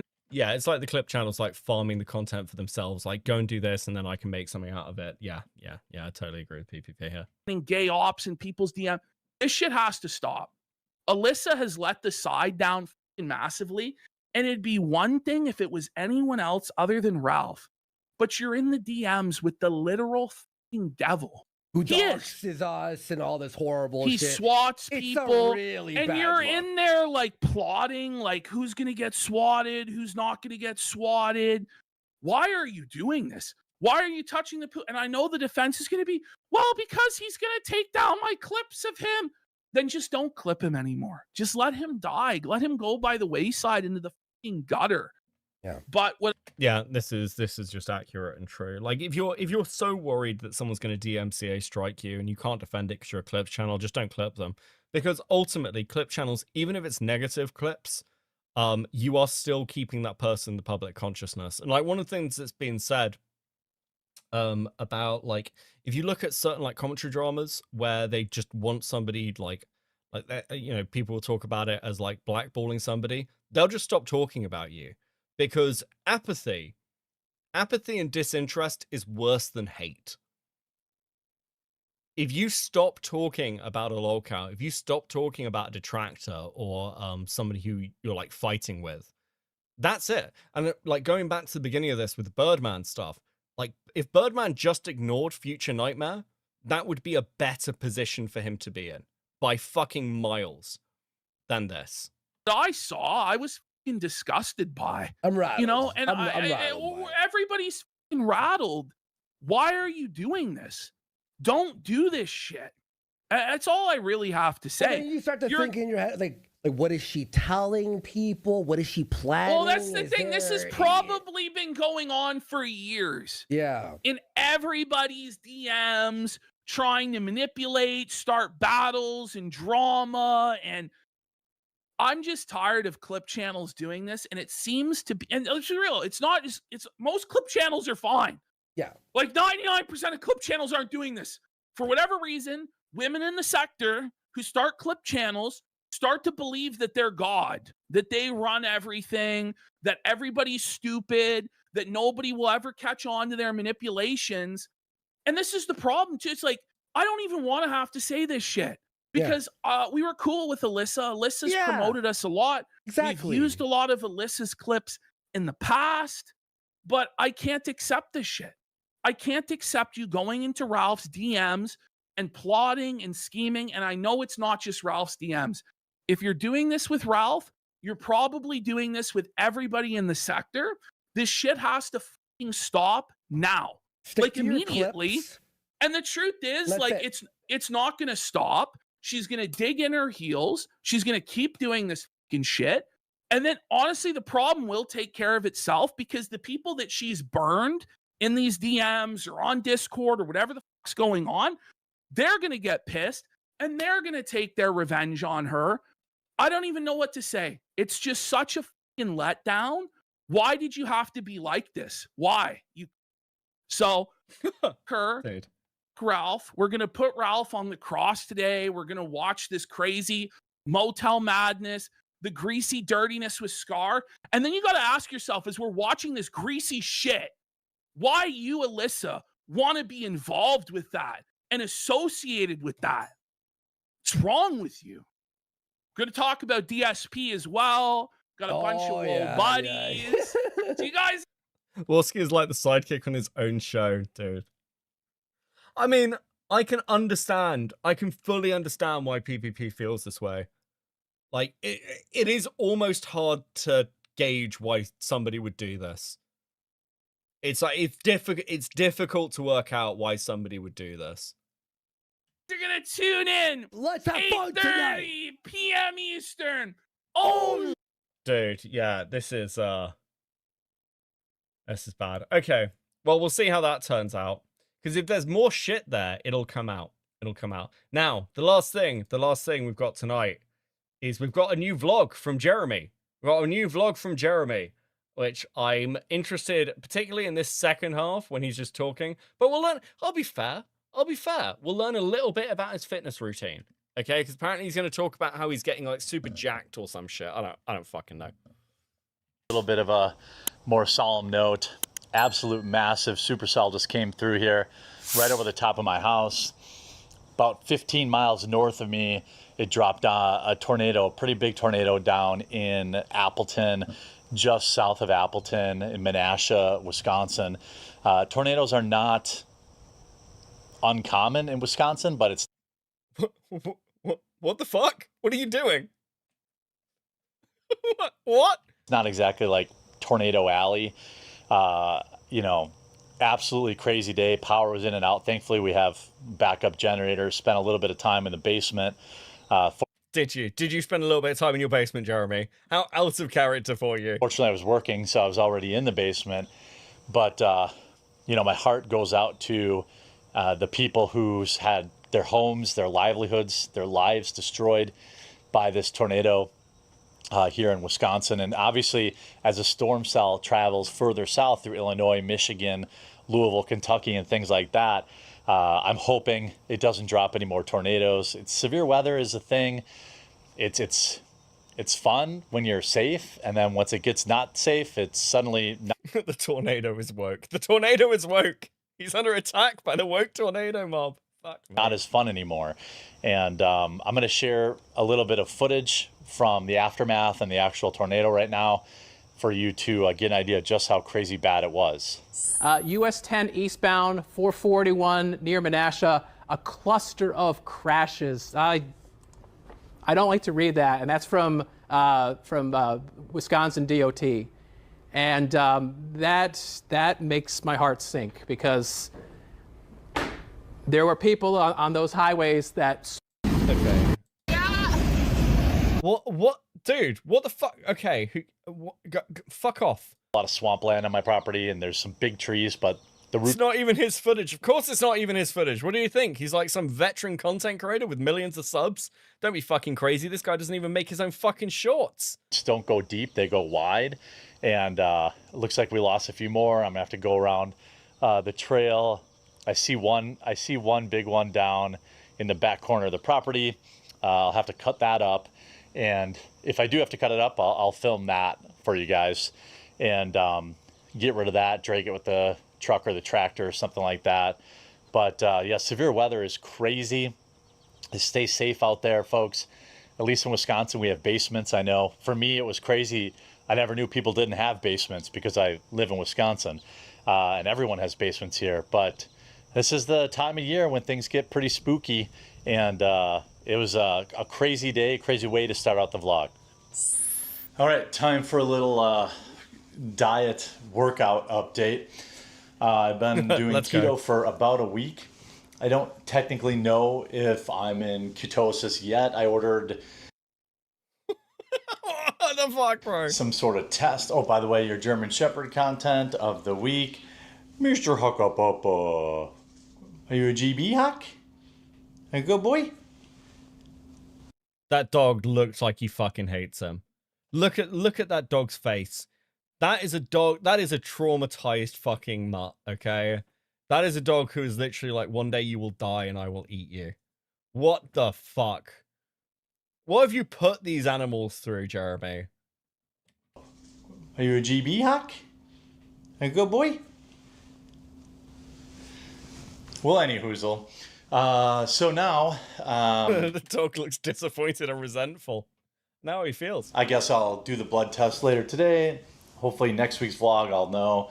But early results have been encouraging. I'm down 7 pounds already, but you know, when you're starting with such a high number, it's it's not like, you know, that exciting. You know, 1 to 2 pounds a week, that's my goal, and I kind of know that's probably all water weight. Keto's been pretty okay to stick with. I went to the EAA, I went to a bachelor party, I went to a couple other places, and I managed to stay on program. And so now today I'm working in some weight training, and a friend of mine helped me out with like a very simple beginner plan. I'm sure there's going to be a lot of people with feedback, but basically I've got this adjustable bench here, and I've got these weights here to work with. I also have the heavy bag, and I've got an Olympic bar that goes in that section down there, and you can push it up. Also got some red light therapy to try and help with the muscles, but okay, bro. Okay. Sure, buddy. I don't know. We'll see. I guess I'll keep you updated on that. So my current plan is on Mondays is a dumbbell bench press, 3 sets of 8 to 12 reps. Then seated dumbbell shoulder presses, 3 sets of 8 to 12 reps. Flat dumbbell chest fly, 3 sets of 8 to 12 reps. Then seated dumbbell lateral raises, and then laying dumbbell tricep extensions all on Monday. Then back at it on Wednesday on the pull day with dumbbell rows, a reverse fly incline bench, dumbbell pullovers, seated dumbbell bicep curls, and seated dumbbell hammer curls. Now, I literally had to Google every single one of these Oh, buddy. Okay. exercises because I know how to. Why are all his exercises sitting down? Gee, I wonder. Arcani member for 16 months of seething. How are you still streaming? I've literally flown across the country. Well, good. I was waiting for you, okay? Let me know when you're home. We can play some Total War. Okay? Arcani and I are currently conquering, like, the entire world as lizards, okay? So let me know when you're home so we can play some Total War tonight, okay? I know, listen, I know you haven't seen your wife in a couple of days, but say hi to her, give her a hug, and come play Total War. Do a bench press, but I don't know really any of these other things. But I also know that, you know, form is important, and if you... Are you serious? I am home. Like, okay, well, listen, when stream... Go and say hi to your wife, and then when stream ends, we'll play some Total War. If you don't have the right form, then you can do damage, you can do more harm than good. So I'm getting set up today, and I'm printing out an individual sheet for each workout that shows me how to do it. So I'll be starting on Wednesday. Then Friday is full body and arms with incline dumbbell bench press, chest supported dumbbell rows, seated Arnold press. I wonder if that's for Arnold Schwarzenegger. Okay, shut the fuck up. I want to get to Melanie Mac. Shut the fuck up about your weight loss. We all know how this is going to end. I have still from when I was training for that boxing match that I won undisputedly. My boxing career is 1-0, undefeated. I retired at the top. Shut the fuck up. So a typical day for me, just preparing stories. We're going to talk a little Oh, this could be interesting. Let's see what a typical day for Jeremy's like. bit about that. And we're going to talk a little bit about preparing for streams with Melanie specifically, because that was a question from the comments. Really preparing for the stream or preparing for that day's standalone topics, that starts the minute the previous day's topics end. So I'm constantly on X. I use a bookmark feature a lot, bookmarking potential stories for the next day. Oh my god, bro. Bro, okay, in like, I don't know, in Jeremy's defense, I guess, I also do this. Like, I will bookmark things that I see interesting, but most of them never make it to stream, okay? I'm just like, okay, this is interesting, because I'm just scrolling through fucking Twitter. He's treating this like it's his job? Are you, bro, how fucking useless are you that you feel like you need to put in this much work to find stories? This is, fucking dude. It's never been so Jova.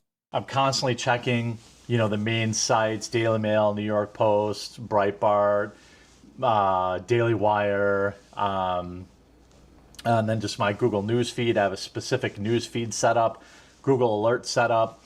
And basically what happens is usually, you know, my day ends at like 4 or 5 o'clock. Then I immediately start bookmarking topics for the next day. And if I think, hey, this is a good topic, I'll bookmark it. Then around 8 or 9, 10 o'clock at night, I'll try to lock in my opening 3 videos for the next day, because both my editor and my thumbnail guy are in the UK, not for any weird reason, but just happens to be that way. So they're 6 hours ahead of me. What the fuck are you doing? Bro, it should not be this much fucking work. Holy shit. Hey, yes, hi, hello. How you doing? Me.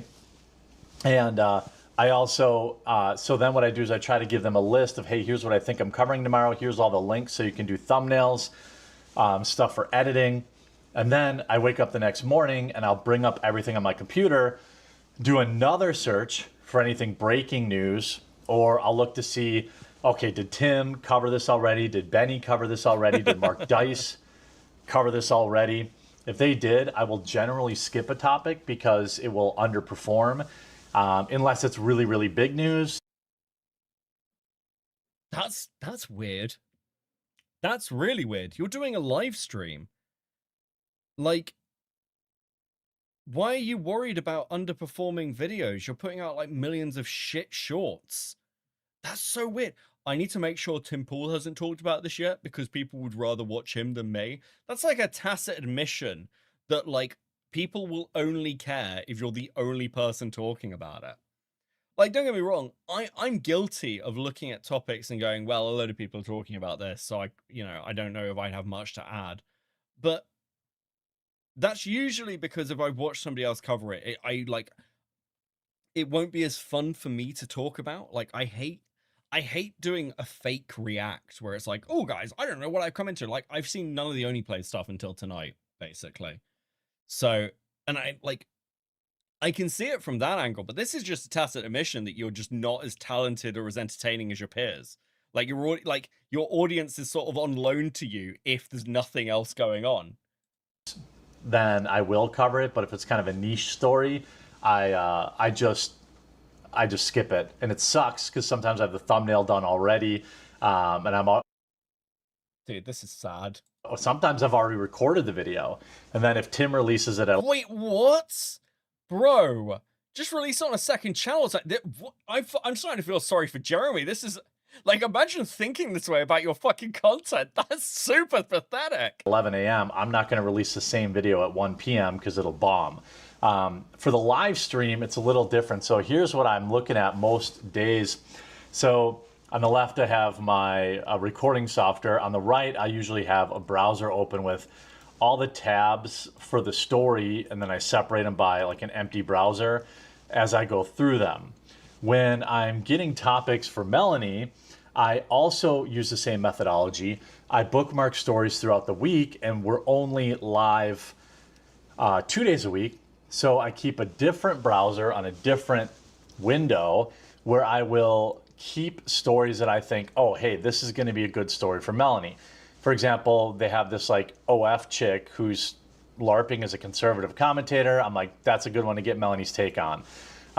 Or a school board where they forced pronouns. That's a good Melanie story. So I always... If I see a story about some like annoying Karen or some shit, that's the stories that I'll make sure Melanie's covering those, okay?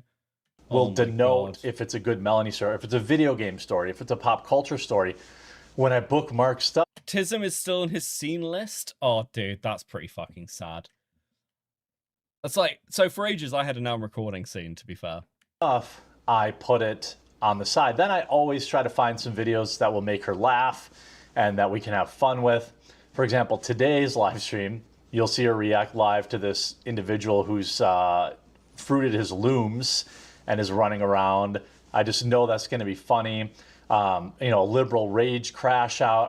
I have never seen anything from Melanie Mac that was funny in the way she intended it, okay? Like, Melanie Mac is basically a crack whore without the crack. It's very bizarre.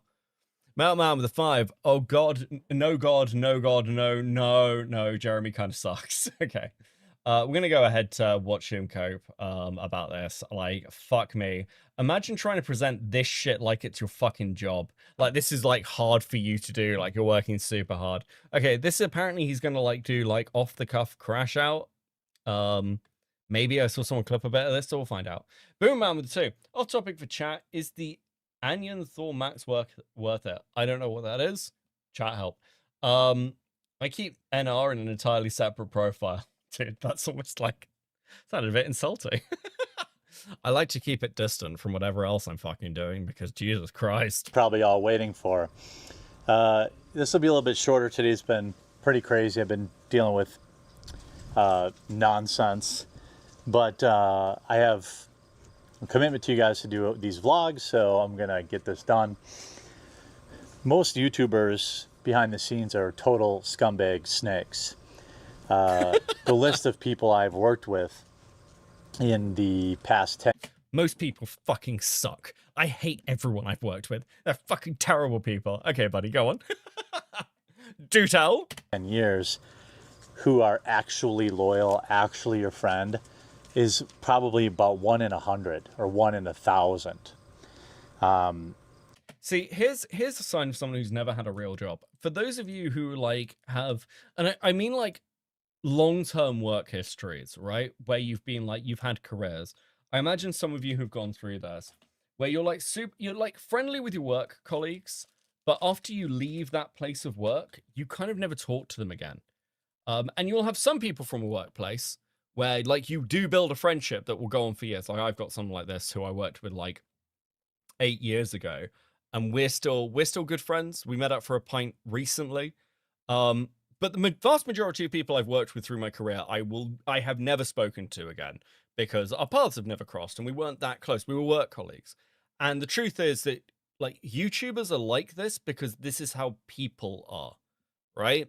This is completely fucking normal. Most of the, like, if you're a YouTuber, most of the other YouTubers you run into, it's like you have this passing familiarity with, and you may be on good terms with them, you may be okay with them, but like it's not going to be like, oh my God, I'm ride or die with you with everyone you fucking meet.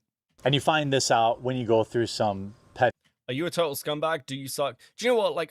Like unironically, jokes aside, while I am a drama merchant, like I'm not a total fucking scumbag. Like I'm obviously somebody who like has friendships in these spaces. But I'm a drama merchant. I'm an asshole. I don't think I snake people. I think I'm very, very, very transparent about pretty much everything I do. And it's quite, it's actually insanely rare for me to ever like, present myself in a way that's like disingenuous when I'm dealing with somebody. Like I will rarely, I can't think of an occasion where I've lied to somebody about my position with them to get them on side. Like, you can kind of see this with Lazy Bedhead, right?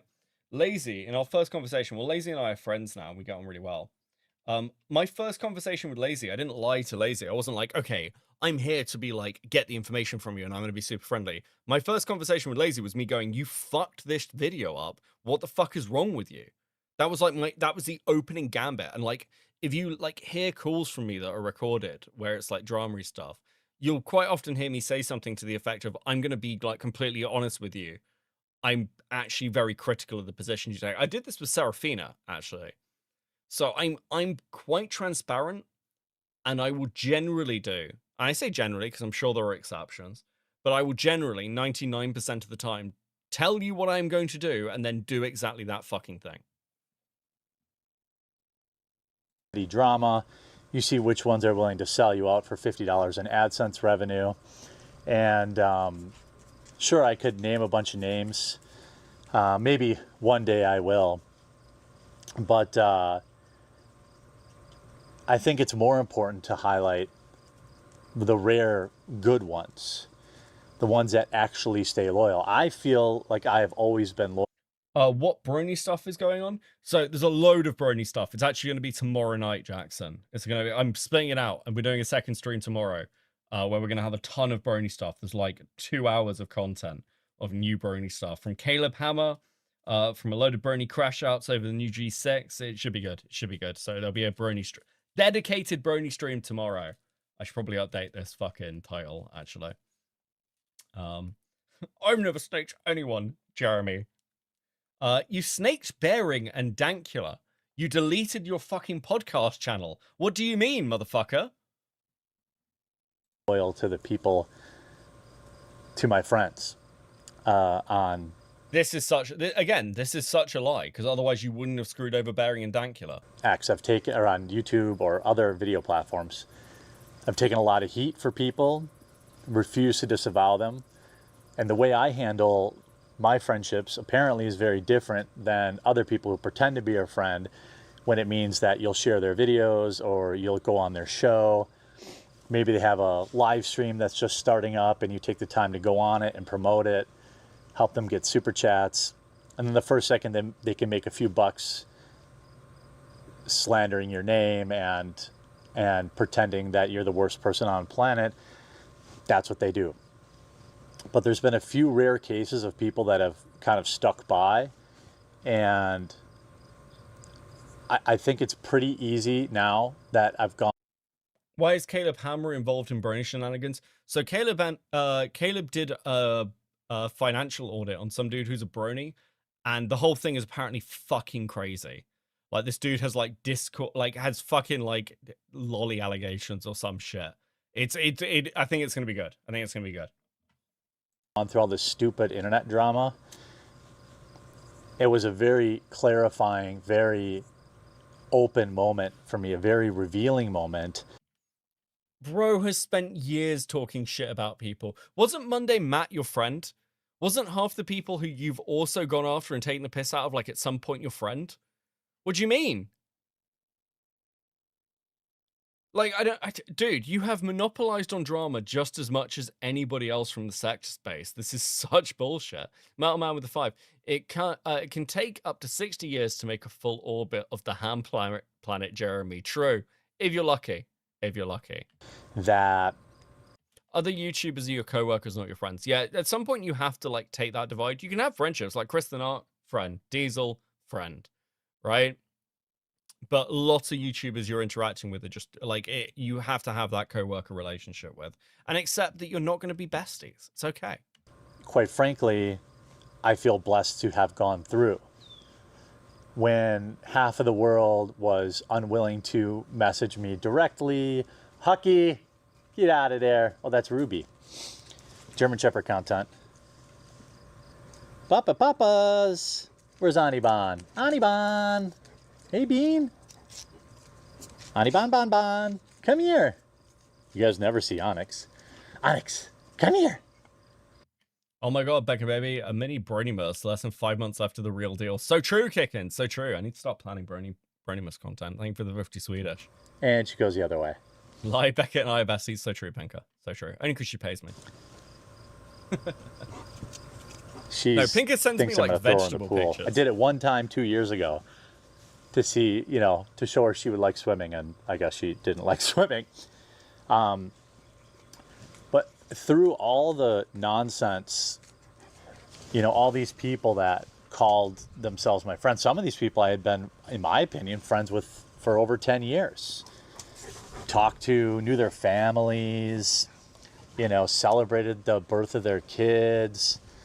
And for the most part, the first chance they could get to make a buck off me in a time when it was... See, here's the fucking difference. Like, there's a certain point where you go, like, you get it, right? You, like, understand that, like, this is the content world you're in. You actively chose to be part of this world. And Rikita has this problem as well, where he's like, it won't happen to me. No, we're all fair game. We are all potential content. And when the time comes, we all become content. That's a reality. You can't cry because it's your turn. Okay? He's talking about Bearing right there. Yeah. Yeah. And it's like, Bearing didn't have to get involved. Bearing was happy to DM you privately. Bearing reached out to Jeremy privately. And then you deleted the podcast and tried to say that, like, the fucking account was being taken down by, like, the people going after you. And it's just a fucking lie. You screwed over Bearing and Dankula. popular to do so, that's exactly what they did. Fuck off, is he really doing the poor me? Yes. Yeah, that's all he can do. It's like, it's just Jeremy crying on vlogs. Like, this has been a night of like fucking... This has just been a night of watching people like cope and have psychotic breakdowns. Birdman, Oneyplays, now Jeremy. That's all this is. And, hey, Baba. Haki, don't... Beckett, I woke up and you're still streaming. That's crazy. It has been 4 hours. Go the fuck back to sleep. Get 8 hours sleep, motherfucker. What are you doing? Go back to sleep. VOD will still be here. Go get more sleep. 4 hours is not enough. Knock that over. But, Ruby. But, I mean, you could just say nothing, too, during times of tumultuous stuff, which is what a few people did. And, but there's been one person, and, you know, Medicare, Internet Aristocrat, Jim, I remember this, it stuck with me never more clearly than the last 6 months. He used to mock the idea of internet friends and how it was stupid. And he's totally right. He's totally right. Now, I'm not talking about my viewers, but I'm talking about... No fucking way did you just say that. Oh my god. He's totally right. Now, I'm not talking about my viewers. My viewers are my actual friends. My viewers would never betray me, okay? You guys are the real ones. Bro, get a fucking grip. Come on. Come on. But I'm talking about other content creators who are all snakes. I could do a 2-hour video and lay out just how much of a piece of garbage just about everybody I've worked with is. But I haven't done that, and I won't do that. That's not who I am. Believe me, it's hard. He's not doing it because he doesn't have the fucking resources or the talent to do a video like that. He wouldn't be able to pull it off, and at least he knows it. Sometimes when I see some of the stuff they say or they do or the videos they make. Also, yeah, Jim is right. Internet friends are like a dangerous concept, but like I'd argue this in the modern day, like when Jim kind of like has this attitude from the mid 2000s. Nowadays, as a content creator, you can have internet friends. You just sort of have to accept that eventually, like, they might stab you. That's it. You can be friends with people, but expect that to be like a potential outcome. Don't be surprised when it happens. And actually, there's a true, like, this is true in real life as well. Like, you can be friends with somebody for years and then they'll sleep with your girlfriend or some shit, right? Shit happens, unfortunately. But don't let it stop you. Just, you know, don't be surprised when sometimes you're wrong about a person. It's okay. It's fine. But there's been kind of one person that I really, really thank God that I came across. And it showed me that it isn't impossible to be friends with some of these people. And that is Melanie Mack. A true ride or die friend, which is hard to find in real life. And like winning the lottery. Yeah, that's true. You do have Melanie Mack, the weird obsessive woman who literally just wants head pats. Melanie Mack actually is a terrible friend to have. I'll just say this. People like Melanie are not good friends because friends who will just let you do anything and in no way like try and like stop you when you're doing stupid shit. Like, it's like saying, oh my God, I've got this amazing friend. I was trying to jump off a cliff and they supported me doing it. It's like, that's not a good friend. They'd let you die. Okay. That's a terrible friend. A good friend would be like, hey buddy, you need to stop drinking and get your shit together, which is what Bearing did. Bearing was a good friend. Bearing tried to intervene and be like, Jeremy, I'm not going to get on you like publicly, but dude, you need to fucking chill. Like, that's what a good friend does. And you burnt those friendships in this drama. Mailman with a 5. Hey, chin up, Jeremy. One day your enlarged heart will fail and you will be forgotten. So true. Online. This is someone that refused to pile on at a time when just about everybody else who called themselves my friends were piling on. But more importantly, she opened my heart to Christ.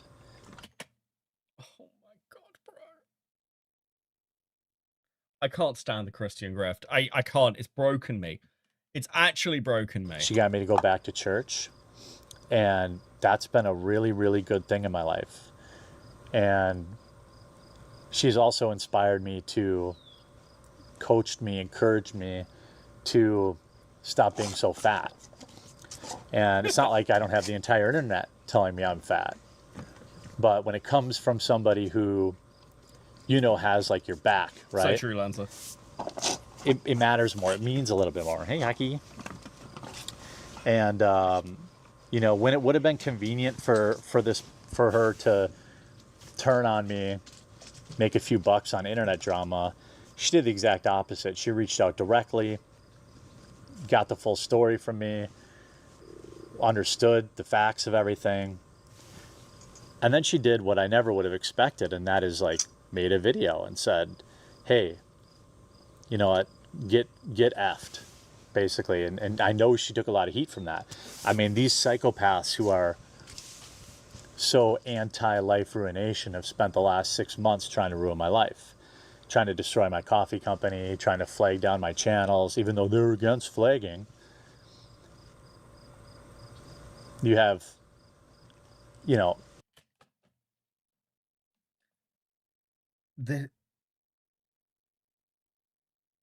This is just Keffels. Jeremy has just become Keffels. I just like it's literally like I'd say it's like on the internet, you either die a hero or you live long enough to see yourself become Keffels. But Jeremy was never a hero. Jeremy was never like a main character. And now he's just the last remnants of sort of like normie skeptics finally getting what should have happened years ago, which is like, bro, you steal people's content. You steal people's content. That is what your shorts are. That is stolen content. You basically bitch and whine and cause drama for other people. You constantly fucking lie to everyone about everything. You cannot stand on business. And now you're crying about it. I'm sorry, this is the fucking outcome. It's not rocket science. This happened, like, you should know this. You've been around long enough to know this. Failed NASCAR drivers turning this into a whole career. I don't get this thing as well, where he's pointing to like Camelot being like, failed NASCAR drivers. Bro, how many businesses have failed under you? You have to lie about your involvement with your own coffee company because your life is that pathetic. I mean, that's the actual reality. You're just lying about like your own involvement with your coffee company. Like, we watched last stream, we went through and watched what he said about the K-Cup machine. We watched and went through what he said about spending $80,000. He is just fucking lying. He is like provably lying because in his recent vlogs, he explains the exact situation. It's actually fucking unbelievable. Really tiptoeing on the line of going a little bit too far. Yeah, I had people that I've collaborated with, people I've traveled with, people I've met at conventions. And when all that stuff happened, Melanie never for a second even thought about abandoning. Well, I mean, also, to be fair to Melanie, what was she going to do? Nobody else was going to accept Melanie Mack. She'd already burnt, like, all her other connections. The only person who will even tolerate Melanie Mack in this, like, sphere is Jeremy. She's already burnt. She was burnt over the Goonagate stuff. Me and believing. Why does he hate Camelot so much? Is it because Camelot's a large creator sub count? I think it's because it's because of the Sydney Watson thing, would be my guess. In particular, I think Jeremy is very, very sore about Camelot bringing on Sydney. Yeah, I think that would be why the attention's focused there. Also, because he can't talk about Kino Casino, because he knows that if he says anything about the casino, he'll just get absolutely rammed with fucking comments. So it's easier to take a shot at Camelot or some of the smaller creators than trying to take direct shots at PPP or Warski. The nonsense that was going on out there, and she stood by me steadfast. Now I had... was back listening to the stream. Beckett, did someone already properly forward you the McDonald's Brony interview you asked for? They did, but thank you very much for checking. I appreciate you. Don't worry, we're doing it tomorrow. It's going to be great. Stuck by her in the past, too, because that's the type of friend I am. when you're my friend or you're even a coworker, I don't let the internet tell me, you know, anything. Ow, fire ant. That hurt. The internet doesn't control what I say. You know, I get a lot of... Bro, even the bugs fucking hate him.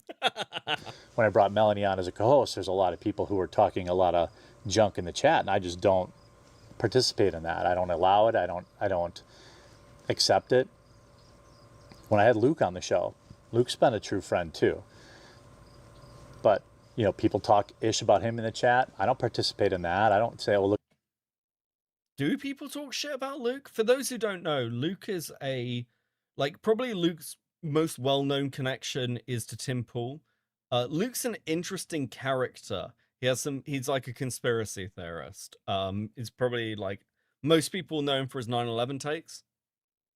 But I don't think he gets much shit. I've never heard anyone say anything bad about Luke. He's kind of a very neutral to positive character. So I don't know where the fuck this is coming from.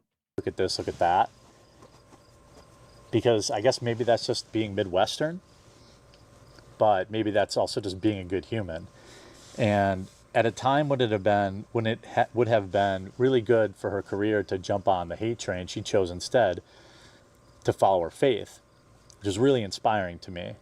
And oh my fucking God, bro. That's what made me go back to church. And now I don't think I've missed church, and I think I've missed once since last September. And I try to pray every night, and I try to be godly. I've sponsored 6 kids through my church, and all because I've been compelled to reignite my relationship with God. And I truly believe it's through her influence that led. Do people remember when Bates Alaska and the others were all saying things like Christ is king, while like spending all their time like with whores and prostitutes and shit? Like, do you guys remember this? Is this just me? Like, I feel like every time one of these fucking freaks starts to like really like get the drama really catching up to them, that's when they start like spouting all this Christian shit. Oh, you can't be mean to me. God loves me. Listen. The phrase only God can judge me should not be a challenge. Do you know what I fucking mean? To that. And this new keto thing that I'm doing, you know, losing weight. She's been right there. She wrote a workout plan for me. That's what a real friend does. And I thought Charlie Kirk made him become a Christian. Oh yeah, fuck, your memory's good. Yes, it was. He was like, it's the Charlie Kirk thing that made him turn back to Christ. This is an interesting little retcon, isn't it? Does this man have a wife transnatic with the two? I mean, supposedly. Kinda, sort of. We'll see how it goes. Hey, Melly! Everyone wants to be God's favorite little meow meow. True, Melly. How you doing, hon? It's not like I was looking to be friends with any of these internet people. That's a lie. That's a massive fucking lie. But I thought people would exercise some common decency, but it turns out they don't. The second they can make a buck on your name or your misfortune or lies being spread about you, that's what they do. And they act self-righteous when they do it. I've seen all their private group chats and, you know, former coworkers of mine's private group chats. I wonder how she feels about Melanie transnatic with the two. Listen, I imagine she's just happy somebody... Like, if you had to spend a load of time with Jeremy, wouldn't you be happy for any distraction he got? Taking salaries from me while also bad-mouthing me and starting their own side businesses behind my back with my money. Who the fuck is that? Is that a reference to Sydney Watson? I've just been burned so badly by internet friends that I don't think I'll ever be, you know, open myself up to that ever again. Now, Melanie was the peanut in the turd that was fellow content creators. But, you know, I've stood by a lot of people that the first chance they got to turn on me, they did. And that was really eye-opening. And now I'm focusing on getting healthier, losing weight, growing my coffee company, which will be in Walmart soon, or available at Walmart, at least on their. Please, please, please stop talking about your fucking coffee, bro. No one cares. Literally no one cares, okay? You are out of your fucking mind. I hope it does make it into Walmart. I cannot wait to see the fucking shitstorm that's going to come out of your coffee being in Walmart. Okay? It should be a great drama, you absolute fucking mongoloid. Website at first, and then I have to get UPCs printed on the boxes. I've just been focusing. I don't get that one because I thought it wasn't behind his back. I mean, Jeremy lies so much. I don't even know who the fuck he's talking about because all this motherfucker does is vague post. I know people like accuse me of white girling out, but like this is fucking ridiculous. On that. Imagine starting an entire vlog channel to cry to the internet. Like, apparently Sensitive Society's also done something like this. I need to have a look at that. But this is just fucking dire. And life's been a lot more simple. You know? Life's been a lot more simple, but I owe a lot to her friendship, and I'm so happy that she's in the place that she is in her life now and thriving and happy, and it's just good. So there are good people out there. There are good people out there, but they're really, really hard to find, and that's probably true in life. So, yeah, I'm not going to tell Melanie I made this video. She'll probably never see it. But I am so thankful for her friendship, her solid, unwavering friendship, because that's what friends are supposed to be. If friends have problems with each other, they talk about it privately. They don't put them on. What, you mean like Bearing did before you deleted the fucking channel? Okay, bro. Blast on the internet to make $45 in AdSense. But apparently, these people were never my friends. And I won't say that hurt my feelings, but it did make me feel betrayed. But it did hurt your feelings, didn't it, Jeremy? Betrayed. One of them in particular was pretty egregious. But that's okay. You know, life goes on. Spend less time pretending these people want to be your friend and spend more time at church, more time doing good things. And I think long term, it's going to be a real benefit. So sorry to get kind of serious in this one, but good people are hard to find, so you should protect them. And you should protect your friends. And if you aren't willing to do that, then they're probably not your friend. And if they're not willing to do that for you, they're not your friend either. This whole internet cult of personality is all nonsense. Bro, you've spent your entire life trying to build an internet cult of personality. Literally your whole life.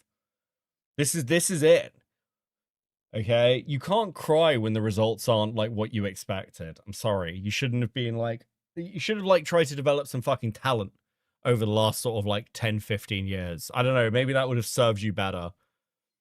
This is his worst vlog. This is dire. Jed chose a woman with no personality or opinions over someone that sacrificed their whole life sticking around with him. Yep. Do you think people at his church know he's there by the sudden smell of shit? Bro, what the fuck? Oh, dude. These people aren't friends with each other. They're all snakes. I've been to these conventions where they all talk ish about each other behind their backs and then pretend. Listen, I hate this as well because I know I'm in the drama sphere. I know that we're all gossipy bitches. And like Falgi had this problem where he couldn't get over, I know we're not, who's Falgi, but he couldn't get over the gossipy bitchiness. And the reality is I know people talk shit about me who are other creators. I know this, but I also know that by and large, either it's not that serious or they'd say it to my face. It's one of the two. And it's just not a big deal. It's just not a big deal most of the time. There's a big difference between talking shit about somebody and like actually gunning for somebody. And a lot of what Jeremy is talking about is just shit talking. It's the same gossipy stuff you do with your friends where you're like, oh, fucking Greg's not here. Fucking Greg and his obsession with his new fucking barbecue set. If he invites me to another barbecue, I'm going to fucking kill myself. It's that kind of shit. Like, there's a difference between that and trying to gay op somebody, right? They're best friends when they can go on each other's show and further their careers. That was never me. That was never my life. That's not who I am. I don't pretend to like people I don't like. Now, granted, there's about 4 people in the content creator world that I can't even bother standing these days because a lot of people really revealed their hypocrisy. Mally, my only sadness is I don't get to see the funny shit talking. Bring back the girly chat. Really, really revealed a demonic side of them that I just never saw until the last 6 months. It was eye-opening, but I'm so glad that I found Melanie as a friend and as someone who is pushing me to be better. That's what friends are supposed to be. So, shout out Melanie. Everyone else sucks.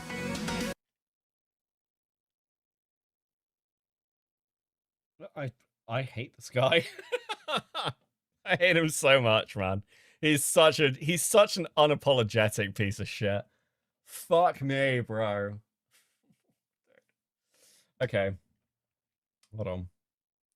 I need to do something. We're gonna have some chill out music. I've got no one to raid you to, so we're gonna spend like 10 minutes just chatting. Just have a nice chat. No, last time I put them in a room together, they killed each other. Yeah, that's true.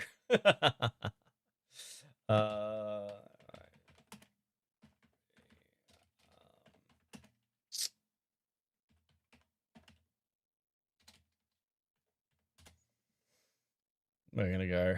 There we go. We'll do this. See if this works. Yeah. Okay, cool. Cool, bit lo-fi. Bit of lo-fi to end the stream on. This has been fun. We're gonna be back tomorrow with brony shit as well. Let me have a cigarette. Stay live for 15 to 20 minutes more. Are you going live, Mitch? Mitch, put your stream up and and then I can raid into your waiting. Mitch. But you need to put your stream up and you need to send me a link. Okay? Go and do that. Go and do that, Mitch. And then I'll raid into your waiting. Okay? And then people are starting to go to next. Matt Powell Coward. Okay. Does need to go on the list. Because it does sound funny. The Matt Powell stuff does sound funny. So yeah, let Mitch go and set up his stream thing, and we can talk for like 10 minutes. Oh, guys, this has been a fun stream. You guys have been awesome. I'm really looking forward to tomorrow now. I'm psyched for Brony's stream.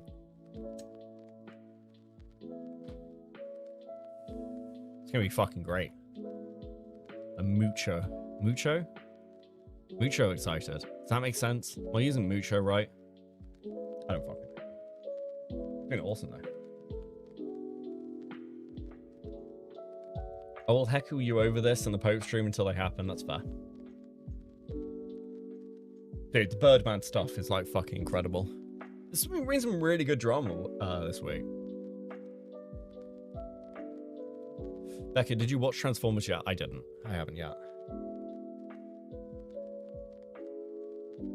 Mally wants me to watch the Transformers 1 movie.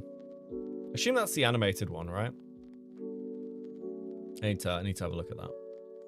Happy that I didn't miss all of it, Kickin. Thank you for the 20 Swedish. Yeah, don't worry. Like, the VOD's staying up for a while. I might members this, I might not. I feel like members deserve their own content. But it will be up for at least 24 hours. And then it will be clipped by the clip channel anyway. Dead to me, I send you evidence, we say no. I send you evidence, we say no correctly, and this is the thanks I get. True. Oh, fuck. I made Mally record herself saying no.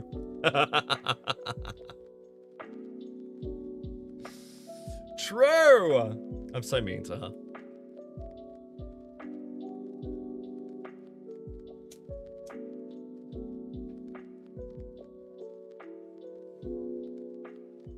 It's only because she's my favorite. Shock mats. Right, okay. So he does have an upcoming stream. It's going live in like... Okay, you're gonna have to go live earlier, Mitch. Panda with the stickers, the 2. I think you need one more. You need one more. Guys, we need one more super chat and then you can have stickers at the end of the night. You can do it. I believe in you. Oh, no, you just... Oh, shit. There we go. I'll read you into Mitch next. I need to subscribe to Mitch on this channel. There we go.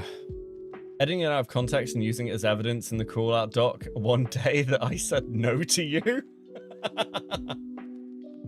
That's fair. That's fair.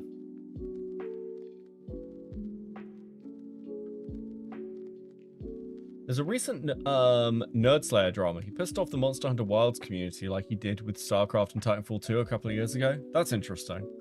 Feel free to tweet that at me. I could cover some of that while, depending on what like format it's in, I could cover some of that while playing Monster Hunter Wilds. Did you get a chance to talk to Gabe yet? I have not. I haven't spoken to him in a while. Kick in with 20 Swedish. Hand? Let's have a hand. Thank you guys. That's super fucking awesome of you. I very much appreciate each and every one of you. Nom.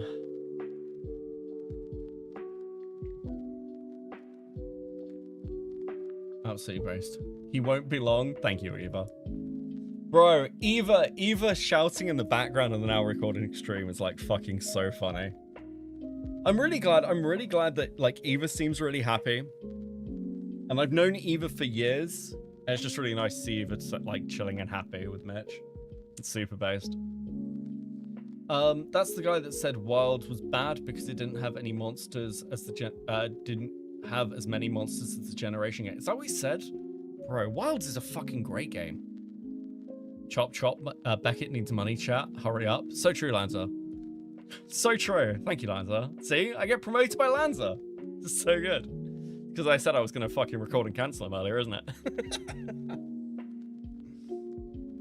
Beckett, is this true? Are you courting Jar now too? Fucking hell. Dude, I'm like, I don't know. The Jar drama is so fucking weird. I literally can't bring myself to like dedicate time to it. I am using some of the downtime productively to plan out what my next project's going to be, though. It's down to one of two things. It's down to one of two things. The stuttering of a guilty man. You just blindsided me. You blindsided me with Jar things.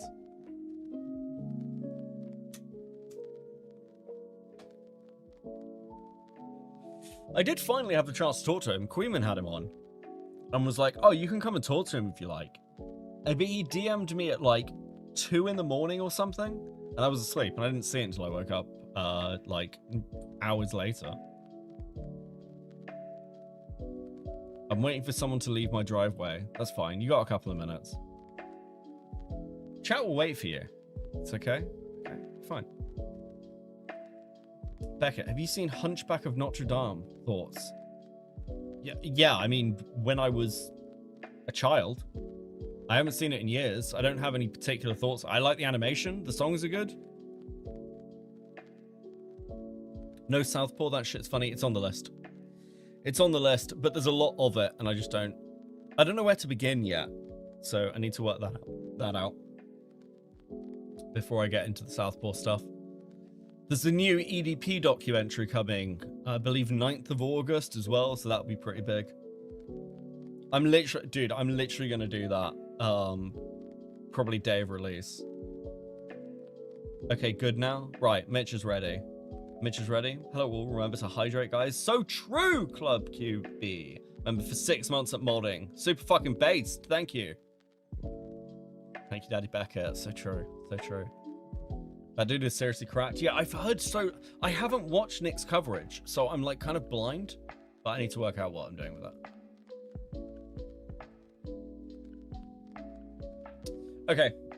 Okay, guys. I'm going to send you over to Mitch.